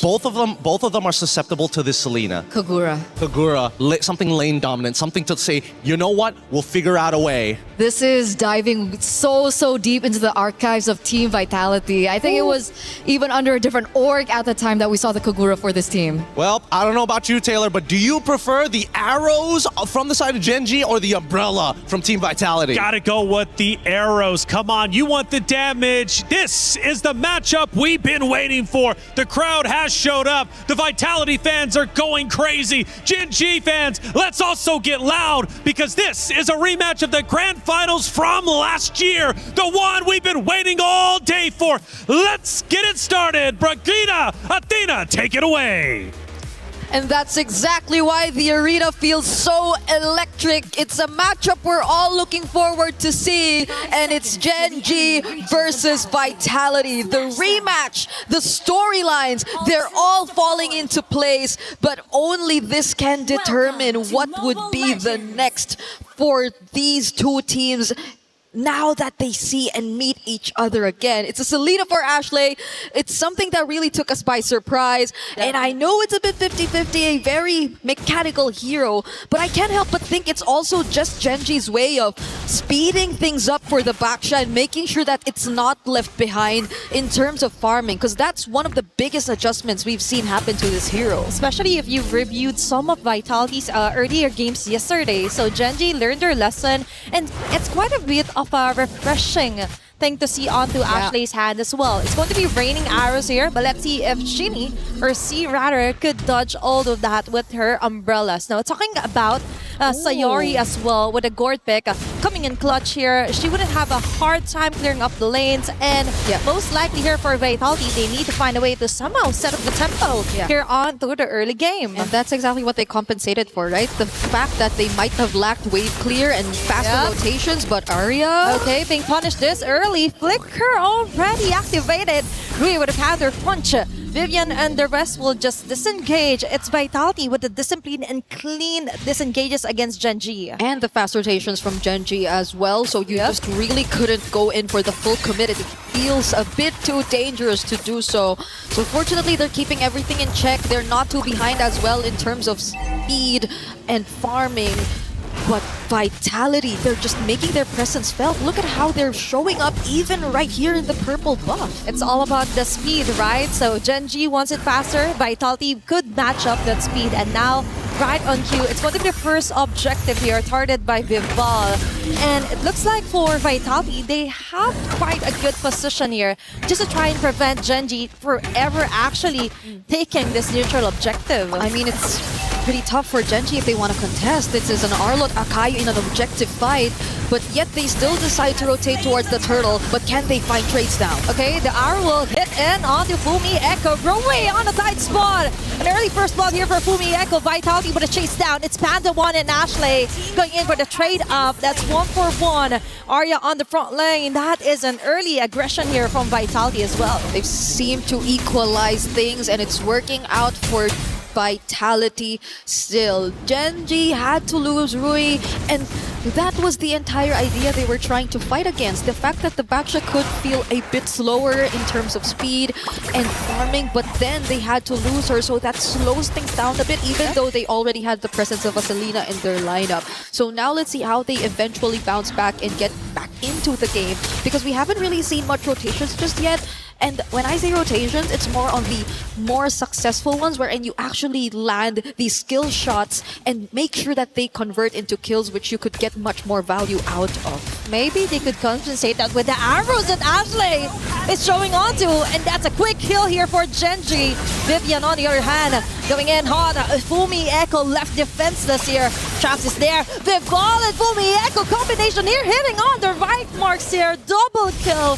Vitality with an immediate answer. Panda 1 and Shell 1v1 on top lane. But let's go back to that pickup for Vitality. Yeah, they did not even need to rotate to find that pickoff, but it seems like Vitality still got the better of them at that moment. They got 2 for 1, and it's still the mid duo that's constantly being shut down. Now Rui. Oh, it's making it harder for her to farm up. As you've mentioned, it's not even the complete word rotation. It's that okay, and that's it. They're always being tracked down here by Vitality, continuously hunted down. Yep, it's tough. Genji is a team with a lineup that we kind of expected to activate a bit more early on because of the threat of the arrows, the gourd as well with the supplementary burst damage. But it's taking a while for them to actually find these targets, and now they might have to rely on some of the mistakes that can come in from Vitality. This is a very reliable comp in terms of objectives, and now they're trying to go for another contest with most of their teammates ready and nearby. Another way to look at it is if Ashley can be able to land those arrows on the perfect target. That is a hard thing to do, knowing that Vitality has the mobility as well. As a follow here for Fumi Echo, and Rider Q Arya is forced to go on the front lines. That's a free hit here for Shell. And now Genji is down on 1.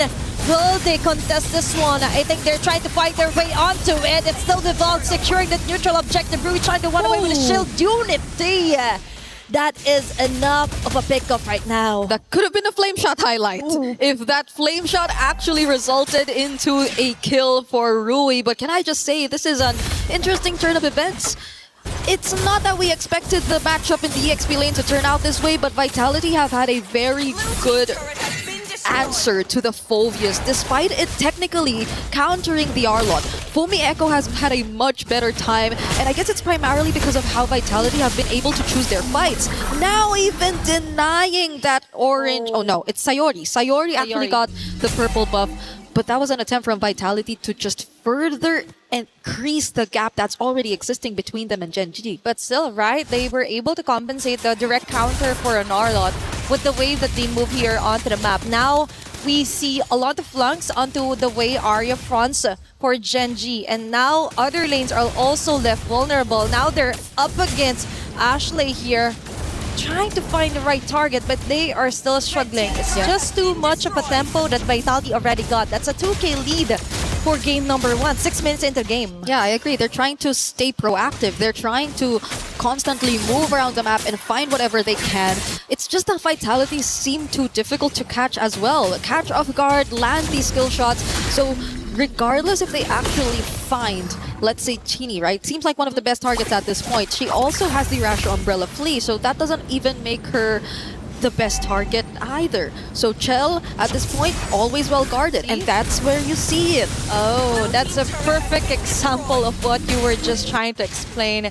And for Genji, the moment that they land those targets, it's a bit too late already. That they've already been bursted down by Vitality, and now even though they've got the position, the damage just isn't there yet. Now another neutral objective is there. The arrow land onto Vival. So there's going to be a dash. Arya onto Shell. She's keeping her at bay, but going to give her a free hit. She's stopped it. But a heavy spin here for Vival. Follow up here for Stini and Fumi Echo from the back. There's going to be a sandwich play here. It's Fumi Echo keeping Panda 1 VC even under the turret. Killing spree this early. Panda 1, you get the shutdown kill instead. But all of that advantages went to Vitality. Yeah, that was 3 kills and a mid turret that they were able to secure, plus a purple buff and eventually most likely a turtle as well. Multiple objectives and structures over to their side, and that's why the lead is just starting to balloon. They're not having problems dealing with any of the potential threats that we expected from Gen.G. Arya seems to be such a fragile target for Chell at this point. It's very uncharacteristic because of you expecting that the Phobius would be the one to just keep this carry in check. But it's Chell making sure that she's the one who presents herself right in front of the Phobius and not even caring at all because she's already equipped enough to shred this XP laner down. It's the prey being the hunter at this point for Vitality. Sini just got this way on how to dodge those bullets here coming from Panda. One Fumieko would assist. Final flush onto 2, and that's what we're talking about. It's kind of weird to see it's Gen.G falling over on those attempts of a tempo against Vitality. Yep, they could not find that tempo. Now it's most likely playing for recovery for Gen.G. This is just too much dominance that we're seeing from Vitality across the map. And they're playing with heroes who I think even the panel highlighted as not so much part of the meta if you're mainly relying on them for your carries, because looking at their lineup, it's really around Panda 1 that you're really expecting majority of the scaling to come from, but it's not like Ranger is really considered as the most scaling marksman either. It isn't. It's likely going to be Sayori, but it's taking a bit of time. They're trying to set up, or their setups are taking a lot of time before we eventually see them executed. And now with Fumieko also picking up the Rose Gold Meteor, you could just expect this aggression to get even worse. It's all about fights here for Vitality, making it harder for Gen.G to actually catch up. Even though Arya could land a great Dark Wave even down to 2 to 3 members of Vitality, but still, the damage isn't enough. We've mentioned it's Sayori that's taking a bit too long to really be activated to go for the burst. And for Vitality, on the other hand, another way to totally compromise the jungler pattern here for Gen.G is to try and take it all over. Especially even onto the jungle cliffs. Gen.G couldn't even touch that one. Arya still got a perfect play on the shell. But still, the rest will just isn't there yet, Vivian. On a tight spot, but still, she will be able to back away. Instead, it's Jewelry and Arya falling down just before a Lord take even eventually comes in. Gen.G definitely wanted to take on that fight. That was the pursuit that Arya risked, expecting the follow-up as well to come in. But the pin down with the heavy spin just made it difficult for Gen.G to even push forward because they already lost Arya. And it's a tough task for her and Rui at the same time. They're the ones who have to get in first. They're the ones who have to set up. Yep. But every single time they attempt to, it seems that Vitality are not even afraid. They're not rattled by the least because they already have Chell, who's currently 8.9k in gold, already completed the Trinity and is on the verge of completing her items. Whereas if you take a look at Panda, yes, she already has the Hunter Strike and the Malefic Roar, but this Sky Piercer, you have to wait until you actually get the value out of it. There's so much catching up that Gen.G actually need to do, and we're approaching the 12-minute mark. Fortunately, still have some of their holy shields intact, but they're on the verge of losing a bunch of their base turrets too. Yep. Time definitely is not on their side here for Gen.G. You have to keep those stacks rolling in for Panda if you want to survive this task, this tedious task that Vitality tried to do. Both inhibitor turrets here onto the mid and onto the bottom side is being targeted here by Vitality. We fall yet again with a heavy spin. It's Arya falling down. The front runner here for Gen.G is easily picked off, and now it's left for Ashley to land those arrows. But a flame shot kill here from Sini will seal the deal. Down 2 women here for Gen.G. All their base turrets have been totally destroyed here by Vitality. And that is a flame shot highlight right there if you've ever seen one. It's been so long since we've seen a flame shot here in competitive play, but oh no, Rui gets caught. And this is it. Vitality just exerts their dominance here onto game number 1. What cracks? There are no more cracks onto their formation, onto their domination. as they slowly choke out the life of Genji here for game number 1 alone. I am starting to understand why the Phoveus was baited out of Genji and why they were just willing to let it go. Just look at how difficult of a time Arya is actually having on this hero. And it's just really something difficult to digest because it's a matchup that you really would expect to go her way. But it seems like Vitality have completely read out the kind of approach that Genji actually want to play into. They pretty much let them play the early that they want in terms of speeding up the farm, but other than that, they are not landing any of these skill shots. They are not able to maximize the early threat and presence of a double mage mid duo that they actually decided to field here in this game. And they're just taking it step by step because we're 12 seconds away until the next objective spawns, and with an 11k gold lead, this was mentioned by our panel earlier, it's very difficult to find a way around this kind of situation. That is just too much to handle for Genji. Plus, considering that 3 of their supposedly damage leaders is linear. They're on a straight arrow, they hit or they miss. But most of the time, it's a miss. Because for Vitality, all they need to do is juggle around who will be getting the arrow, who will be getting all the skill shots here from Panda 1, and the rest could just go for the free hits. Now, Sini is still untouchable, by the way, with their Kagura pick. Yep. And it totally made sense. She has the mobility, she has the burst, and the flame shot, the cherry on top, just to finish things off here for Vitality. Yeah, none of them honestly even opted to go for Purify. At this point, it's just really them adapting through the heroes that they've actually picked up. And I think it's also very dependable for them to have this Akai in their lineup, because even when Genji decided to go in for multiple times, they just had to use it defensively, push them away, or even better yet, find the perfect pin down. But this is a Lord Siege incoming for Team Vitality. Let's see if it ends here. Oh, another fight that's just connecting onto 2 members. Panda already down. Fumi Echo taking out Arya from the process here from Genji Esports. It's Shell locking in onto the tower. An easy game 1 win for Vitality. They had zero plans of letting Genji extend that game any further. And Team Vitality are 1 step closer in securing their knockout spot. Genji decided to field a draft that required a certain level of execution in order to work. But look at how Vitality dealt with it. They were just very calm and they let it happen on their terms. Now we have to take a look at what's going on stage together with Damascus and Rob. Absolute insanity. Team Vitality showing why they're last year's champions. This is the match that we've been looking forward to this entire time, but apparently Vitality was looking forward to it more than anyone else. Hey, listen, if there is one that needs to establish dominance, it's Vitality. Yesterday, got scared a bit. That is a statement, man. Absolute statement made in that first match. Genji back to the drawing board, but these Vitality fans, they're getting louder and louder. I wish that we had a camera behind the scenes to hear exactly what's being said in the Genji locker room. Like, I just feel like Ashley right now might be getting a little hyped up. You know what I mean, Damascus? At some point, you might have to tell them, you can't let them do that to us right now. You know what I mean? There's a whole lot of pride on the line. It's supposed to be the big run back. It's supposed to be the big moment when you show that from 1 year to the other. You're like, I can win this time. I'm so back. Unfortunately, not yet, but there is still a chance for Genji to bring it back. So let's wait for Genji to bring it back and take a look at the highlights.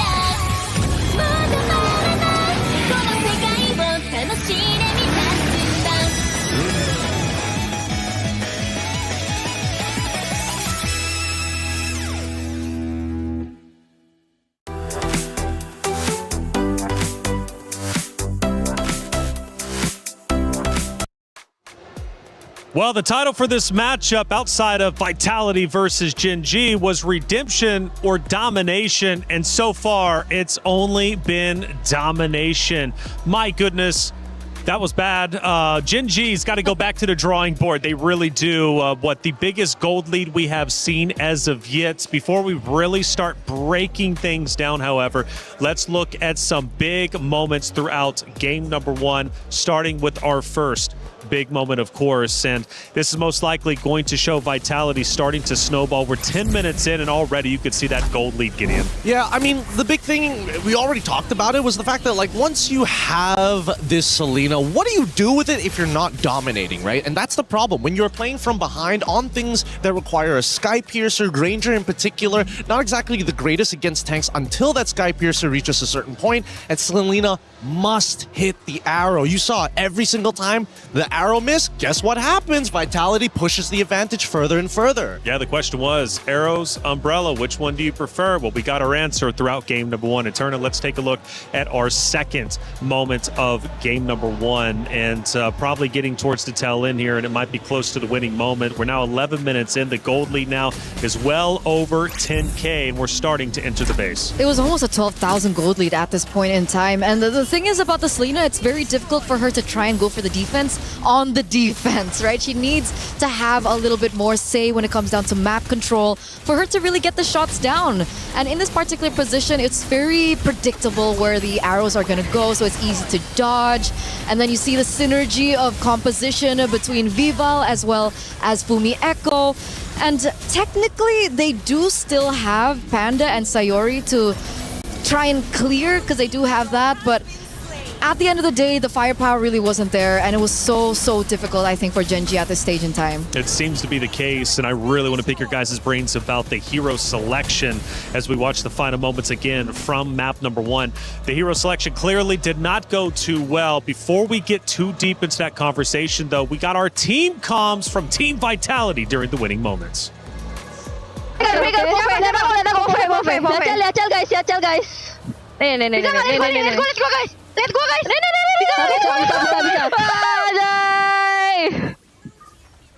Sabar anjing, MM-nya nggak lewat-lewat. Itu cowok mid-nya anjing. Guard-nya flicker. 920 guard. MM-nya nggak lewat-lewat anjing, gua tungguin. Flicker cowok itu mereka berdua anjing. Body was built to move. Not trapped at a desk in one singular posture for 12 hours a day. It's time your chair evolved. This is Secret Lab Titan Evo. Ergonomically engineered for you, gamers, hybrid workers, artists, backing your every move. Man, there it is. They sounded very excited for Team Vitality, and rightly so, because when they get pumped up and energetic, you know they're playing an all cylinder. Not too much. I think not enough potentially. Okay, hey, look, Vitality looking good, and I tell you what, we've had coverage all day long. We've had Stream A, we've had Stream B, and we got our co-streamers as well covering all the action. Let's bring Rain in and have a little discussion. Rain, what's going on, man? How you liking the stream so far? How you liking the tournament? So far so good, guys. I'm having fun here. I think this is the most prestigious tournament so far, and I'm really excited to see quality from the rest of the players. Coach Rain, you talk about quality gameplay. You have, you've taught some of these women before. You've coached a women's team before. I'm curious from your perspective on this current game. Was that just both sides just trying to flex on each other? Why was it necessary to show both Kagura and Selena in this matchup? I think it's a battle of, how do I say that? A battle of the drafter. Battle between the mastermind for both teams.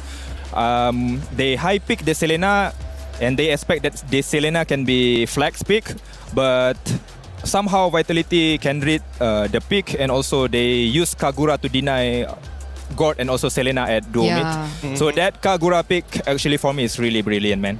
Brilliant indeed. Yeah, and really brilliant. I know that you have like again, Malaysian to Malaysian here. We know that Rexvin is up on that stage. I know that you guys have had, a bit of a relationship. But what do you think about Cassius at this point? Do you think that Rexvin has what it takes to outsmart him this time in game number 2? Or are you thinking maybe there's something else that they got to be worried about? Oh, surely. I do believe in Braxvin. I trust him. I've been work with him before during SEA Games, and I know that he can actually draft the best composition for the players. So, I think they will bring this game to Game 3. Well, Coach Rain, thank you so much for the insight, and thank you so much for all the work you're doing behind the scenes supporting the MWI. Like you said, it's the most prestigious tournament, and I got to agree with you. It's been a fun day for sure, but let's keep breaking down that map number 1 between Vitality and Gen G. We got some stats to show on the screen for you all to look at, and obviously we were focused on the gold. It was one of the biggest gold leads, but what else can we see from the stats? I think the one thing that I'm going to be seeing later on is the choice of spell for Kagura, for Cine. We haven't seen the flame shot in so long. I think the max we usually see it is like in our ranked games. And suddenly it comes to play here on a competitive level. It really shows how confident I think Cine is on the Kagura. Yeah, no, I agree. I think that this is definitely in Cine's pocket pick for a very, very long time. And as Rain mentioned, it is the perfect answer in this case. So again, yes, a little disrespectful. Could have gone for the Purified just in case you get hit by 2 CCs. But I think that the Flame Shot has already kind of, stung Ashley a little bit. That's 2 times getting last hit by a max range Flame Shot. Tough break for sure for Team Gen G. That definitely did not go their way. Now, one thing though, sometimes getting beat like that is almost a blessing, and the reason why is because short-term memory, you can let that go very quickly as opposed to like a grueling 20-30 minute matchup and then only to take the L. This time around it was very quick. Back to the drawing board they go. Let's see if they can get their emotions in check heading in to map number 2. We head back to the stage. The ladies are getting set up once again. Now, Granger pick traditional for Panda. However, the Selena obviously was a big talking point between you two. Going to Ashley's role, typically the tank, right? Typically the mother of tanks, or at least in contention with Vivian for the mother of tanks, decides to go assassin this time, which doesn't give enough support to 2 of the heroes on the side of Gen G.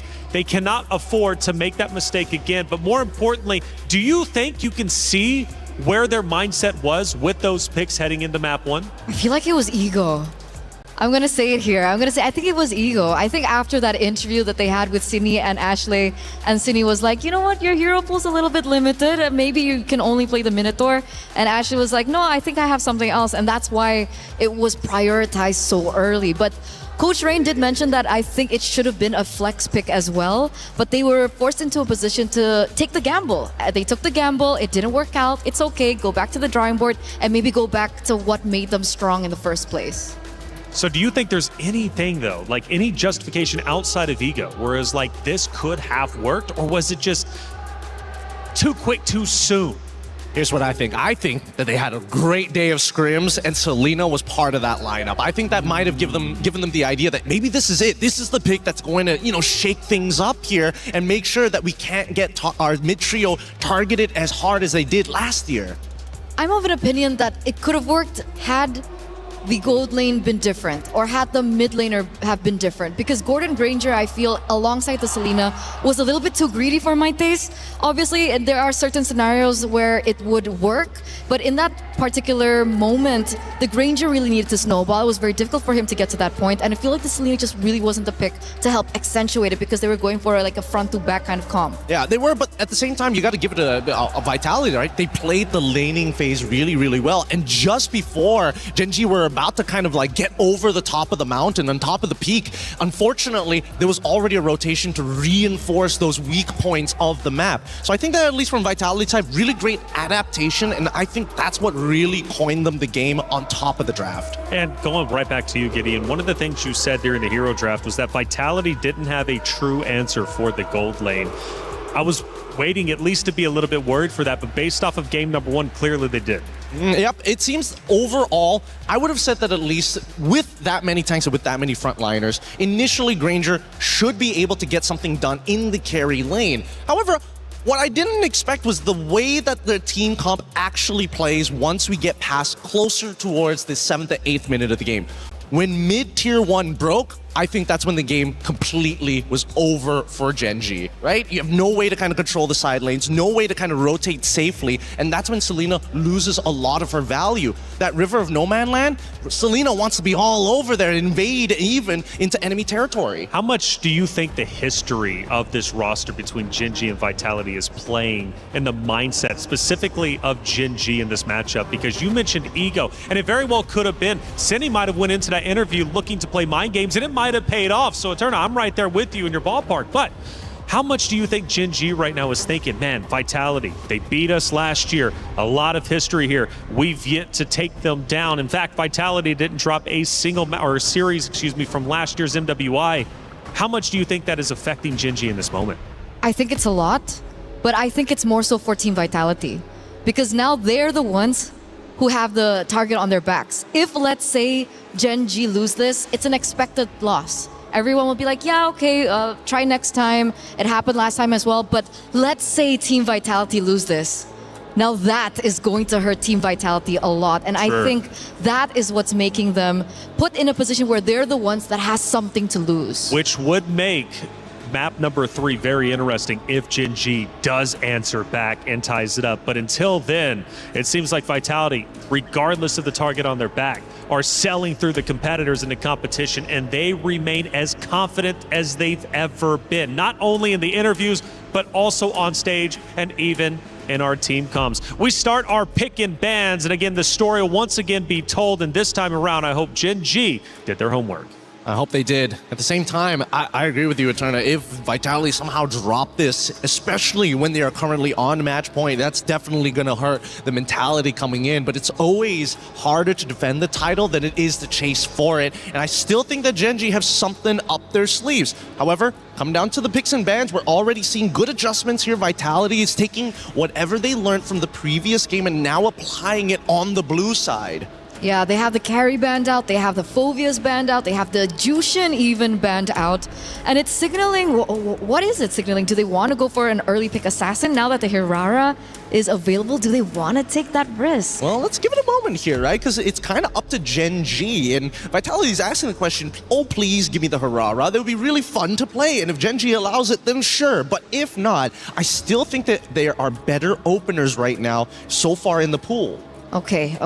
It goes back down to this final one. And I mean, it goes and brings me back to Vivian's interview. When she was like, you know, everyone please do your best because I don't want to get sleepy. What is that attitude? Honestly, I did a little bit of content with Vivian for the club championships. I can't wait for that to start coming out because, man, she's putting people to sleep, dude. I'm telling you, she's got some banger lines in there. But now that we have the first half of the bands already done, Atlas immediately gone out of the question at this point of time. It seems a little strange. Most people like to hold the Atlas up, especially if Zushin is already banned out. But I think they just don't want to let it go. Are they contesting a different pick, perhaps? If we take a look at the first game, I think the Esmeralda and the Glue were heroes that were also banned out. Do the defending champions want to go and prioritize the Esmeralda here instead? Well, I think if they don't pick it up, it's probably going to fall into the hands of Genji. And so far, Hirara is going to be the first pick here by Team Vitality. I like it. It already tells you, hey, we've got a quote-unquote setter, a dodger, an assassin, but most importantly, somebody who can progress the game and accelerate it at a ridiculous rate. Absolutely. Hirara pick, it's quite exciting to see because I don't think we've seen Vival go on her signature assassins for so long. I think the last time we saw it was maybe one or a couple years ago. Too long. It's been too long. It's been too long. And her being on the hands of a Hirara, she has such a high ceiling as a player, and I really want to see that come into play. GG though, how do they respond to this? I'm thinking, you know, the traditional stuff, right? You're already looking for, maybe hold your mid laner until the very end, get the Esmeralda for Arya at this point of time, because so far we haven't really seen any team say, you know what, I am willing to sacrifice a little bit of team fight power to win this lane against the Esme. They also pick up the Boxia, great pickup from Genji, making sure they're covering their bases in terms of counter picks. I like how we're seeing Esmeralda and the Baxia on the same side. Because usually when we see the Esmeralda, we do see that the Baxia is kind of a counterpick towards it. But they're really, strengthening what they didn't really have in that first game is they have a really good front guard. Now, I'm expecting some really heavy hitters later on, perhaps, the Gord again, if they want to go for that type of thing, despite it being a little bit more risky right now, as we do see the Hirara on the other side. Vitality, do they want to go ahead and pick up their gold laner? Now that the carry's been banned out, they can go ahead and pick up something like the Claude. Very smart. They go for the glue instead. I like that. And they go for the Claude on top of it. I was thinking whether or not they wanted to show Yves within this first phase. If it was not Yves, it was definitely something plus glue. You called the Claude. We got technically half 50-50 on either side, but now it's that final one. This one, I can't figure it out, right? Because now that they have glue on the opposite side, it would really suck to have to go out of your way to play, unfortunately, Vexana, or the direct counter, in this case, Faramis. Oh, I used the Faramis yesterday. It didn't really work out. That's what I'm saying, dude. And then it forces your team to get close together, and Hirara was like, all right, if you're going to get real close together. Which is kind of bad, and especially like Claude, alt, AoE as well. Because I was thinking they could still pick up the Faramis, and then they ban out the Valentina, but I think the Lilia is still the better option. Because in this particular stage, it doesn't feel like there's any space for the Yves, considering you're up against both the Hirara as well as the Claude. I feel like the Lilia was the safest pick. Yeah, I agree. And not to mention that this second half, I'm hoping that Gen G are the ones getting rid of this Yves, because Yves is kind of the only thing that kind of like keeps Gen G's current composition in place. Like, yes, you are worried that Esmeralda walks up to you, but I'm thinking that maybe Team Vitality, the fact that they left it open, they have to have something in store, right? I agree. I think the Yves would be very detrimental to the success of the Esmeralda as well. I know she has, faster cooldowns and she could rotate a lot quicker, but it's still a very risky play to want to play within the box of the Yves or the real world manipulation. So yeah, the Yves goes out. Yves is down.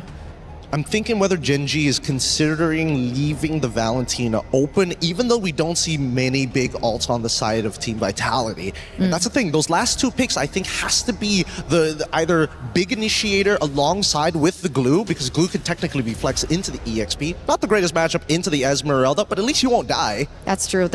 I feel like Fumi Echo would like something a little bit more flashy though. Give me the Lapu. Yeah, she's been so, flashy with her Lapu Lapu. There's so much attitude as well in her gameplay. I do want to see that maybe come to light once again. I think the hero that I was really thinking about for Gen G to kind of ban out in the second phase alongside the Yves would also be the Valier. Valier up against the Esmeralda, I think it would be a problem for the Esmeralda alongside the Baxia, but I don't know if they want to go full both bans onto Cine. I would like to agree with you if I knew for sure that glue was going as a support. And that's the thing, right? No matter what, even if you have terrible mid lane matchups, your support makes such a difference in the 2v2 dynamic that it helps you say, you know what? If you take Concussive Blast, we clear this wave, let's just minimize how much damage we take. That's the way. It's Valier. Called it. It's just I'm in disbelief. You don't very often get these correct, but when you do, it's so accurate that there's no argument to it. It feels good. I feel like an analyst today. You get it now, right? You get why Wolf does this all the time. It's so satisfying. It's great. Wolf, clip that while you're at it. Now, Bruno, I think this is a little strange. Why go and look to get rid of a marksman bully in the Bruno? Because I have no logic to this. This just feels like either Cassius knows for a fact that Panda just does not want to get back onto the Granger again, or oh man, what could they possibly do? Irithel already out. Man, no more crit style marksmans. So what do we have left? We've seen Clint as well a few times here and there. Technically, the Clint is a lane bully as well if you want to play the early game. You're right. Unless GG, do they really want to go back onto the Granger? I don't think Granger is going to be used, especially since you already see Glue who can just absorb. Oh, never mind. Take it back. Never mind. They're going straight for Comfort here. Now, hey, I have nothing wrong with Comfort, because if they win that game, nobody's going to question them about the logic. But this means that they really need a very, very reliable roamer. Yeah. Okay, she needs to be able to clear fast, rotate fast as well, in order to help facilitate the snowball potential for the Granger. Or not, game one will happen all over again. Yeah, or maybe Panda just somehow dumps their shell in the lane, which seems a little difficult because it was like Carry v Granger at that point of time. So technically it would be Granger favored in those matchups unless you messed up at like level 1 or level 2. Either way, I think that Vitality at this point,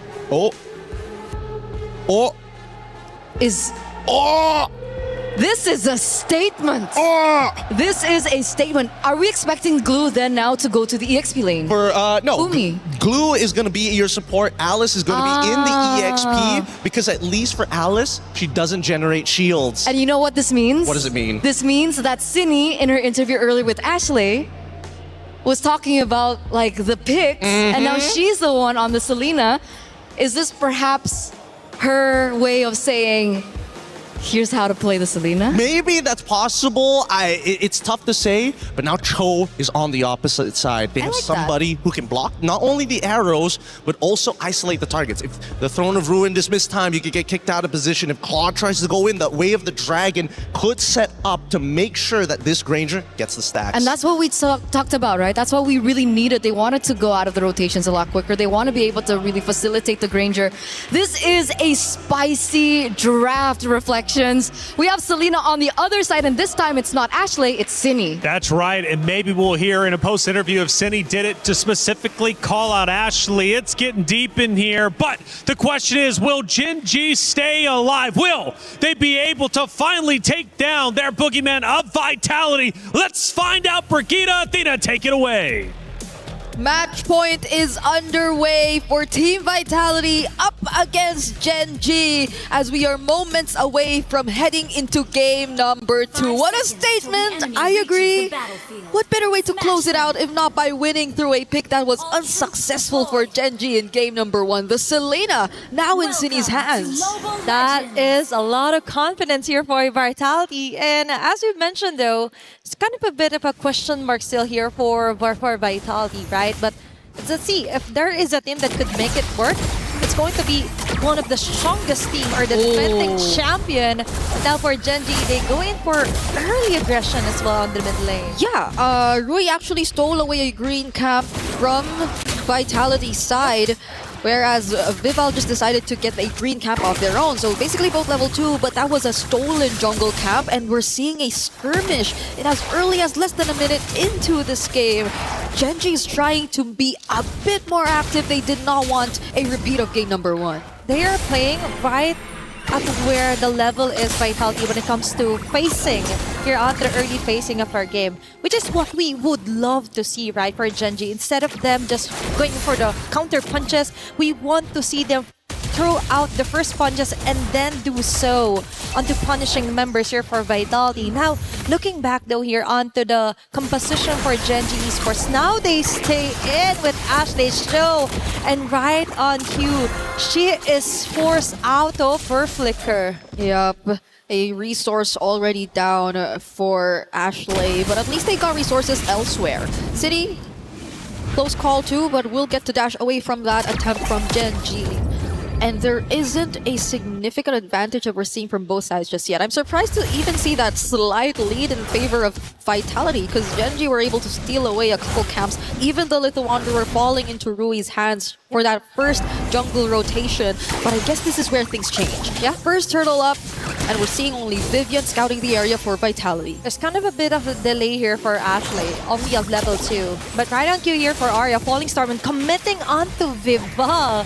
And that is how she keeps her at bay as Gen G attempts to get the turtle. It's going to be Sayori with the last hit, first blood as well. That's a great opener here for Gen G, chasing down onto Fumi Echo. But still, that is a great statement start here for Gen G. Arya definitely wants to play this time. She wants to be the EXP later. She wants to be seen. This is a different hero that you've handed over to her, and it's going to make a huge difference. The way that she just made sure Vival could struggle to get close to the objective, and if not even just get close, but even put her down to below half HP, enough so Genji could actually get the kill.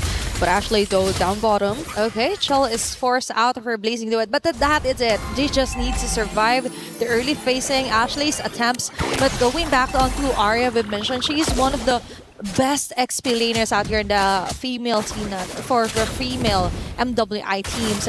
And so far, with her Esmeralda play yesterday, I think this also translates into how well she is when you give in a hero that could set up, could sustain, and as well give most of that punches in for Vitality. Yeah, she's just not letting go of Vival. Vival's struggling to be the very high mobility surprise type of Hirara in this scenario where Arya's just always trying to stay around her.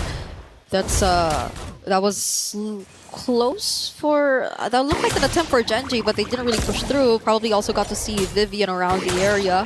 And now let's see how Vitality are dealing with this rotation. This is how they deal with it. They just steal off orange buffs against Genji, and that's how they slowly build up their momentum. Sayori with a clutch black shoes. Vivian onto the back lanes. That was a really close call. High-risk plays here for Genji so far. Yeah, but we're yet to also see how they're really able to convert the threat of the Selena yet again. Mostly, majority of the action is coming in from Arya. It's from Genji. Vitality seem to be waiting for that opportunity to get at least a grab or maybe even land an arrow. So now the plan for Vitality is to send in Fumi Echo, but that's not looking good. But no, that is a great throw of Ruin. Pandamon caught in the crossfire. Rui Force with a Turtles Passant. It's all over for her as Fumi Echo and Vivian doubles down. It's a double kill for Fumi Echo. The turtle is left untouched. Now there's an action here coming from Vitality. A 2-0 for an Alice early on. Arya still trying to be an annoying Esmeralda in her face, but this is Vival most probably still getting to secure the objective. No! She didn't have her retribution at the time. Okay, it paid off for Arya. Yes, it was very worth it. Now they do have the retribution, but the turtle is up. Genji and Vitality could both make their way to this objective if they wanted to, but things seem to be different for Vival. They might not risk it, not unless they find an opening. But it's so far just really Arya and Fumi Echo zoning them all out. They're really considering onto giving up the turtle altogether. They just want to interrupt the whole process here for Genji. If we could get the turtle, so can you. Right? And for Genji, they're attempting to somehow zone out the members of Vitality here. But Fumi Echo and Vivian is just not having any of it. Now it's Ashley targeting on Vival. She's just zoning them out, sitting onto the side. Arrow and traps are there, but the damage just isn't enough to get a kill. Fumi Echo with a Crimson Gleam going in. Vival clutches to get the turtle alongside Vivian here. Sayori forces out onto her black shoes. Fumi Echo buying enough time to just delay things up here for Genji. That was quite the messy of initiation here for Genji. Yeah, Fumi Echo. That was Fumi Echo just making sure that it was a better scenario for Vitality to just commit to the objective. The way that they again forced Rui out, put her down to very low HP, and all just by being an Alice that's standing in the way. This is a 2-0 Alice that you're talking about, just picking up the Radiant Armor too, so that adds to an additional layer of sustainability that you will have trouble dealing with if you're Genji. At this point, I feel like they might not have enough resources to deal with it head on, as we could take a look at the items eventually. But Vitality, there you go. At least they have a glowing wand in Sayori. That's it. That is the kit that she needs to actually punish onto Vitality. Body kick here for Ashley, but Vivian and Fumi Echo tries to get away. Damage just isn't giving it here for Genji. And you just mentioned the Vitality. All they needed to do is force out Genji out of mispositions here. And there are numerous health resources here exhausted, such as the Flicker for Ashley, and for Vitality. Things just keep getting better. Shell got the most out of her zone onto the bottom side. That's a hefty amount of gold advantage that Vitality was able to get in 7 minutes into the game. Yep, and I feel like Genji could have also went for more aggressive setups if only there weren't as much information. I know we haven't seen much of the arrows just landing yet from City, but I think the placements are also something that matter in this game. The way that they're always just able to scout, the movements from Genji, similar to what we saw just now, is being very pivotal in how this game is playing out. Oh, the arrow now lands onto Rui. Okay, that's a very crucial take here for Cine. Ashley commits onto the wave of the dragon. Cine immediately taken out here by Arya. Shell finds a great opening with a blazing duet, but Sayor with a single black shoes will be able to survive that. Panda 1 being cornered, of all people, taken down. The goal laner for Genji is down. Now they don't have enough damage to actually tore down the defenses here for Vitality. The Lord is left alone. It's still Vitality coming up on top, finding the right targets and angles against Genji. Yeah, and I think that's one of the biggest concerns we had for the draft as well. Genji, they do have setup, they do have pick-off potential, but can they actually provide the right amount of damage? Arya, oh, the knockups! She might not make it.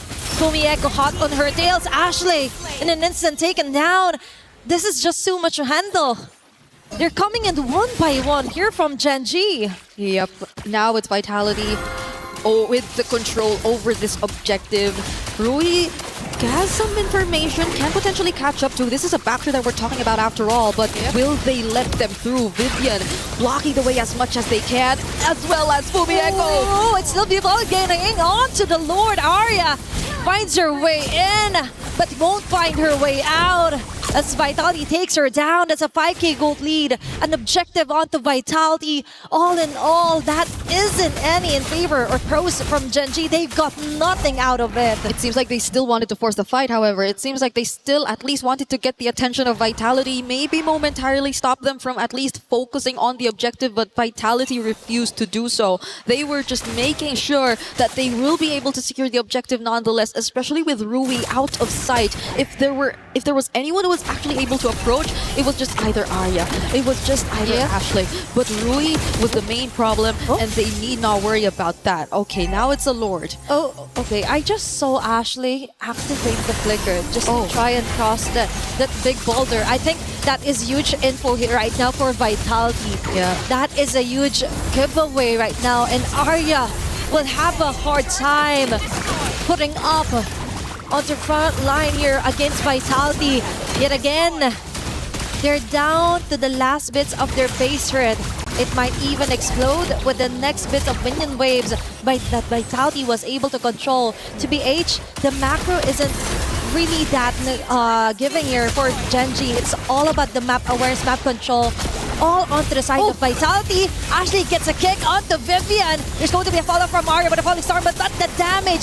The Respo, it's just isn't there yet. Vivian goes in with a clutch play. Shaw with a free hit. The two women down here for Genji. They go at it again. Double kill yet again here for Vival. What a way to scout out the members from Genji! The coordination from Vitality, a single failed attempt from Genji is what cost them these 3 kills and possibly even a base turret that will go over to Vitality. The moment that they saw the way of the dragon already down and that multiple members of Genji were out of their base, they took that opening, that beautiful throne of ruin, that entry from Vival and the arrows from City, but Arya wants to fight again. Okay, that is quite a successful play here for Genji. They're just brute forcing their way in. It's Fumi Echo being cornered out. There's going to be a dashing out. Okay, the bullets will hit from Panda 1, but an immediate response here for Genji. They're still alive and kicking. And they've got 2 core damage here from Vitality. I think that is fruitful enough. The risk was worth it for them. But still, for Vitality, they're trying to survive. Ashley from the back! With a great wave of dragon onto Cine. But still, they weren't able to burst her down. Survival at its finest here for Vitality. The question remains, do they have enough to burst down whoever Ashley eventually finds? Because they burned the flicker for that kick. You would assume they could, because that was Cine who they were actually able to find. But even with the bullets landing, even with Panda actually providing the follow-up, it didn't seem like they had enough. What more if things get a bit messier in the team fights. And we're just talking about a 5k gold lead currently in the hands of Team Vitality. More so, once we actually scale into the latter portions of the game, once Genji actually gets to prolong it to that point, do we expect that the Ranger could actually deal with everything? The Skypiercer stacks aren't even handed over to him. It's not like he could just put herself forward. It's Arya who's actually just trying to force their way through, open up a bit more of the map, and try to create space when there are actually team fights going on. But other than that, this is going to be a tough task for Genji. That is the reality.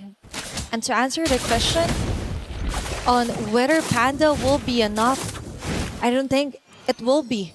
Because for now, Vitality still has most of the gold, most of the damages, plus they're really having a hard time committing onto getting the right targets. And now there's also Lord in the mix. They're burning it down as fast as possible, but Vitality is just waiting for those arrows to hit, and that might be it. Now Genji needs to be really careful on where and when they should commit Ashley's flicker, even the Way of the Dragon. 5 seconds next before they go in with a Blick Clutch play. It's Vival trying to run away. Arya getting caught in the crossfire, but Foamy Echo does it again. She forces out Panda out of position. Vitality brute forces their way in. Foamy Echo yet again on the front lines. Panda evaded down Vivian. Shell with a blazing no, and Panda and Ashley in a very hefty position. But they will do it. They will still survive.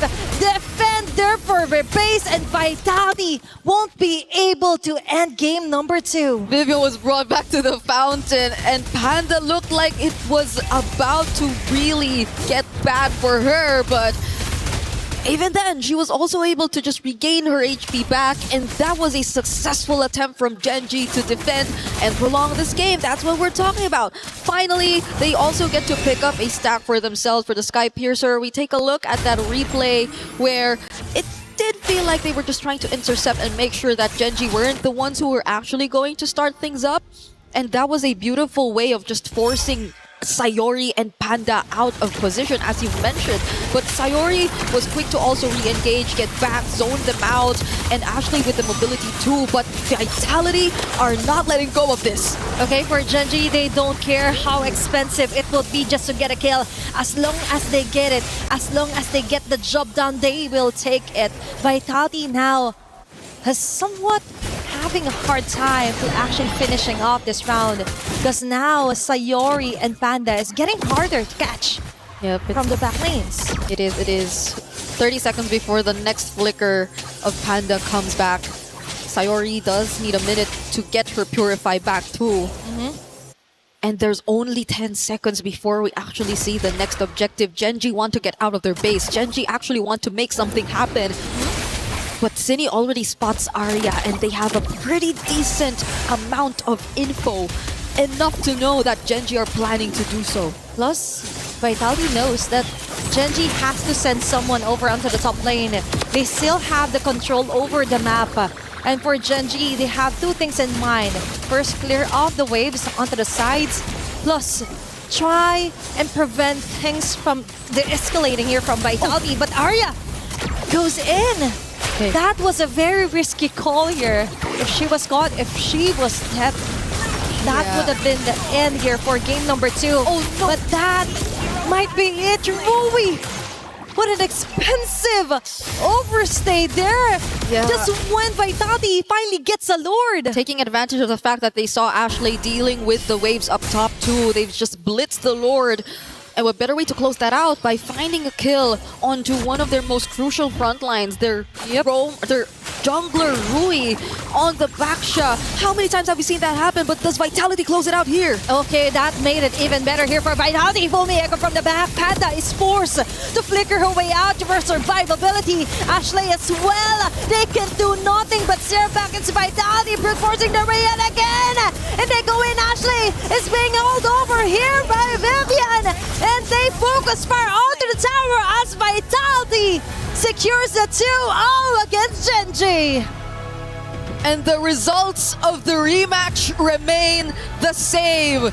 Team Vitality sweep Gen G to punch their ticket to the knockouts.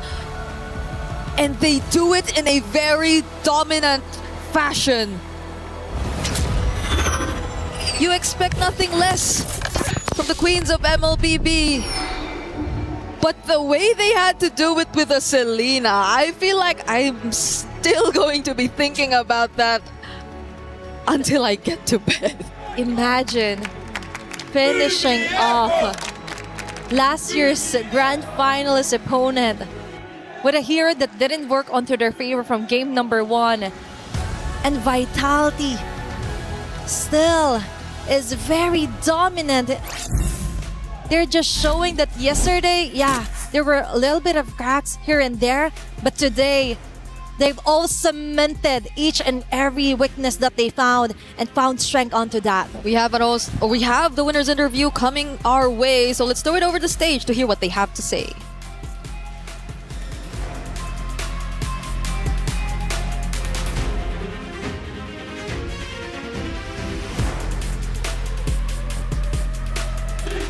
And the crowd goes wild right here today at the Paris Expo. Just take a look at that. Now here I have Vivian beside me. How does it feel to have the V-Hive here with us today cheering you guys on?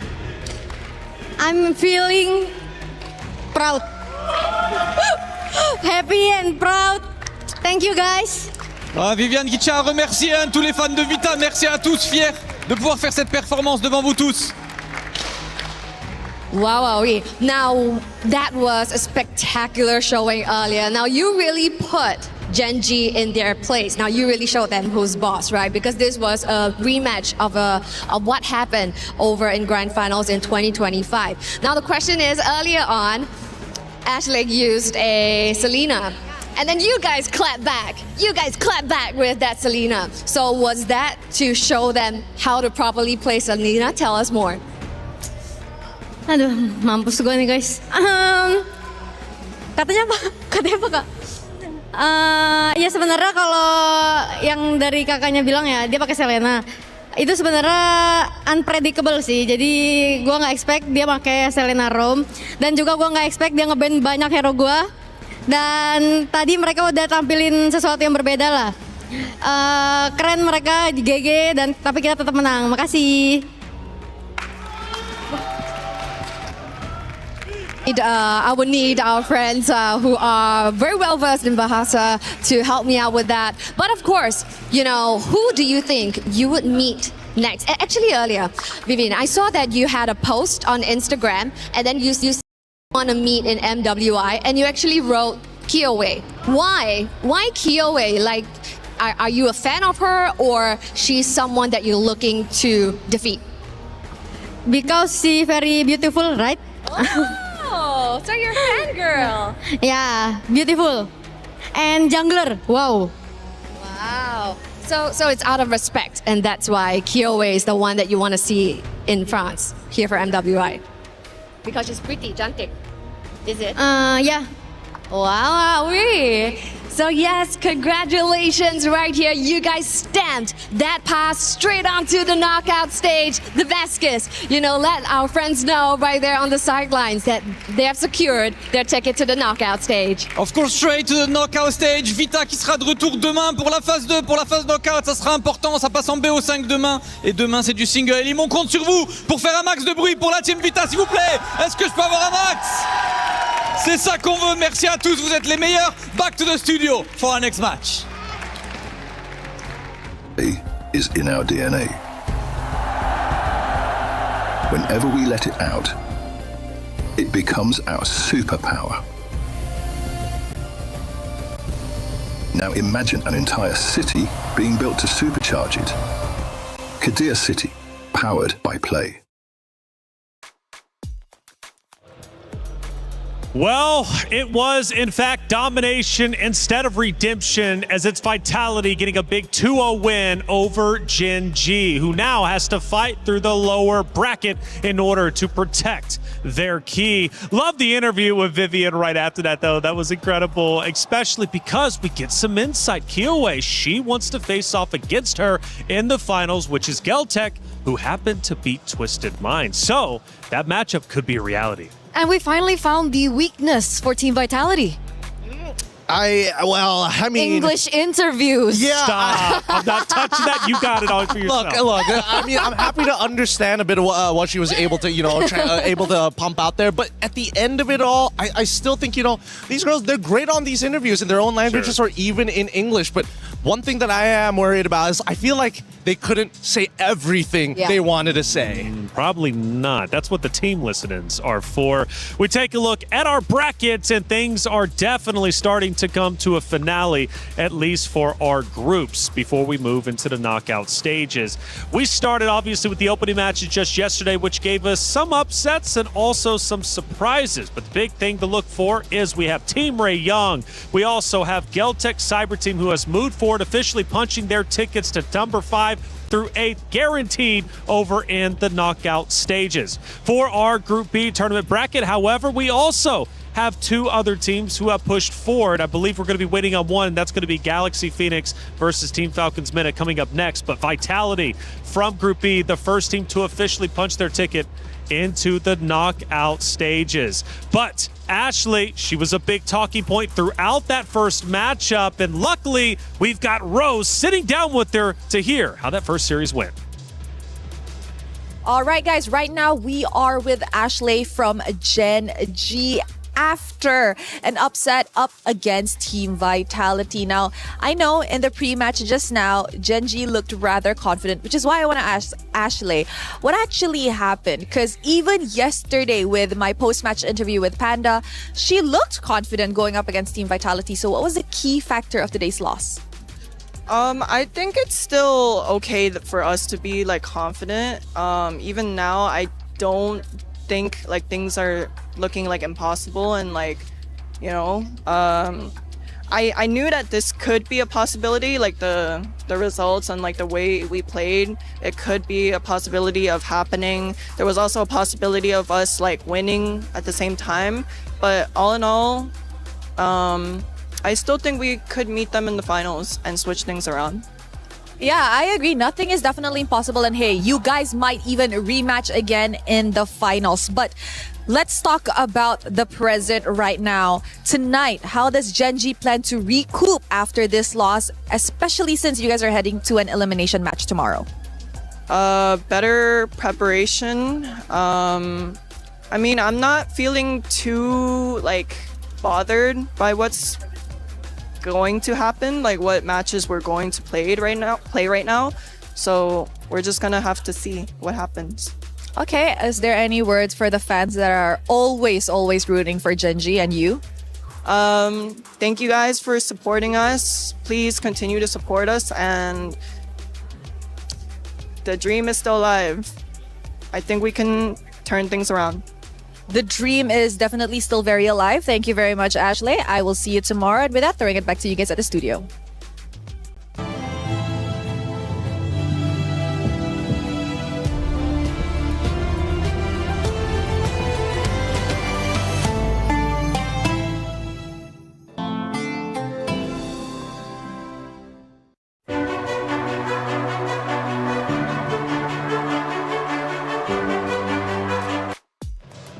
Thank you, Rose, as always, for that interview. Ashley saying the dream is still alive. She's got full faith not only for herself, but also her roster of Gen G to make it into grand finals. This was only a roadblock, but I would say pretty big one. They take a 2-0 loss, and both times over a 10K gold difference. At least in this way, it was a little bit closer than that. But regardless, for Vitality, they just played around Gen G and did it well. They really did. And I don't know about your reflections, but after looking at that interview, it's clear that Ashley put on her big girl pants after a game like this of 17 minutes of grueling combat. Just look at the damage taken by Fumieko. Nobody comes remotely close except for Arya, and even then, Fumieko has half her damage. What are you supposed to do against that? It's an unkillable monster in the EXP. And that started in the early game, too, because I remember Gen G was looking good in the early game until Fumi popped off. She really was able to find her moments, and it really just reflects how much she's grown as a player in the EXP lane. I remember the era of Team Vitality in whence Fumieko was the weakest link, right? She was the newest addition to this roster, and then she came in, and then people were saying like maybe Vitality's not as strong because of the new addition. But I mean, seeing that performance earlier on, wow, I think everyone was screaming her name all around the world. Yeah, she was definitely the best wingman for sure. And at times, honestly, one of the leading slayers dominating the competition for sure. What do we think about the titles? Do they match up and reflect appropriately for you? No, that's weird. I mean, obviously, it's a little strange to see the carry and the sandbag both going to the EXP. That is kind of wild, isn't it? It is, but at the same time, it also goes to show that Gen G, towards that latter half of the game, weren't feeling as confident to walk up and say, yes, this is our zone. You cannot walk into our area of influence. They gave up a lot of space, and they kept on doing it until there was no space to give. And it also typically shows how the Grange just really didn't work out again. Like, they tried it back to back. They did it in the early game. Game number 1, it didn't work out. Game number 2, they tried again. And this time, they had a little bit of a better composition to try and help facilitate the Granger. But at the end, it really didn't work out. The damage wasn't really there. And that's why maybe we see Arya on the top of the charts of the damage dealt. But we have 3 great moments to look at. Let's look at our first wonderful moment that took place. And I'm sure it's going to be Vitality setting themselves up nicely, or even Fumi popping off. What are we looking at? Yeah, here is the first initial setup, right? Because they get the initial kick onto the correct target, but look at Fumiko, right? Blocking the shots from the Granger, allowing the glue to find the setup on towards Rui all at the same time. It's very rare that an EXP laner can do everything all at once. Yes, it's a little bit of a mistake on Gen G's part for getting too close together, but how can you predict the trajectory from where the flowing blood is coming from? It's tough to say. It is tough to say indeed. Let's take a look at moment number 2 and see what ended up unfolding. We're now getting deeper into the match, towards the tail end, about 6-7 more minutes left. We're at 10 minutes and 45. And it looks like they're going straight for the throat here for Team Vitality. It looks like they're going for the push. Ashley here gets a good moment coming in from Vivian, but you will see, I believe, Fumi Echo being able to... There it is. The counter engage that always happens. So despite Ashley being on a hero that is way more active, she can look for more opportunities around these team fights and these skirmishes. There's always that counter engage coming in from Fumi Echo that really just ruins it for the rest of the team. And it's not just that, right? There's also the argument of like, wait, why isn't Sayori just kind of drawing the line in the sand and saying, you know what, you can't get past here? And unfortunately, that's where the Hirara suddenly appears, right? Again, the combination of locking down the target, forcing out the Purify as soon as possible, and if she doesn't have Purify, Sayori will die and will not be able to use the Black Shoes to get out. Well, moving on to our third and final moment that we'll be reviewing for this great matchup. We take a look now towards the end. We're now starting to pressure into the base. Gen G knows they are backed up against the wall. The pressure from Vitality is unrelenting. I think this is the moment where we do see that Vivian got really, really confident, right? If I remember this correctly, yes. They try to get on top of Ashley. Ashley flickers out in time to bring her right back into the fountain. I was laughing so hard at this. It's one of those moments where you're like, all right, I got you. Oh, no! And it's definitely those small victories that can be celebrated, I think, for Ashley in particular. She didn't look too happy after the game, but obviously she had her moments in the game there. She did. And hey, you can have your moment in game as well because it's Rhino Day. We got the brand new interactive effect for Rhino Day, and it's available now. Check it out and join the celebration. Get involved. We love our stickers. We love everything in game, right? Hey, Rhino Day. I love rhinos. Okay, well, she loves rhinos too. That gives me I like turtles vibes. Have you ever seen that meme? A turtle hero in Mobile Legends? I don't think so. You don't know? Yeah, no, there shouldn't be, right? There's already neutral effective. We need a turtle. She doesn't know the meme. Dude, I was trying to cover for you. It's okay. You didn't have to bring it up. All right, I need a little bit of time to breathe after that one because that hit deep. I'm not going to lie. We got Rose on site with Vivel. Good interview. Let's hear what she had to say. Now, Vivel, one thing I want to ask though is why the sudden Selena in Game 2 after Ashley's Selena in Game 1? Were you guys trying to prove a point? Actually, no. Ashley playing Selena was literally unpredictable, but us picking Selena doesn't have anything to do with Ashley. It's because Chinny's main hero is literally Selena. She plays Selena a lot. She likes Selena a lot. So, yeah. I see. Now that you guys are officially in the knockout stages, is there perhaps a team that if you were to meet, you think that Team Vitality will have a hard time facing? I don't think there will be, because all this time we want to go against any team. There's no team that could pose like an obstacle for us. But if I have to mention, it's probably Team Ray Young, because they're from Malaysia, and Malaysia is one of the powerhouses of Mobile Legends. Oh, wow. Confident from Vival. You know what? Congratulations today. Thank you very much. With that, throwing it back to you guys. Bye-bye.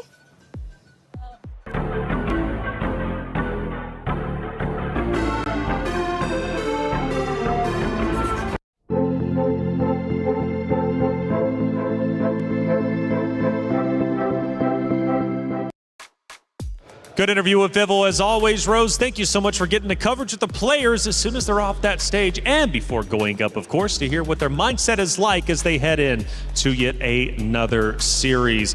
Final thoughts, right? We got the chat involved. Make sure you're tweeting out, or however you would like to talk, of course, on especially where you are watching the stream. Famiko, MVP for sure. Honestly, after that performance, I would say so. Real.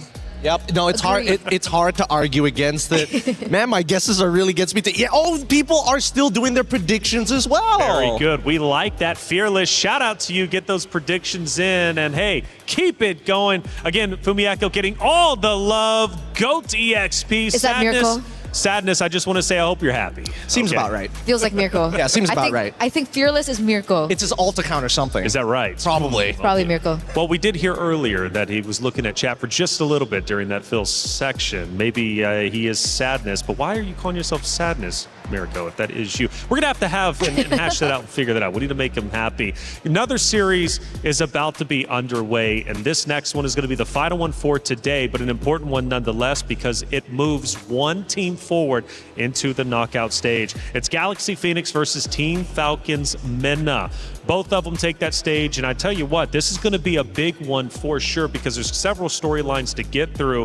First off, history is within reach for both of these rosters. For their regional battle, the highest regional placing they've got in MWI is 5th through 8th, okay? You get that just going to the knockout stages, but they go a little bit further, they could make history. They're my GOATs. They're your GOATs? Team Falcons MENA are my GOATs. This is the first time I'm hearing about it. Because, Dave, when did this happen? Yeah, I don't know, because I'm looking at Galaxy Phoenix and like the names that they've beaten just to get here. How can you not? That's the keyword. That's the What did keyword? you say? Beat? He said a sentence, names. though. Names? Names is the key word? Names is the key word. She is the gold laner. She is my GOAT. Okay, Names is the GOAT. Okay, fair enough. You guys must be a duo or something, actually. You guys go way back, actually, if I'm not mistaken, right? 10 years at MLBB, of course, 6 for you. Yeah. Veterans up on this stage. A long time to hate each other. Oh, why do you got to go that way? She was natural. Sadness. She was the Sadness comment out there in the Wait chat. until the next IGN of hatred. Falcons MENA, okay, has a big fan up here. But realistically, do they have what it takes to take down Galaxy Phoenix? Oh man, that's the brutal question, because they've been to so many international female tournaments and they always just fall short. And I gotta say, this matchup is really heartbreaking, because I think Galaxy Phoenix are so strong. They are the team that has actually played in MPL Cambodia. And that's not a simple task to do. There is technically no restriction on it for what kind of gender going into these MPLs. Sure. But the fact that they are playing on the same stage as some of the best in Cambodia, who's been around for at least 5 to 6 years, and they're the one region that everybody in Southeast Asia agrees upon that they are big stonks. Big stonks indeed. And talking about stonks, apparently we've got the Queens posing themselves. Where were they at? I'm hearing the Eiffel Tower. Let's check it out.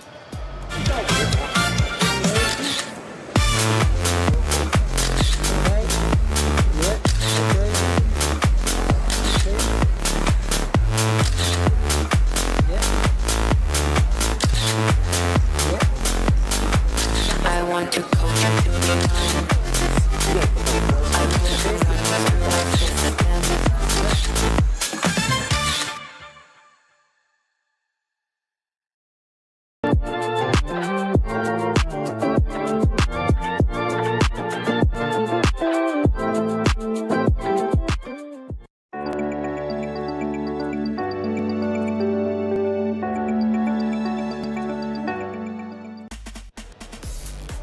cool. I couldn't have done it any better than Kiyoe in that moment. Well done. Hopefully we get more of those videos. Super unique. Hey, it's about time to send it to the stage, though. I'm ready to get this matchup started. It's Galaxy Phoenix versus Team Falcons MENA. Cheryl Damascus, take it away.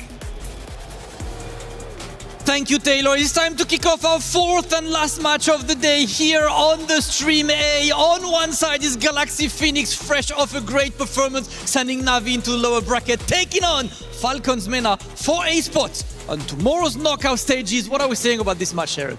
Yes, that was absolutely amazing. And as we speak, these two teams that are about to take center stage right here on Stream A are teams that has flown under the radar. Now, Galaxy Phoenix is someone that you don't want to underestimate. Why? Because they have played in the open circuit. Now, they have been competing in MPL Cambodia. And of course, we have over on the other side, Team Falcons MENA, where they see their open circuit counterparts winning wildcard.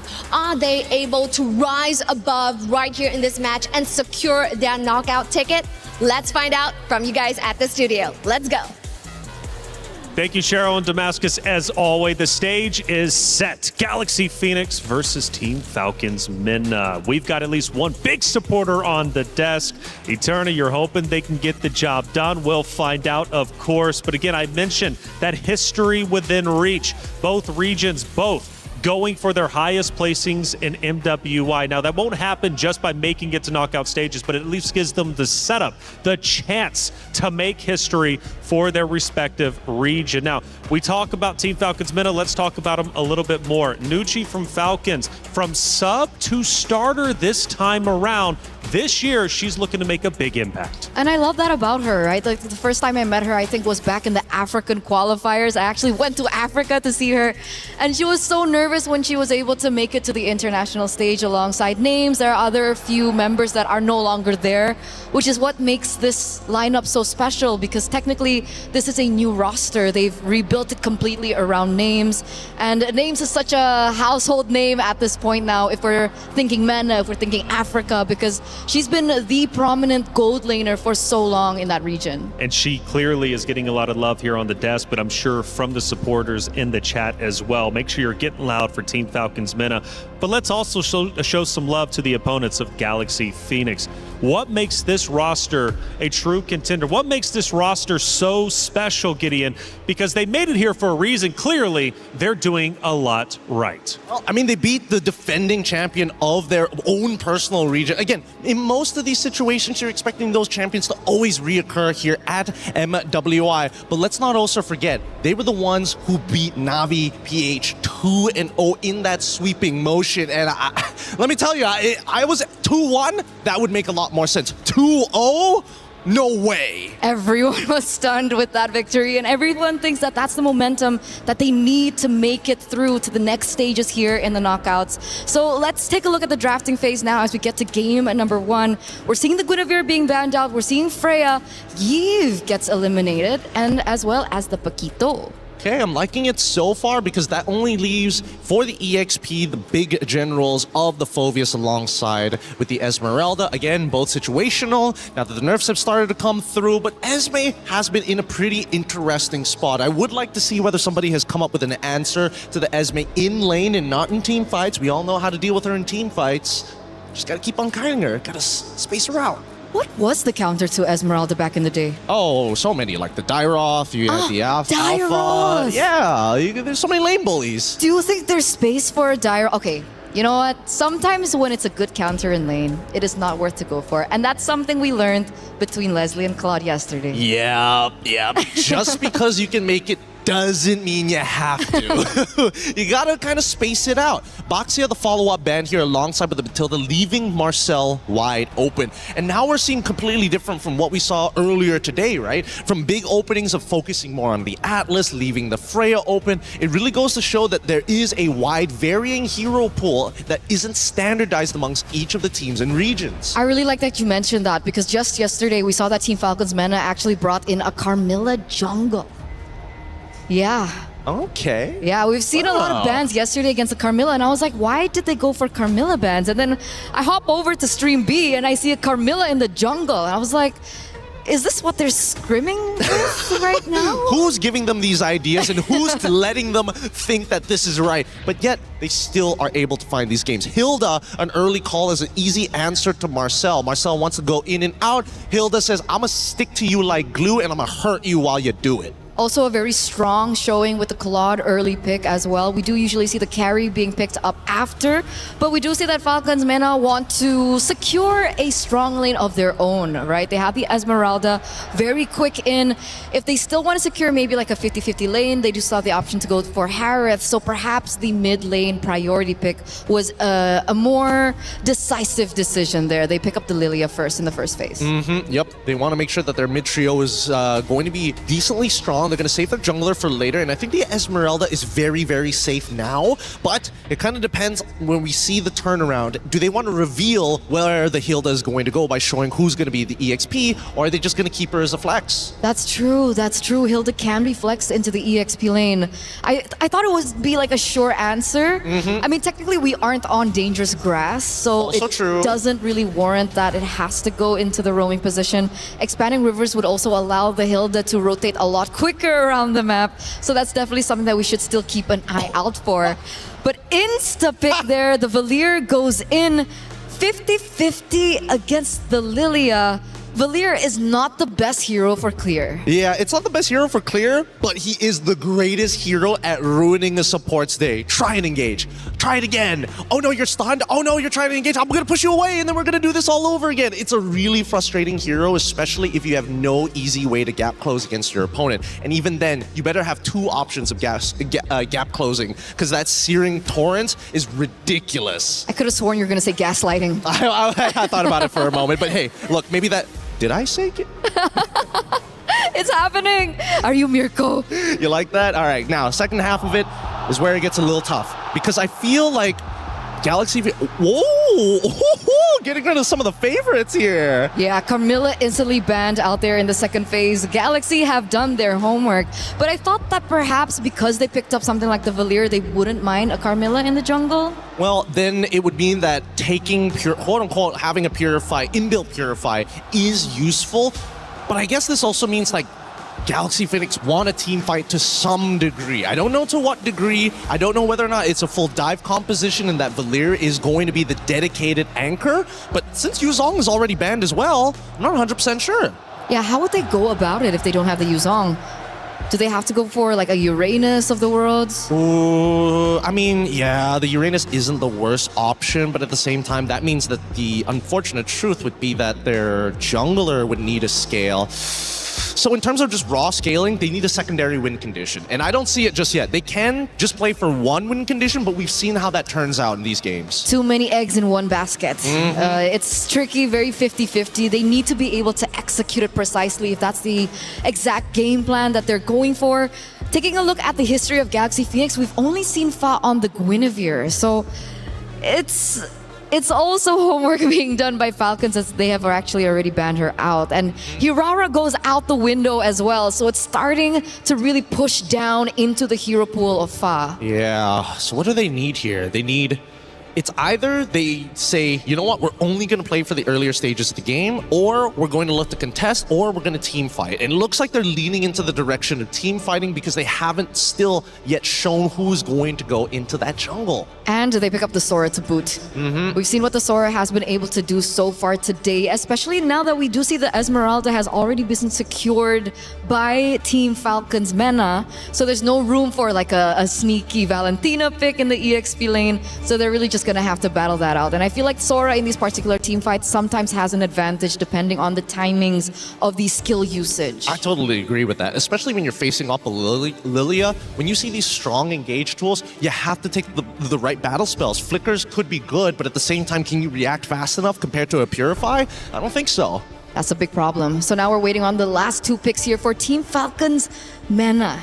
They need a jungle as well. They go for the Clint. This is a signature pick for names, by the way. And the Fanny! Oh, this is dirty. This is really, really dirty. Number one, there's not much of an answer to the Fanny at this point of time. The Cloud Shift is good at catching her, but if you can time it perfectly. The Searing Torrents is something that Fanny can force out of Sophia very early on, and there's no real running away. this Hilda has a lot of work to do in front of her. Cho jungle. Cho jungle? Cho jungle.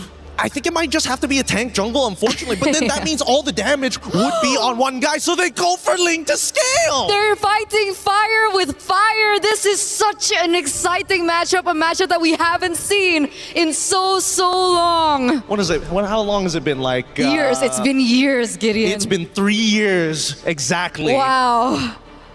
Well, not only was our hero pick historic, bringing old memories back, but both teams again are going for history themselves, trying to reach the knockout stage, trying to better their region than 5th through 8th. Can they do it? This is just one of those very steps. It's Galaxy Phoenix versus Team Falcons Mena. Mirko, Athena, take it away.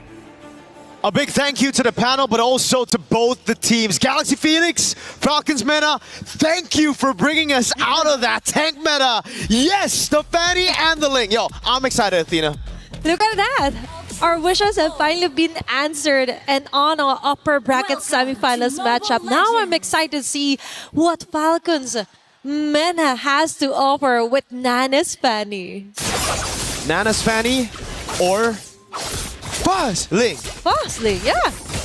Vice versa, right? And it's interesting to see it in a world full of jungler when it comes to the utility, but early skirmish here on the mid lane, forcing out the flicker out of Syrinx. Yeah, we've just been seeing this so much, man. Bargain Hunters on a lot of the mid laners. This time, even on the Valir. Sophia's gone over for the...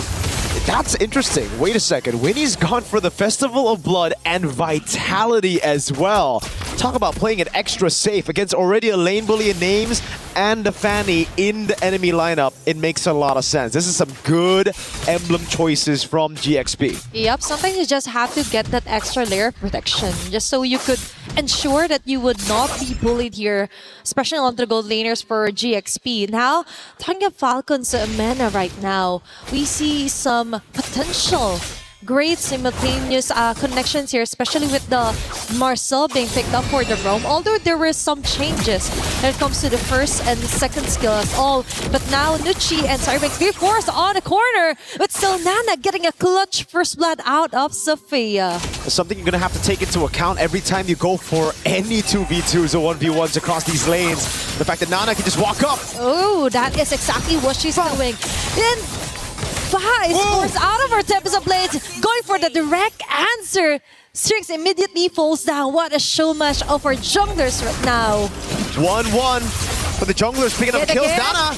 Okay, it's Lemma falling down hard, but still ensures safe escape right now for GXP. Now Nana safely transitions onto taking the neutral objective. She decides here for Ling.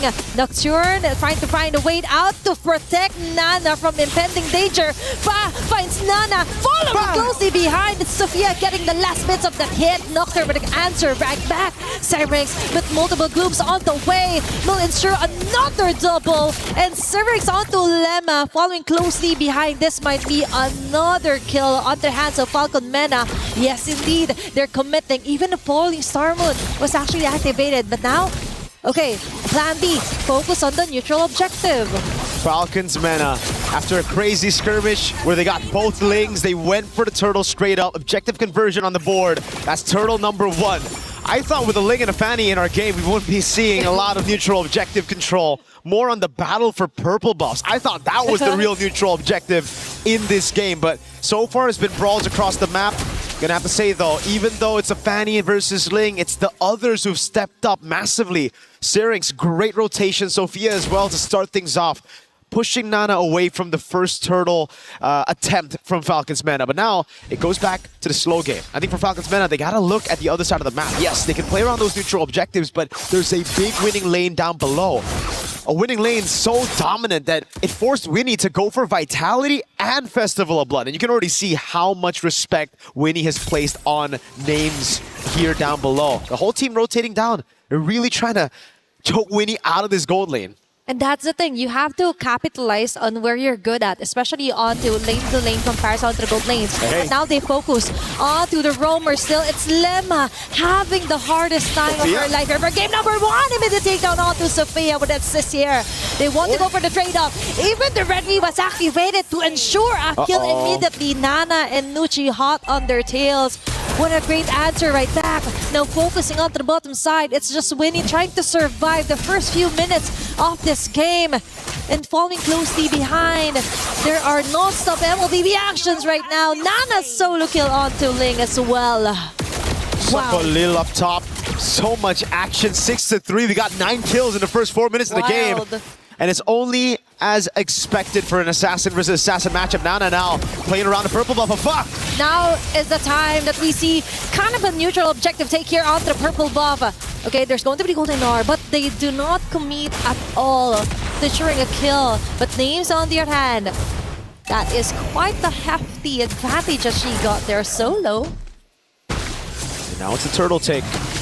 Slow but sure. Falcons Mana send Nocturne over to hold a turtle while Nana gets on the purple buff. Ling though. Okay, Falling Stormer right on track, but Ling risk it all. But that is just too much to handle. That's 4 women targeting her alone. Nana forced to back away, but she will be getting right back on track. It's Winnie and Fa ensuring the turtle take, and Nucci falling down fast, still alive and kicking. And it's Syrinx with a clutch black shoes, trying to force her way onto a kill. Too much things happening at once here. No can do now for numerous objective takes here for GXP. It's just all about distractions, all about who can play the chaotic game better. Galaxy Phoenix, it looked like they were tracking behind, trailing behind in the first few minutes of the game, but here you can already see how that chaotic nature from Ling, holding that side lane, going into Names, forcing the flicker out and the whole team to peel for her. Got the space for the rest of the team for Fa, Sophia, and Lemma to control the neutral objective now. Gold Crab still taken by Names, and look at the trade up top. Both Lings rotating towards the top side of the map. Nana versus Fa. Okay, one-on-one. Will she be committing onto that? But before all of that, it's Nocturne caught on a very great vantage point on the Winnie. She will be backing away. Lemma taking it safely. Sophia. Disengaging. Sophia, on the other hand, just goes in for the Cyclone Eye. Clear advantage on to Falcons Mana right now. This is the moment, I'd say, for Galaxy Phoenix to try to look for those purple buff takes away from Falcons Mana, but it just seems like Boss is taking a safe route. Doesn't want to go over to enemy purple buff despite the Fanny already seen up top. Nana's getting the job done. Ling! Okay, Fa with the blades here. Going with a double. A kill spree on the bottom lane. Meanwhile, it's Feeny being taken out in the process there onto the top lane. Immediate cross-map trades here for full Falcons and Galaxy. Not so without a purple buff. Nana has gotten a turret and a kill on the Claude with no purple buff. Purple buff still up and available. She's waiting for it to be closer for the turtle to spawn before she actually takes it. So this is a prime time for Falcons Mana to fight now. Nana got purple, Turtle's up in 2, and Foz purple is going to be out just in a bit. Lemma targeted down again. They're trying to bait out the flicker right before the skirmish. And it just seems like for Galaxy Phoenix, they just can't stack up together just yet. The Claude's still up top, playing weak side. Sophia, Lemma, and Ling trying to find an opening for Fa. Okay, there's going to be a frame moment. Ling will be able to dodge out of her way in danger here from Falcons Mana. Nana will still be successfully taking down the neutral objective. Surprisingly so, she can do a lot even without the purple buff you mentioned. And even though some may consider it a necessity, it's like just an option for her. She just wants those kills rolling over here for Falcons Mana. Remember, as the panel mentioned, Galaxy Phoenix can just play the scaling game. They have a very good scaling composition. Sophia, though. Okay, jumping in here is Nocturne. Sophia was able to gain away. What a clutch movement here from Nucci. Nana from the back will get a kill onto Sophia. Winnie with an opening, blazing no and open up doors here for GXP. But Nana is still alive, ensuring a double. But there's a double here for GXP. That's 4 women down for the side of Falcons Mana. That is a tough advantage that GXP got. Look at the instant objective conversion. Nana trying to defend. Okay, it's Lemma saying bye here to Nana. But still, it's all about prevention, preventing the mid lane turret from being destroyed by GXP. But Fa will be able to get another turret down onto the bottom side. The instant objective conversion, another fight in the mid lane, and this time they play it perfectly. Nana on the Fanny has been the one to initiate a lot of these fights, going in first, trying to deal damage to the rest of the team to follow it through.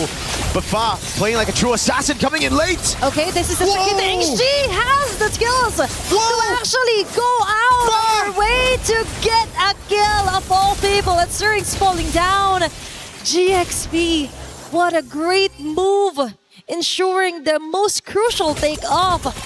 In fact, got a very assassin moves right there.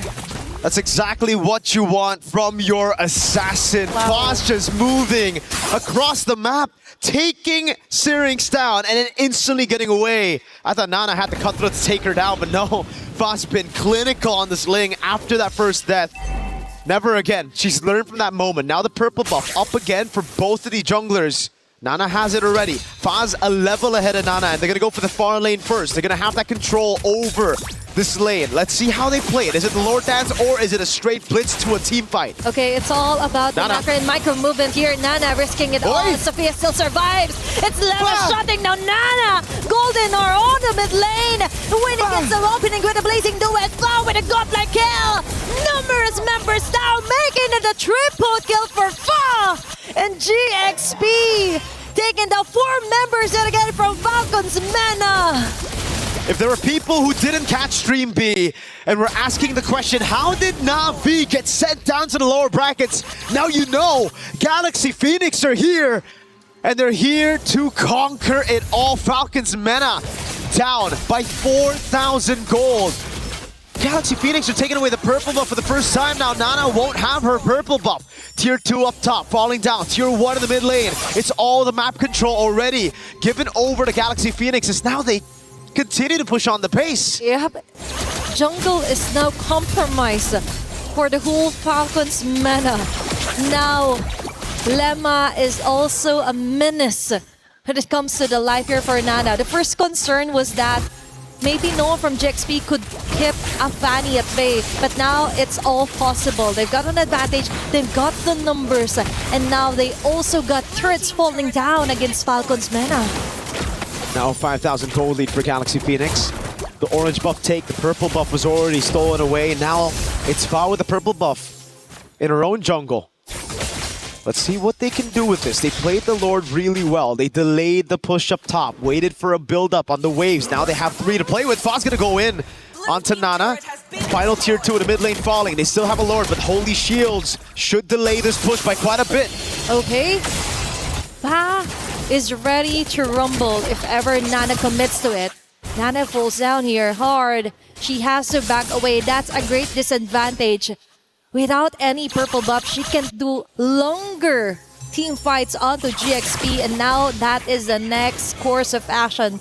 They have to level it out against GXP. But Fa right now targeting Nocturne, half an HP left. Purple is up, but they're risking it all. Golden R will hit or miss some of the members here for GXP. Fa on their back lanes. Weapons of Blaze activated as well. Syrinx falling down as well in the process. Fa has this wonderful way onto actually taking down Syrinx over and over again without missing a bit.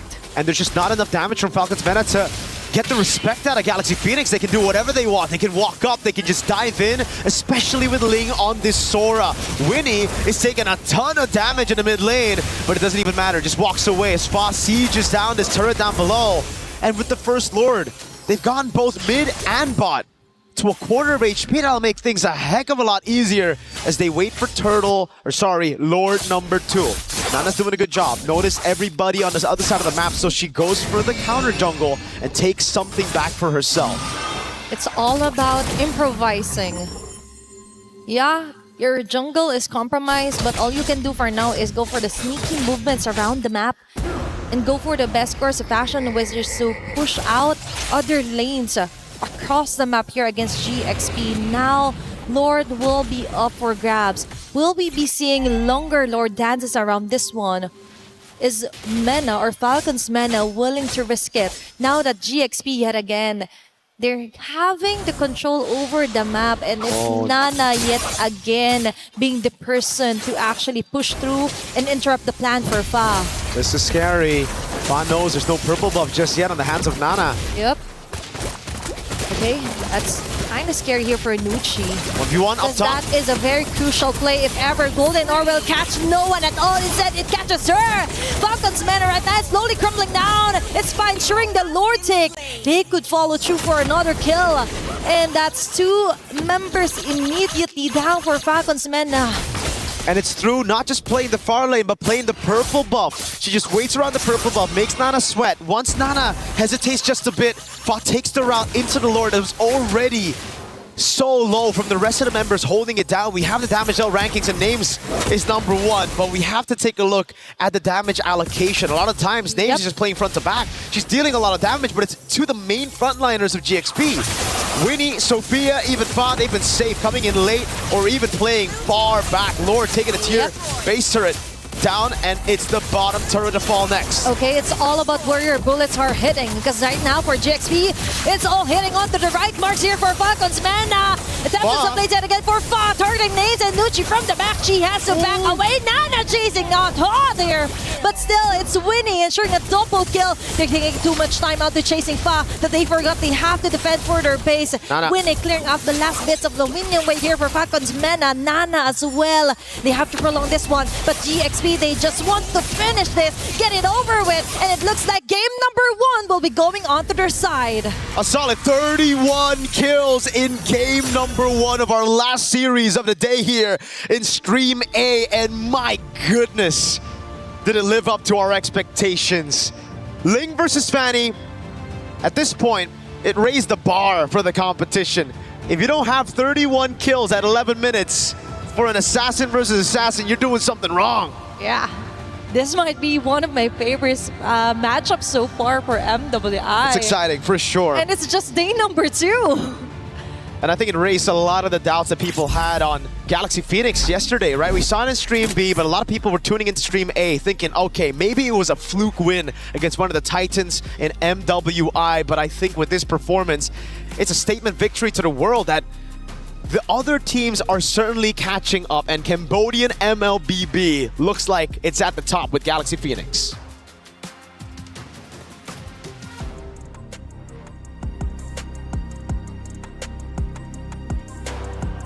Is in our DNA.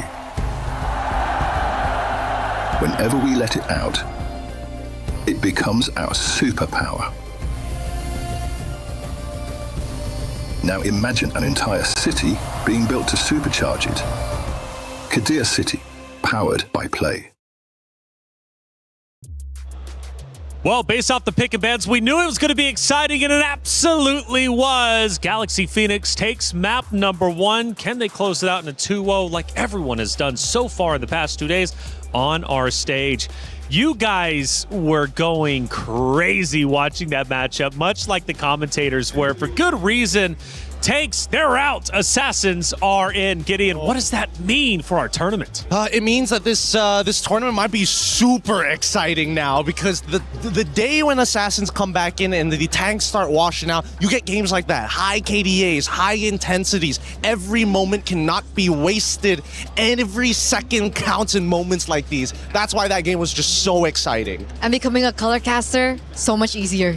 Fair enough. Assassins.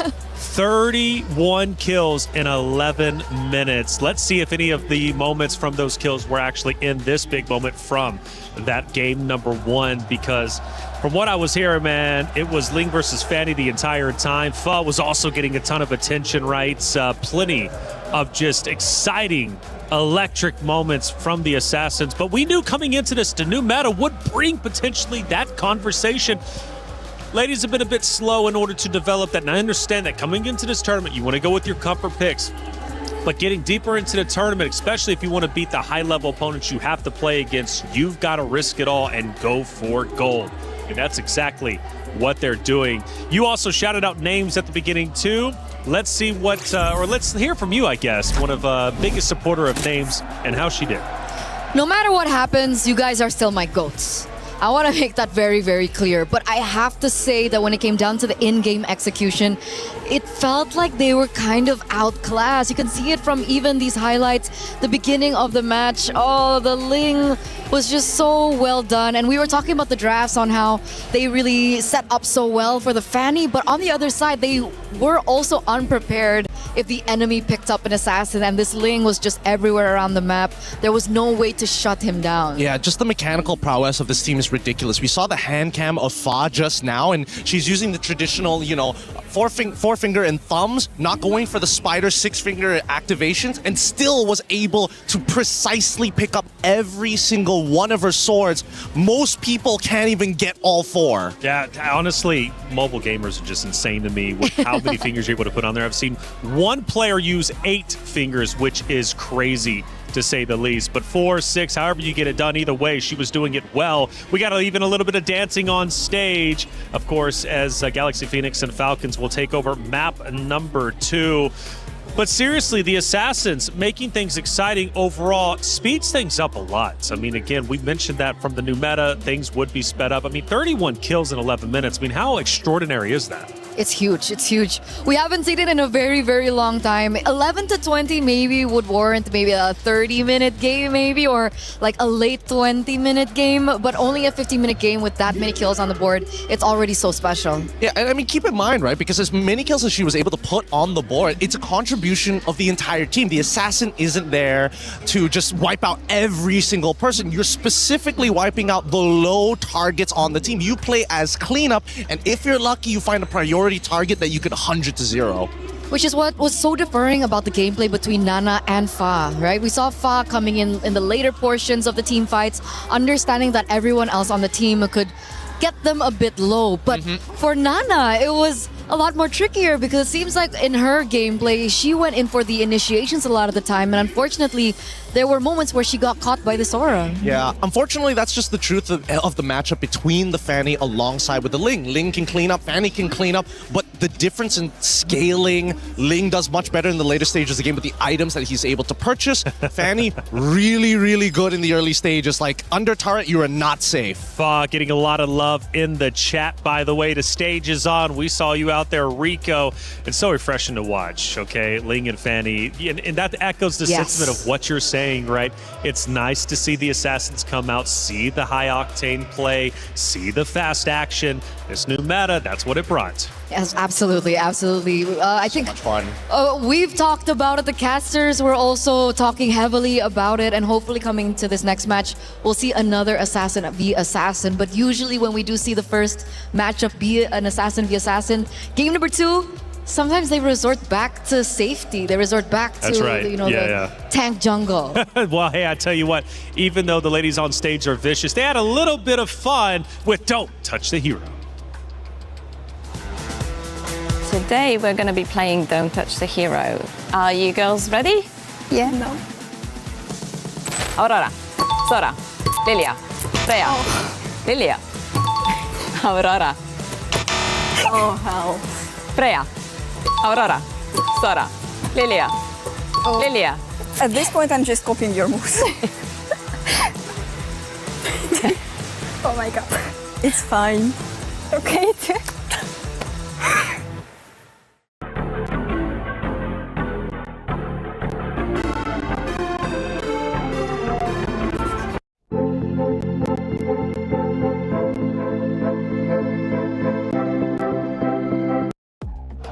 That was entertaining, and it takes at least a little bit of the pressure off that main stage for the MWI. How do you think you two would do in it?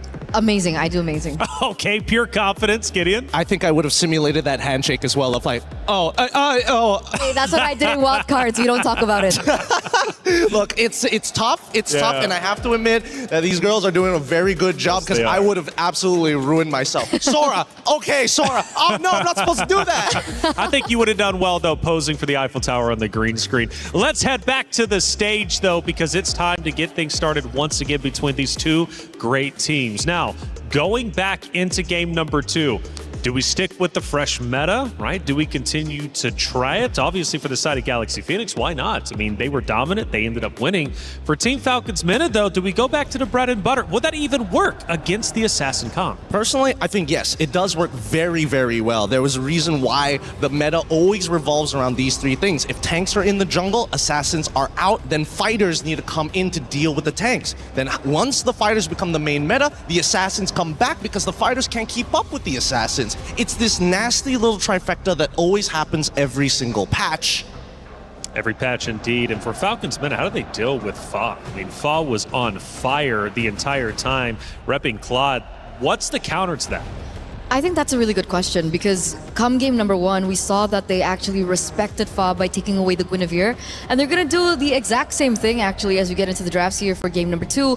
But would it warrant another Ling ban in the second game? No, I think let the Ling through. I really think that you have to tell your laners, you know what? You got to trust in the mid trio to make sure that Ling doesn't have as much impact. A lot of these assassin or purple buff assassins are dependent of, by the category of the name, the purple buff. When you have strong side on the correct side, if you are on blue, you want your EXP alongside, oh wait, sorry, if you're on blue, you want your gold alongside with your mid to be strong so you can instantly invade and steal away that purple buff. Once they have no purple buff, there's a lot more downtime where you can breathe and actually farm. And it's funny that we were actually talking about this before the broadcast even begun, unknowing that the Fanny would actually pop up here in this last game, this last matchup between these two amazing teams, I would say.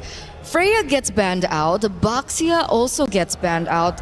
It is looking like they might be setting up for yet another assassin jungle matchup. Did they ban Baxia out in game 1? I don't think so, right? It's only like towards the latter half. So they only went onto that third pick to ban it out. The fact that they're banning it out now, I feel like Galaxy Phoenix are already thinking about what Falcons are going to do to adapt.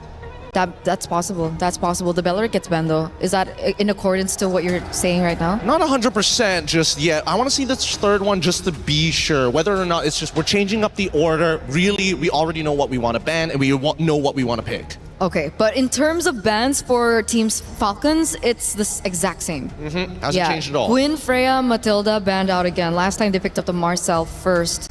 I'm wondering if they want to swap things around. I think they can still do it because again, like we saw in the previous game, the mid duo, they were already going to war and they called in both their junglers at the exact same time. So it's moments like that where it's like, can you be a little bit more precise? Could you set up a better scenario? Can you win out that 2v2? And I think that's what GP is thinking about as they get rid of the Carmilla. Once again, just making sure that they cover their bases. If I'm not mistaken, it was Galaxy that banned out the Carmilla in second phase. So the hero that they left open this time around is the Paquito. And I feel like the Paquito does really well against the Assassins, no? It does. Magically, yes, it does. But Esmeralda is still available. So technically, counterplay is in play. It's just whether or not who's going to make that first move, right? If Marcel shows up here, then it's kind of whatever on the opposite side. Okay.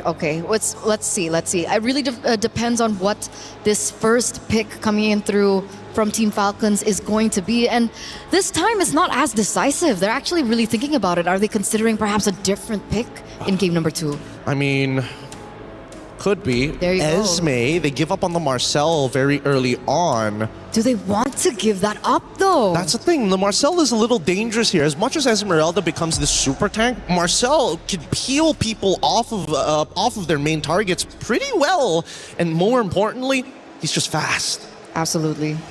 I think the next matchup here, are they going to once again prioritize the Claude? It was something that really worked out for them at the very end. It could be the carry, it could be the Claude, but at the same time, now that I see Esmeralda, there's a smaller chance of actually going for the Harris. So that's kind of out of the way, which leaves us with 3 potential heroes. One of them, I think, might be a bit better than the others, which is the Moskov. Moskov is particularly good when the junglers are playing assassins. You have a way not only to create distance, but actually push them away from you. It makes sense if you want, more map control as well. But if they're going to be playing assassins, that could be of tremendous value, and you can utilize that to control the far lane. You can split push and then eventually use your ult to join in on the fights. But they don't bite. It works both ways, but now with the Claude already locked in for the side of GP, because again, we know that GP are going to be the ones who are more likely to go for the assassins in comparison to Team Falcons. So what's the setup now for Team Falcons? Oh, I like this. I like the single target lockdowns. I like the high-lows a lot here. So they learned. They learned a little bit. I would have also preferred the Hilda. That would have been also a pretty good option. Moskov, they are thinking ahead. You know what? I should stop. I should stop. I'm here doing checker moves. They're playing chess already. Absolutely, yeah. The Moskov comes through here. It's something that we did discuss earlier on. Hylos as well. Considering now that Galaxy Phoenix are in a position where they might be unprepared when it comes down to an assassin pick. But for some reason, looking at this comp, can Paquito jungle work? Paquito jungle, with the nerfs, I don't think so. I personally don't think so. He doesn't get any extra benefits going into the jungle. Yes, he'll have impact, but he also still is going to be a little slow to hit level 4 because of that clear speed. You're better off in the EXP where you're still going to be relevant, and better yet, I think that right now, it's not very clear what kind of composition either side want to actually play. The Alice, very good option here from GP. Dude, Ririth... His drafting has been crazy. He is calling the shots here. Can they go on the second phase? Do you think that they're actually looking for an option for mid lane that can scale? I'm thinking like Farsa Sicilian type nonsense. Oh man, I mean Renmar did mention the Sicilian, but if we want to go like a lot simpler, we can go for something like the Kimmy. Kimmy? Like Kimmy does also scale, right? All right. If we see here on Red 4 that GP decide to get an assassin, hey, that's not the only assassin, nothing to worry about. There's still the Hayabusas, there's still the Hellcurts, there's still the Hanzo still available. Oh man, you know what? The fun ones got banned out as well. Ling on the opposite side is the response. That's why I saw the Fanny being banned out and then the Ling response. There is still space for, the Hirara, the Nolan as well. It's something that we're more, accustomed to when it came down to MWI. The Yve gets banned. Why Yve? I mean, they're up against the Claude anyway. I would have thought that they would be okay having the Yve on the other side. Yeah, that's what I would have thought too. That's actually kind of interesting. Why get rid of the Yve at this point? Do they want to make sure that maybe they lean into a potential Valentina? And the Yve, is just a really tough lane matchup, and they don't want to lose the early game. Or do you think it's Alice in the jungle? Alice in the jungle? I mean, that's old stuff, but it might not be the worst here. At the same time, we see that Zushin is getting banned out on the opposite end. Yep, very, very intelligent bans here from either side as we now see GP on the most important pick. So perhaps they were just setting up for the Jushin pick. That's what I was thinking of, right? I was like, at some point, Jushin has to be entered in before you even start thinking about Sicilian and Farsa. Yeah, that's why they banned out the Yve. They just wanted to signal that, hey, we might be picking up the Jushin, and of course the Jushin against the Yve in the lane doesn't do as well in terms of range and of course as in terms of clear. So as we get into the second phase of the drafts, this is where things are really going to just span down. Because they basically have a mirror splitting image of the exact roles on either side, right? It's not, hey, I'm going to give you a new question. It is, this is what I'm going to do. And the opposite side said, you know what? We're going to do the same. And Selena gets locked in as the dedicated mid laner. It could go into the jungle, to be fair, but it seems very unlikely. It is. And this means that perhaps we're going to be seeing something less exciting in the jungle. Could we be, is it possible to have assassin in the jungle and assassin in mid? Assassin in the jungle, sure. Assassin in mid, I think there's got to be a very clear setup, right? There has to be I need vision so I can do this. And if you have that vision, I think the only one that makes sense would technically be the Hanzo, because he's the only one who can just walk in single-handedly, steal a camp, and then get out. But I want to see what Falcons want to respond, because looking at the Selena, what could be going through their minds? And Yi Shin gets locked in here, alongside with the Gore to deal with a potential secondary tank. Okay, so they have like the bases covered, right? They have a really strong mid laner, heavy burst as well, a lot of high damage. I'm really worried about the front lines coming in from Team Falcons and whether or not Galaxy have enough damage to deal with them right now. What is their choice? Suyo against the Gord and the Esme. Interesting. This is a high-risk comp coming out of GP. They understand, I think we got better mechanics and we're going to out-mechanic them. And I think that Falcons, they got to prove them wrong here. If they play a solid, standardized game, they will inevitably win the longer this game goes. And technically with the Marcel and the Selena, if they can go for heavy invades into the enemy jungle, it could just work out. Well, the team comps matched up before, and it went to the way of Galaxy Phoenix. This time around, Team Falcons tries to play around Galaxy Phoenix. Will it pay off? Well, let's find out. It's game number 2. The two Titans face off once again. Miriko, Athena, take it away. Here we go into the Lanadon for possibly the final game of the day. At least that's what Galaxy Phoenix wants. For Falcons Mena, they're going to prolong the series all the way to 3 games, 1 each. Now, it's all about speed when we look at the composition coming in from Galaxy Phoenix. The Suyo, clearing fast in the jungle, together with the Season Hunter Selena. We have to take a look at the emblems later on. If it is a Season Hunter Selena, that means it's all about getting tempo, getting to the neutral objective first, and then blitzing it before Falcons Mena can even react. Yep, it's all about snowballing here for GXP, and let's see if they will be able to do it. Because it turns out when it comes to our drafts earlier, it was quite surprising. Okay, now we confirm it with Galaxy Phoenix emblem builds here for the Selena. Yep, the Season Hunter on the Selena. This is classic. Usually you would use a Uranus in the XP or even a Paquito. Someone that can cut, someone that can clear really fast. Almost a take there from Lemma. Delays Nana by quite a bit, and this certainly will give Fa a bit more of an advantage to play with. Definitely. So GXP is now playing right to their strengths, making the game faster. It's now all about Nucci being forced out of her Revitalize, but it's okay because now for Falcons Mena, they just have to be really careful into giving those numbers rolling in for Galaxy Phoenix. Yeah. Falcons Mena really want to try to match that speed that Galaxy Phoenix are playing with. Thing is though, they just don't have the composition to do so. They don't. I think at this point they have to just give away some of that pressure. Nocturne's already rotated though. Get out the flicker, Mountain Shocker up. Okay, that's a big resource spent.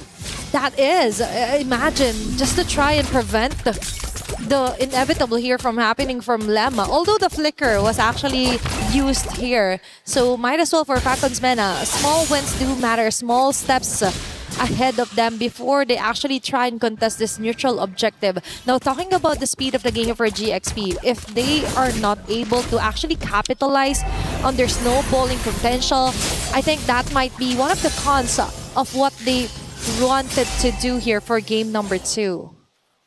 So let's see it. Level 4 already. They go for the gank on Nocturne. Nucci. Okay, Nucci trying to hold over onto Fa. Syrinx with a successful first blood and Mystic Gush right on her face.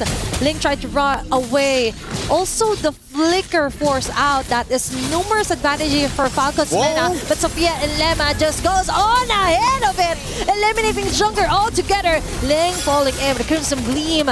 They're keeping it watch here. Neutral objective should be covered now. Fa right on cue will be secured that one. And Sophia going wild onto the front line, getting just enough of the damage to take down Nucci in the process. Nocturne fighting onto 3 women here from GXP, and she's taking most of the damages, but still not enough to sustain numerous team fights. GXP actually turned the tides into their favor on that one. All in, golden hour. Lemma gets away. Nana's caught in the bad spot. Okay, she's trying to run away as fast as she could, and that might be the end for now of that very colorful fights. It looks so good for Falcons Mena. Just for a second, you thought Galaxy Phoenix's composition, their main win condition got derailed so early on with Fa taken down up top. But then, a monstrous arrow. Clinical, crazy accuracy by Sophia. Back to back, landing on these crucial targets. And she becomes the assassin. It almost seems like Fa on the Suyo becomes a bit more of a distraction, just to open up for the real carry, who's the assassin in mid, Sophia. Yeah, Sophia, the first one that we saw a very spectacular Selena play today. Although we've seen that play out onto Simi as well earlier for Team Vitality. But so far, for her accuracy rate is all over on the roof here for GXP. Now for Falcons Mena, we've mentioned that they also have to kind of derail GXP, but also not just derail, but also have to choke them out and compromise their own jungling pattern, because it looks like they're the ones copying or ones just reacting to what Sophia and Lemma is trying to do. Now we see Nana slowly making her way, delaying some of those jungle camps to just try and delay things up here for Fa. One thing that you have to notice as well is the fact that with the Soul Sever getting nerfed in this patch, it's going to be very difficult for Fa to actually look for that damage. Okay. Ling Okay, they may just be able to compensate that if ever they're all together right now. SOD will hit out and Names goes in. That's too predicted here for Lemma, but at least for Nucci, they still got the kill. Sophia going in hot. Kinda heavy position here for GXP. They have to disengage, and that is exactly what they will do. Looks like it's going to be a free turtle here for Falcons Mena. It comes through Names and also Syrinx being able to just shred through these frontliners. Link's not nearly tanky enough to deal with all of this damage. Yep. It's a very, very good mix of magic and physical. Winnie, though, was able to get a couple of hits down below and now is starting to go on Names. Wave not in the place for them to dive. Okay. But Fa might just want to go for it. It's all about making it easier for Fa. If Fa isn't able to do it, there are other members that could compensate for the lack of damage so far because of the nerf from Fa. There should be a turret takedown below. It should also be an invade. It does seem like for both junglers, they're just going to trade sides of the map right now. Nana going up top to the Beetle. Ling is playing it safe though. Doesn't decide to blink. It will be turret for turret. Abyssal Arrow doesn't land. Fa. Oh, that's two ultimates onto the middle lane committed. Not any equal exchange at all from GXP. Although they've got a turtle onto the top lane, I think GXP still got the most out of it. Denial of the buff, turret onto the bottom side, plus they forced out multiple ultis here from Falcons Mena. So now it's back to the slow game. And if you're thinking about the slow game, it really should be beneficial for Falcons Mena. They have a very good composition to scale into the late game. The Moskov, Gord, Yisun, Shin, heck, even the Esmeralda, all will find a lot of value. But then you look at GXP and the fact that they can split things up a lot as well, right? It comes down to delaying these skirmishes with the Marcel, making it awkward, and then landing the crucial arrows to possibly turn things around. It is a very, very difficult lineup to pull off, but if Galaxy Phoenix does it, that's insane momentum and morale boost to take into the knockout stage. They are really used to high mechanical players here, or high mechanical skills as well. And Fa will get the opening. What a wild play here for GXP. And Ling with a Torrent Roman hitting onto two members' names, trying to go for the free hits, but the damage just isn't there yet. Lemma on the other hand will be the sacrifice. Instead, that's two members for one, but GXP still have the chance to overturn that. Winnie right on cue with a PMI, but there is Nocturne just right in the corner, taking advantage of the chaos as well, and Fa onto the front with an evil cooler, and the narrow will just hit or just miss at all here for GXP. And it's the combo of the Marcel and the Selena as well. The Golden Hour locks them in place. The artillery gets locked from the Golden Hour too, and it just auto-connects on the members you see. Again, very difficult composition to pull off, but so far they've done a fantastic job at executing it. Up top now, they send the Claude. Winnie trying to go for the siege, as Nocturne has to respect it. Galaxy Phoenix, they have enough damage to deal with the frontliners, and they have enough sustain to deal with Falcons Mena's damage dealers as well. This is actually good for GXP. Although we mentioned that this is something they're really difficult to pull off, they're also were able to pull off the macro side of things as well. Controlling the map, preventing Names with actually annihilating the rest of them, and giving Winnie all the winning lanes here. SOD with miss out here onto Winnie. Very close call there for Galaxy Phoenix. Now they rearrange, they regroup as well. Really taking their time here as Nucci gets falling into the mid lane. Syrinx with the Mystic Gush of Winnie, going in head-to-head on her with a Blazing Duet, all connecting onto the mid lane here for Falcons Mena. Now onto the mid lane, it's Fa going wild. Ling as well, Sophia dodging and sustaining all those damages as well. Sophia still alive and kicking, hitting on those arrow marks. Fa with a double kill. Now that's how they play. That's how hard they go against Falcons Mena. The back and forth is beautiful by Galaxy Phoenix. Falcons Mena, they always are in awe of what's happening, of what's hitting them right now. They're confused, left in confusion every single time. They think it's just going to be a clean front to back, where they've already gotten the sustain, where they already have the CC locked down on some of these members. But then Galaxy Phoenix, they utilize this composition not in a way where it's just arrows coming in, cleanup attempts as well, but also them outmaneuvering Falcon's Mena. You see the all-in happen here with the Glorious Pathway and the Mystic Gush, but then you see just how many of these resources are used to perfection. The Golden Hour to delay, the rest of the team utilizing those mobility skills to get out of harm's way and then to re-engage when it's all safe, when it's okay, when there are layers of frontliners coming in, and you get to see that final Blade Surge. Now Nucci, again getting desperate. Popping the Glorious Pathway early. Up top, it's a good lane. Throw to Ruin! Okay, that swarm member caught again here. But Lemma and Lingfa with a mega kill. Immediate takedown onto the jungler. Now for the double. Wow. Lemma onto Syrinx. Hot on her tail. Lemma! Even with the flicker as well. Needs for the free hit. Now they go for the trade. But I think that won't be enough of an answer against GXP as Fa secures a triple kill. Now it's Names all alone here on the bottom side. Fa and Ling targeting her. And that is going to be a last hit for Sophia.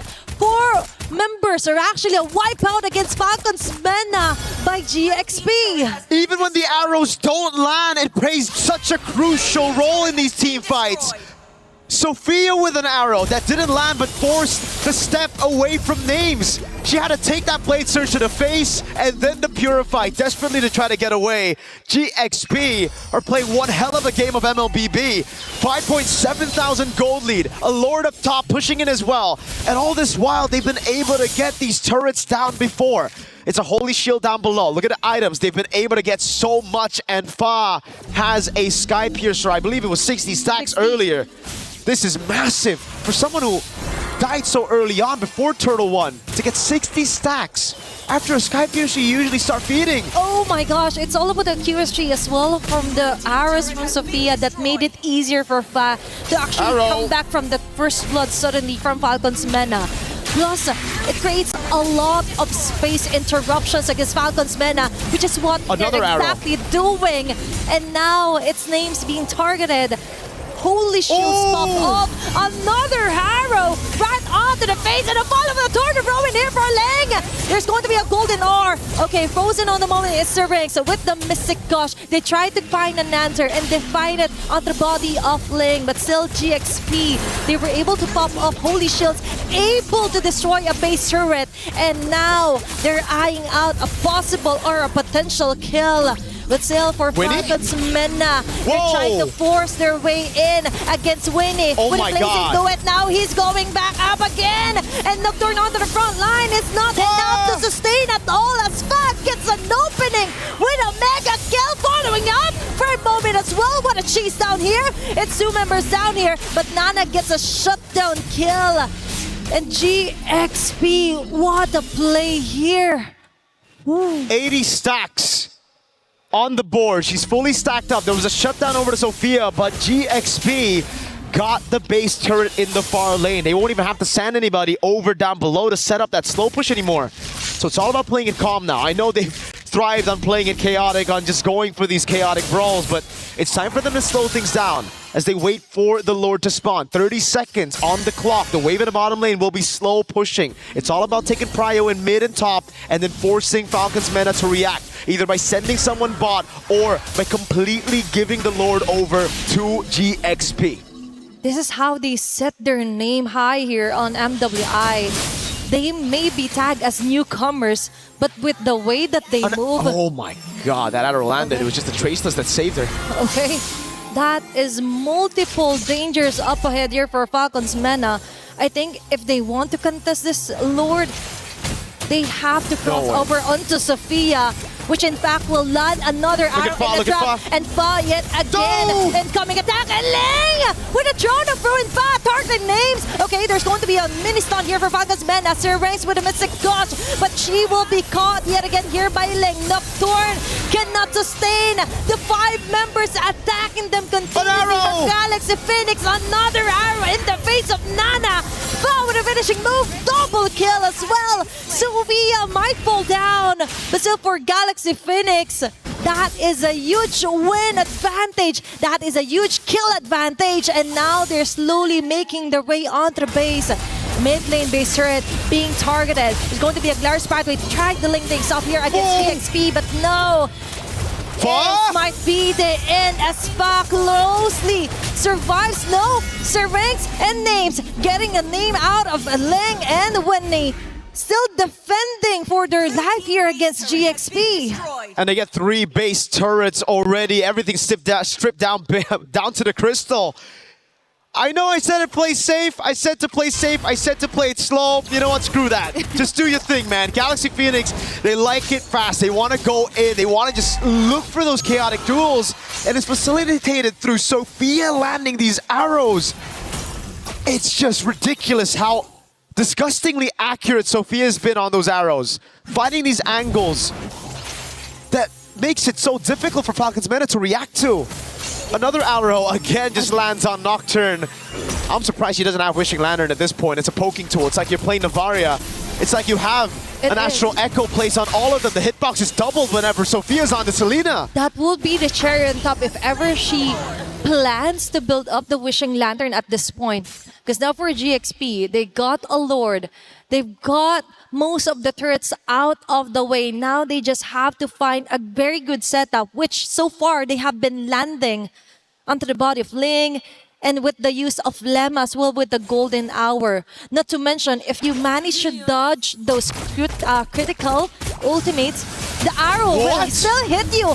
Just on cue, I just mentioned this one and it happened right before the Lord responds. Okay, Lemma might have been too early onto that fight. Okay, that was an overheat for sure. Yep. Okay, maybe now they need to play it slow because they got the Lord, they got everything, but they still have to respect the fact that Falcons Meta have a good scaling composition. If they're able to prolong this game even further, they might be able to contest the Lord. You can already see that clear with the Gord, Easton, Shin, and Moskov. This Lord is gone straight up. You need all 5 of your members with the arrows landing. Remember, if these arrows just land inside of the base, they can just walk back to their fountain, get all their HP back, and then reset all over again. That certainly has delayed things for GXP, and it's given Falcons Meta a second win. It's all about stretching out the game here for Falcons Meta. For GXP, yeah, you are dominating, but there is still the wave clear present and heroes for Falcons Vega, or Falcons Meta rather, that is slowly catching up. Speaking of stacks, 37 on that Thunderbell, 56 on the Sky Piercer, so we see how that has impacted GXP, how it's given Falcons Meta a bit more chance in this game. It's no longer at 80, so they won't start disappearing from the map whenever they get low. It's all about maintaining a low profile for now for Falcons Meta. But still, you can't keep a low profile as there's someone always attacking and giving the vision here, which is Sophia from Galaxy Phoenix. Now, they might not force out a team fight just yet. More on the macro side of things is Galaxy Phoenix, Phoenix needs to focus on. Look at Fa. Okay, Fa and Lemma has other things in mind. No, they don't want to wait for the Lord. They want to go in. Okay, Golden Arc caught all the 3 members here. Syrinx being caught here by Ling, and a follow Throne of Ruin as well. Fa with the last hit. It's going in with the Blazing Duet with Winnie, who roams in movement as well. Double kill. That's 2 members down. Now it's 3 members left to defend for their base, but no, they still get it. Fa with a triple kill. Galaxy Phoenix just got the hit. This might be the winning goal, winning moment that they need. 5 members still up, and it's only Nocturne left, and this is it. Galaxy Phoenix ensures the 2-0. A maniac for Fa. Delayed Savage, or rather a denied Savage by Nocturne, but it don't matter. Galaxy Phoenix are able to get the job done with a clean sweep. A statement victory to send them into top 8. And perhaps a declaration of war with this composition. A statement for sure. A win with one of the craziest, one of the toughest compositions to pull off, and they pulled it off all the way. It was crisp, clean, the arrow, the flanks, not waiting for the Lord and just subverting all of our expectations, especially Falcons Meta's. They weren't ready for that play. They thought it was going to be slow. They've expected teams to just play around the Lord after losing, or after winning this hard, after getting defended over and over again. Galaxy Phoenix may have come as a newcomer this season, but no, they should never be treated as such. What an amazing way to end the day for MWI. that is somehow one of the most dominating wins that we've seen today so far. We've seen dominant wins in the form of calculated domination, macro control, no shutdowns given. But now we're going to talk to some of the players with Hollywood, Rob, and Cheryl. Now, Hatias, congratulations. You guys just punched your tickets to the knockout stages. Galaxy Phoenix has risen to the occasion. Now, I do have a question for you, Sophia, and that is, this is the first international appearance that you guys have been, and you have dominated the world stage. So how are you feeling? Are you guys like nervous at all? Because this is a spectacular performance. For us, even though this is our first international stage, but we prepare for it for months, so it's okay. We can maybe go to grand final. And even on its own, this is potentially the best showing even, for Cambodia. Are you guys super proud? I believe a lot of our fans back in Cambodia are super proud from where you guys are right now. How are you feeling about that? I feel very proud of us that we we prepare for train for a long time, so it's time for us to show our skills. That's true. It is time for them to shine. And so far, of course, you have been showing your skills. You've already beaten 2 champions, actually have swept 2 champions from 2 different regions. Is there any specific team that you have your eyes on next? I think Vitality, because she is the 2025 champion. Okay, eyes on the champion. Of course, you absolutely love to see this level of play right here. Congratulations again on your victory and qualifying to the knockout stage. Let's go ahead and send things over to our studio.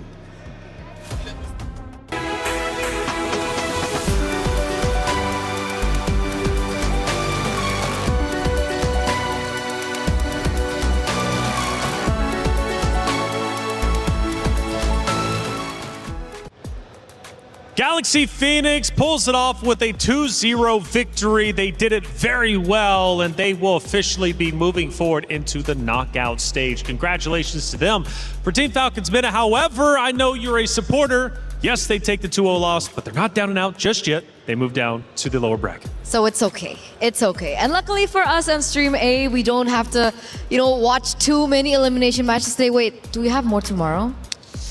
Let's see.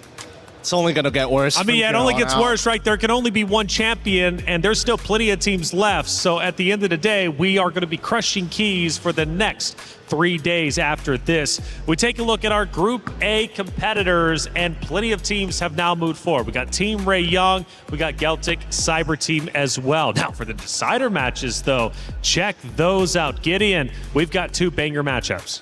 Yep, we got Twisted Minds and Team Falcons ID. We also got Seda Esports and Virtus Pro, all of which I'm excited to see here because I think they're actually at a pretty even level overall. But man, I'm looking at Group B and I get excited. Yeah, Group B's looking great, right? And Team Vitality was just called out by Galaxy Phoenix. That could become a reality matchup in the knockout stages as Vitality and Galaxy Phoenix have now officially moved on. Still awaiting the results from Foot Esports. It might be our loss. However, Genji Esports, Navi face off against each other, but Team Falcons MENA, Foot Esports, it might be our loss. Either one of those opponents are tough. Yeah, I mean, that was the only team that has brought Vitality to a 26-minute game so far here at MWI.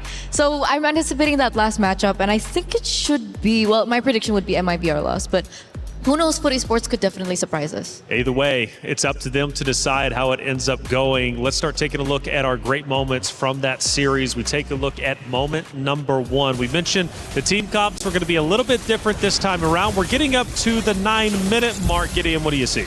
Oh, well, honestly, at first when you look at this composition, it just doesn't make any sense. There's very little synergies because it requires so much personal microing from each of the individual players. But Mirko mentioned the combo exactly, right? Golden Hour, set up the projectiles, and when they connect, everybody is going to pounce on them. It wasn't as quick this time around as it was in map number 1, but again, we still had plenty of chaotic moments. We take a look at our second one in Eterna. This moment was quite critical during the middle of the game. We're now down to the 9.5 minute mark. The Lord has been fought for. What do you witness? Yeah, so it's not so long after the clip that we saw earlier on, but we do already see some gaps here and there, especially when it comes down to the objective takes. Ling, she tried her best with the setup, but like look at the retaliation from everyone else. Like Strings had the Mystic Gush opened up, but look at the way that Lemma also just flickered for that, by the way. Names also had some moments in this particular moment, but at the stage, Fa was already, what, a 60 stacks on the Sky Piercer? It was really difficult for them to mount a comeback, and even Names in this moment also fell short. That was the wipeout, I think, that we witnessed from that game. And Fa was a name that we were saying consistently and hearing from the casters as well. We take a look at our final moment from that great series, and again, we get towards the end, I do believe. We're now at the 13-minute mark, and things are starting to look a bit grim for the side of Team Falcons Minnow. Yeah, I think this is the point where Winnie is having the time of her life, right? Because really, the team can kind of do whatever they want, and they seem to always be getting away with it. As Sophia connects another arrow upon another arrow upon another arrow, this is what we wanted to see from the Genji game previously. Those arrows, it feels like you're doing nothing if you don't hit them, but when you hit them, it's all me, baby. That's it, Eterna. Let's start taking a look at some stats and dive in a bit deeper into how the series ended up unfolding. I love stats. I love stats. That's my specialty. 18-minute game, like you mentioned, it was one of the longer games of the series, and you can see that Names did, you know, a surmount amount of damage. I mean, she was already getting to that power spike already. I believe the Gourd was already online, but what was like the main reason why they couldn't get it down? Or were they just always in the area of effect of the combo from GXP? Yes, actually they were, because again, the Golden Hour covers a really large area, and with the help of the Abyssal Traps, they're making better decisions consistently because, hey, we don't have to worry about these areas on the map because we've already technically warded them. 26-10 also whenever it comes to the overall kills. Still a high kill game, not as much as the Assassins, though, that we saw just a little bit earlier. Hey, check it out. 2 champions, 1 game. My Champions Pick event is now live. From July 27th, submit your picks for the MSC and MWI champions for a chance to win 50,000 in-game diamonds. And you also have a chance to win the MSC 2021-2025 tournament skins. Don't forget to leave your picks under at MLBB Esports. Post for even more chances to win. Lock in your champions now and cheer for your favorite teams. My champion pick now live. Get involved, get active, whether it's skins, my champions pick.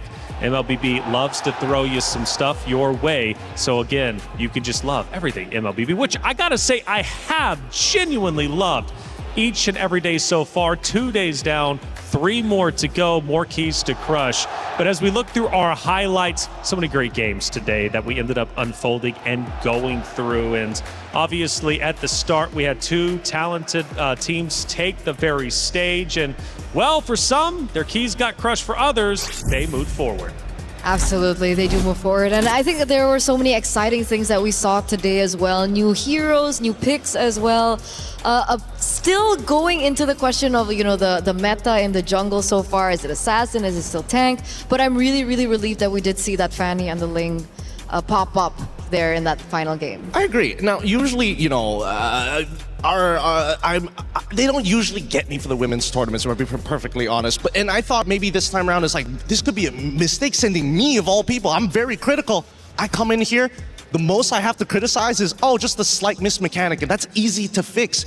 Their mechanics are good. Their compositions have solid ideas. I can see direction in more of their compositions than I do see in the men's divisions. And hey, check it out for Vitality, though, who ended up going toe-to-toe with Genji, that rematch from last year. That was also a great series that ended up unfolding. And that one goes to the way of Vitality, which was a big move coming out from them, looking unstoppable even now, which is truly phenomenal. A lot of great teams have moved up. And again, for Galaxy Phoenix, they called them out specifically. They want to play that very roster, and they have a chance to take them. That would be crazy to say the least. You mentioned that target on Vitality's back. Well, now it just got a little bit bigger with Galaxy Phoenix. I think everyone, I like what Miracle likes to say, like over and over. I think he mentioned it in the group draws as well. He's like, to be the best, you have to beat the best. That's it. So I love that mentality coming in from all these players and ladies. And I gotta say, when it came down to the earlier match number 3 that we saw, it felt a little anticlimactic for me, honestly. I thought that maybe there would be more fight. It's so anticlimactic that I dropped my papers, but that's fine. But I hope in the coming days we do see like that comeback coming in from Gen.G, because once again, it's still one of the main storylines that we always keep building, especially after what they did last year. Well, I got something to cheer you up, okay? It's Rhino Day! Check it out. Brand new interactive effect for Rhino Day is available now. Check it out and join the celebration. So even though you chopped your cue cards, it's Rhino Day. Let's be happy for it. Hey, we got a post-match interview. Rose, who do you got? About the game, because just now Fa was amazing, a maniac on the Suyo and a debut on the Ling this MWI. Let's talk about it. What made Galaxy Phoenix bring out the assassins? គេសួរថាមិនបានសម្រាប់ចិត្តយកលីងមកលេងព្រោះលីងហ្នឹងគេខានដកយូរហើយឥឡូវដោយសារតាជា favorite hero របស់ខ្ញុំហើយខ្ញុំក៏ខានលេងវាយូរដែរដែលខ្ញុំដកមកលេងហ្នឹងក៏វារៀង practice តិចតួចដែរមុននឹងលេងតែដោយសារតាវា favorite ស្រាប់អញ្ចឹងស្រួលមែន so first of all she said Link is her favorite hero and it's been a long time, quite a long time that she didn't use it, but before the match she did practice for a few months. That's why she chose chose to play this hero because she feels so confident today. Yeah. Amazing. I love it. And the confidence definitely played off. And you know what? I know there's a lot of Khmer fans back at home that is supporting your journey here in MWI. Is there anything you want to say to them? អរគុណសម្រាប់ការគាំទ្រហើយសូមបន្តគាំទ្រពួកយើង Galaxy Phoenix បន្តទៀត Okay, she said thank you for the supporting and I hope you guys keep supporting us. Galaxy Phoenix fans represent Cambodia. Yes. Thank you very much, girls. Congratulations. And with that, that is it for this interview. Bye-bye. We were there for every click, every clutch, every respawn. We were there for the years of grind, and we're here. Now, the proud founding partner of EWC, powering the biggest event in gaming, shoulder to shoulder with the world's best, making history. Greatness deserves a stage. Lenovo Legion, reach your impossible.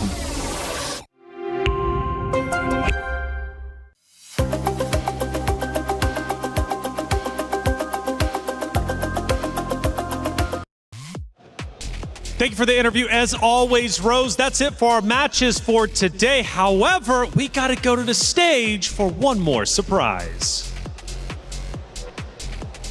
We're interrupting your regular MLBB programming right here for a very special segment. Ladies and gentlemen, now we are celebrating 10 amazing years of Mobile Legends Bang Bang. And we would love to call in all of our favorite faces to come on in and join us on this celebration. That cake looking mighty good, Damascus, I'm not gonna lie. That cake's looking really nice. 10 years creating one of the biggest gaming communities around. And of course, we had to invite all the homies around before we dive into this cake, yeah? Okay, 10 years, ladies and gentlemen. Can I please just get one comment really quick from you? Or it don't gotta be quick, whatever, however you feeling. Just, how you feeling about 10 years of MLBB, any words for the community? We're so blessed to be having these 10 years, these beautiful 10 years with all these beautiful talents. There's so much more that we have to offer you guys, so please stick around and enjoy year after year after year, because we're still gonna be here. Come on, man, enough said. I feel like pretty much right there, that is a mic drop. Ladies and gentlemen, of course, tomorrow we have even more MWI here at EWC26 as we have a few more losers bracket matches. And of course, we are starting our knockout stages. You do not want to miss it. We'll see you guys tomorrow.